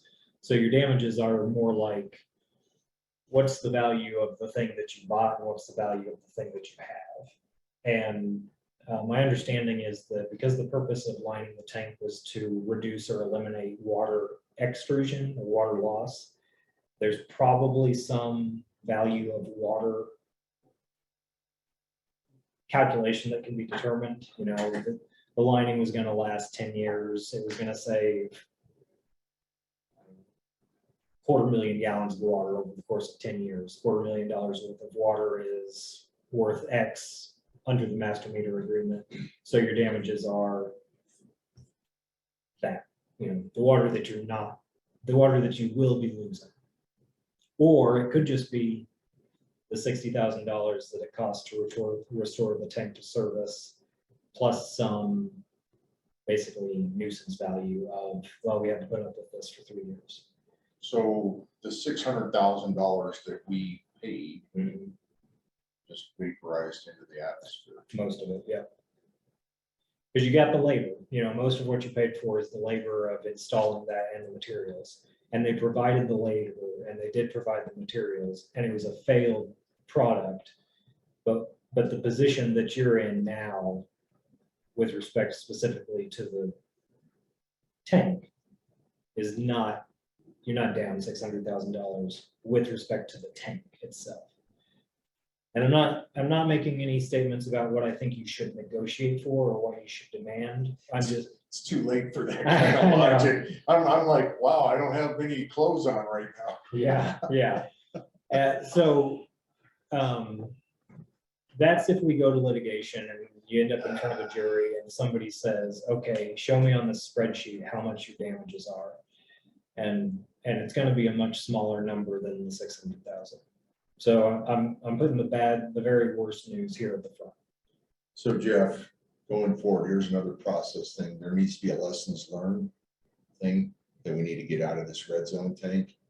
And then we need to make sure we're never in this situation again. Or I can't even explain that.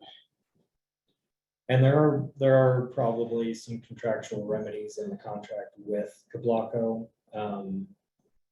that would change my assessment here. I haven't gone into that yet. But I just on general principles of law, I'll stand by what I just said about the damages. this tank is adjacent to Green Mountain Yes. High School. It's Is it visible just from to the the west water? of it. It sits like on a little knoll between Alameda and the high school. It's right behind that dental Yeah, office. it's right to the Oh. north of that dental office. And has been returned to service. Unlined except for the primary remains and its food grade. So there was, at no point in this, was there any risk of contamination to the district's water. But we couldn't put it online last year until we removed the epoxy because of the epoxy walls pieces could have fell off into the drinking water. So we had, but Cablaco removed, 90% of that, but we had to hire a contractor to remove the rest and clean it.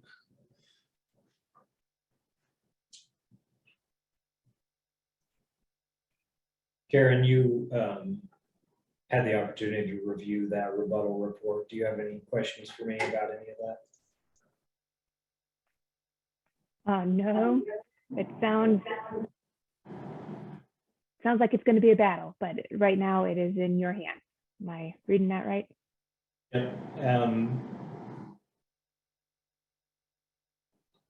Jeff, can you send the report to Kim and to Mattergenix? Yes. I don't think I have contact information for Mattergenix. Yes.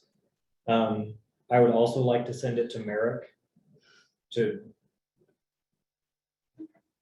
just let them see it. Someone has claimed that they made the design improperly, and I think that they should see it before we send it and say, also pay us.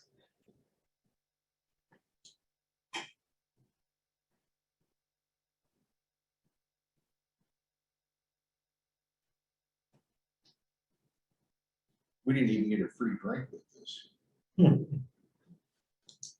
Okay. Well, at Christmas, you're getting a little thing that's Maybe get the medium size. They're gonna upsize it? I have to tell you, from my old world, this would have happened to me, that would have been another scorched earth. I promise you. Just to go back a little bit, on the litigation update, there are a handful of motions that are pending in the Timmons litigation against the district. We have filed a motion to dismiss the district. The directors have filed via their attorney a motion to dismiss. John Henderson has filed a motion to dismiss, and everyone has agreed by stipulation to a stay of discovery until those motions are resolved.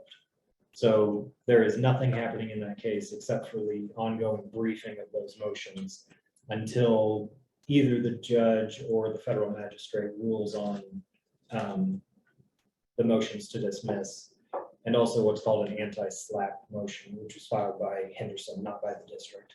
It's Yeah, what is that?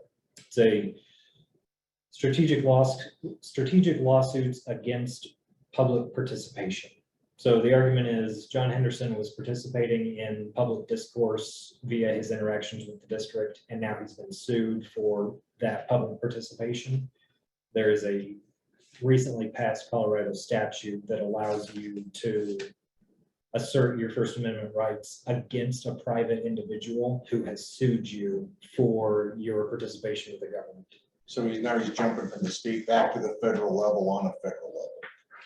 Wait, let me go back to SLAPP. Is that federal law, state law? It is a state law. Well, state, but doesn't it, if you're talking about First Amendment, now you're talking about a constitutional thing, now you're back at the federal. Well, the whole case is happening at the federal district. Right, but I mean, yeah, Henderson's now could make his federal. Is that correct? He is asserting a state law Okay, defense okay. in the federal case. Does that work? It is, yeah. It is specifically permitted. Because Just for SLAPP or in general? in general, if you have a state law defense against a federal claim, against a claim brought in federal court, you may assert your state defense also, your state law defense. How long has this SLAPP been around? I think it took effect in 2021 in Colorado. California's had one for, I don't know, 20 years, 15 years, something like that. There's probably half the states now have that sort of law. Two P's, SLAPP. Yeah, so it's like LSLAPP. Mhm. Okay, never heard of it.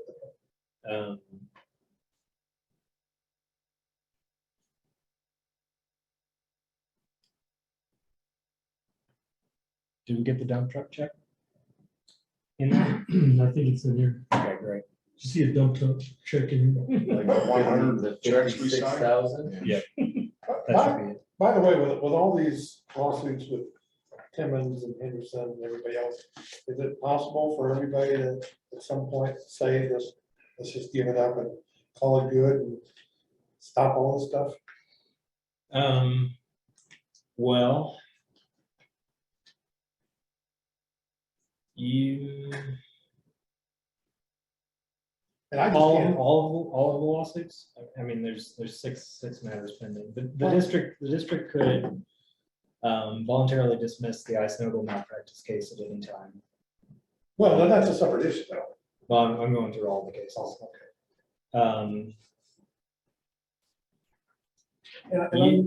There's nothing to do in the Timmons suit. Well, I'm just We're wondering just if everybody could just kind of agree that nobody's coming out ahead of this. Everybody's just kind of beating each other up. The part of me is like, I don't know why everybody's fighting. I've always had this attitude. Yeah, Why can't y'all just get along? it doesn't really take two to fight in litigation. It takes two to stop fighting. Yeah, exactly. So I don't know, the claims in the Timmons litigation are injunctive relief for the board to stop saying bad things about her, and I think money damages.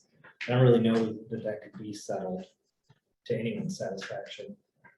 I don't think at this point that it's actually, I think, probably literally impossible to stop the Big Sky appeal. No, and I'm just referring to the Timmons and all that. Just all that Timmons. stuff, yeah. Yeah, Because that's the ones where, I mean, from my perspective, it's like everybody's friends, I mean, as far as I'm concerned. I was like, how come we just all can't play along? Big Sky, we're not friends. We're gonna fight it out. yeah, But this stuff is like, why are we fighting? well, I mean, I can't talk to Timmons. I mean, part of me is sit there and say, what are you doing? Come on, just give it up. And look, I'll just, yeah, I don't totally understand or perceive the value of the litigation for her. Presumably there is some, but the district is being defended by insurance counsel. There's no out-of-pocket expenses really, and the district has an obligation to indemnify the directors that have been sued in their personal capacities for their role as directors.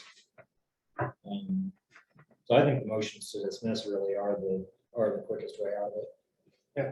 Now, of course, Henderson's another kind of out there a little bit differently, but yeah, I mean, from my perspective, if court would just dismiss everything, then we can all get back to doing our work. I find that the whole thing's a distraction. Yeah, it is. It's the litigation matters of the district comprise a significant portion of the time that I spend on district matters. Yeah, and the bottom line, all this stuff, it's not gonna help the district at all. Right. Fighting Big Sur and stuff like that, well, yeah, our Big Sky, yeah, that helps the district. All the board members fighting amongst each other, that doesn't do anything for the district. I agree. Board members aren't fighting amongst each other. Well, That is not the case.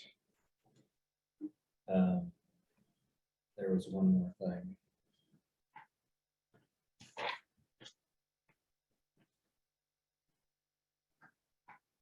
well, that was my only comment, so that's all. Okay.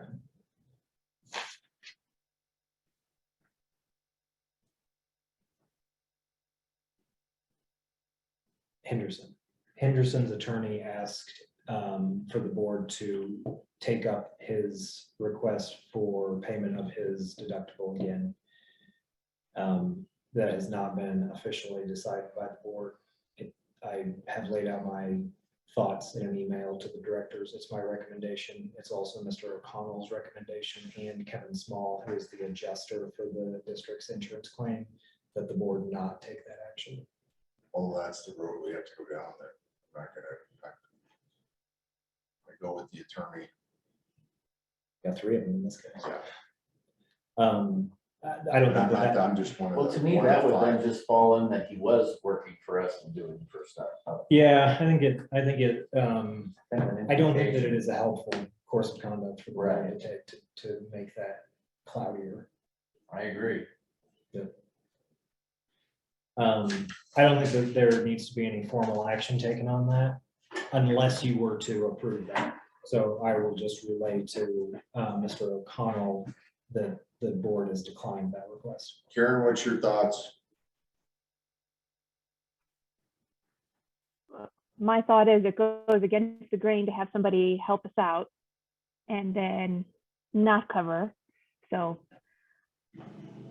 I wouldn't mind doing that. but I also see that it was kind of a mess, but I also know that it was a mess from the beginning and there were reasons for that. It was kind of difficult to get it all the paperwork done for various reasons.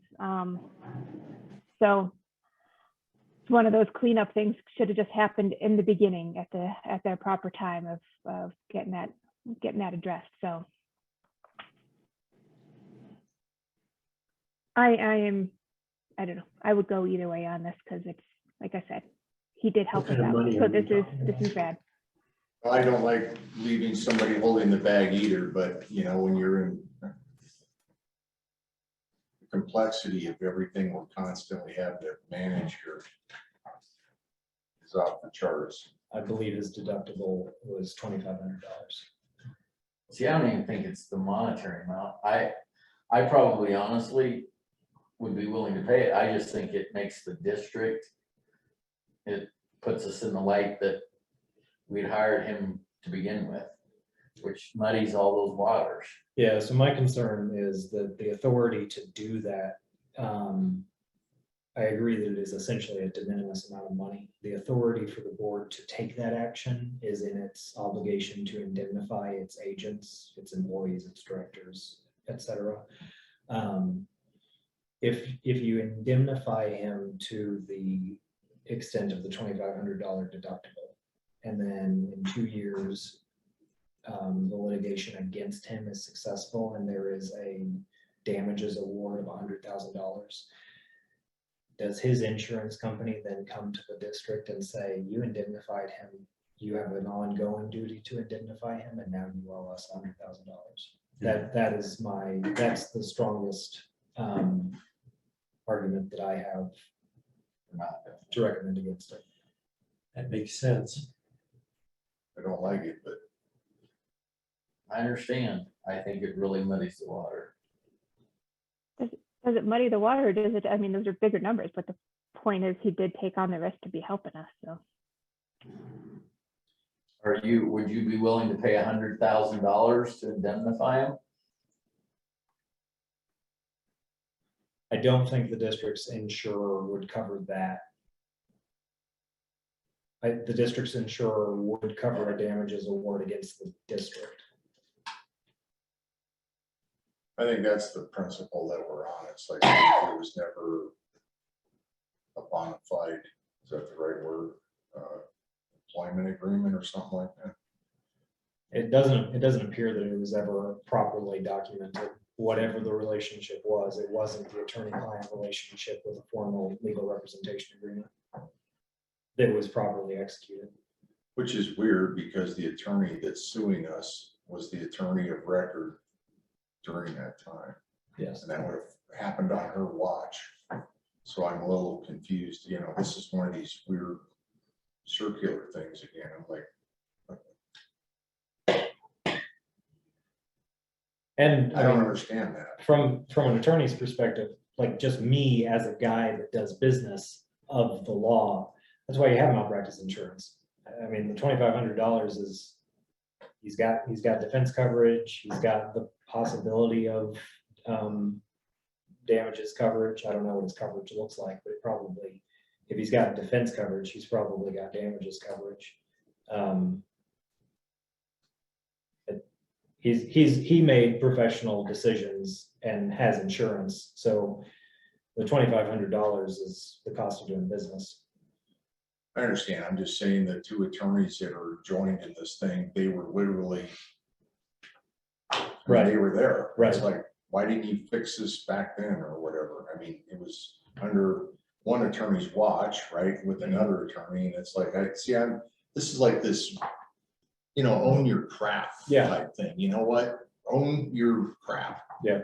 I mean, yeah, I don't do work unless I have an executed fee agreement and your retainer normally.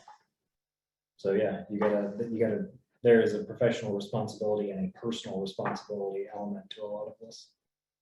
And the district had poor representation for a period of time, in my opinion. All right, we got anything else? I don't think that, I don't have any more to say about the West Exposition Avenue project. I don't see the need to go into an executive session on the remaining matters. I think I can conclude legal. All right, with that being said, I we'll had- close the- I had a question. Did I miss the discussion where we talked about the meeting for the exposition? Was there any further discussion about who is attending and who is not and what our roles will be? Can I continue with that? Oh, yeah. As we decided last time? I can speak to that. You did email me and ask me to have some comments. So the committee is you and former Director Garner and staff. That's how the motion was made and how the committee was formed. I do think that there is some danger to those sitting on the other side of the negotiating table not being able to trust the authority of the negotiators if it's not the established committee. So I share your concerns with Director Wickman participating without proper authority of the board. I don't think that there's anything contrary to law or the bylaws in that happening, but I think that there are some practical considerations.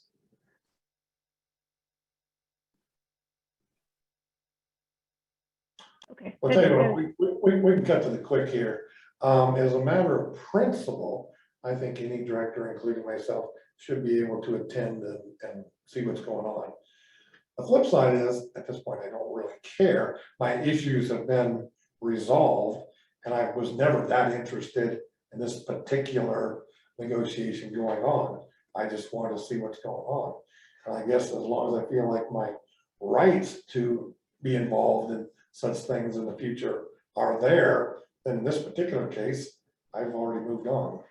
So Dave, one of the things, and it's been something I've always been concerned with, is us working unilaterally as a director. Yeah, we all have things, but when we authorize per vote of the board for a committee, I do have a problem with somebody just working unilaterally. So it wasn't an authorized, like some of us jumping in. We had a lot of that during the last group, people working unilaterally, and that's what creates a lot of the. Well, I certainly agree. I wasn't in a position to be involved in the meeting. But like I say, my intention was to be a fly on the wall and just observe what's going on in order, to be knowledgeable. And as part of my fiduciary responsibilities to do my job well, if I thought it would necessary for me to do my job well, I should be able to observe it. But like I say, in this situation, I'm satisfied that my fiduciary needs have been satisfied, so I don't feel a need to be going to this particular meeting. But if I did in the future for something else to satisfy my need to know what's going on. So why wouldn't you have jumped in when we were talking about that? Like I said, I would like to be there. So we could, Well, as I was saying, that whole meeting caught me off guard. And I, as a result, kind of messed up. I wasn't prepared, didn't have my thoughts together. I was a deer in the headlights, and I see your point, but like I said, I'm very, look at the stuff we've had.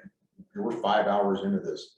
This has been a lot of stuff here that we, and I always like to, I look to Dylan, proceed with caution. I'm a strong believer in, when the board agrees to something, we stay there. I don't like to see, as a board, we work unilaterally. I just, I think, yes, we have a fiduciary responsibility, but I don't think we have the right to work unilaterally against the board. The decision was decided to create that committee to represent the board. And I think going outside of that is going outside of the board. That's just my opinion. Okay, but again, like I said, I didn't see that I was working. I'm seeing it as a meeting that should be open to the public. And so therefore, should be open. No, it was not open. No, it's not. It's a private negotiation. And the other thing is it's not something you can just drop in on just because. We have to plan those things out in case we have 3 people want to come. So the other thing I needed to know, if you were going to come, we just need to make sure that if we're going to have an open meeting and have people watching, that we need to establish that everybody who wants to come can come, and we did not do that here. So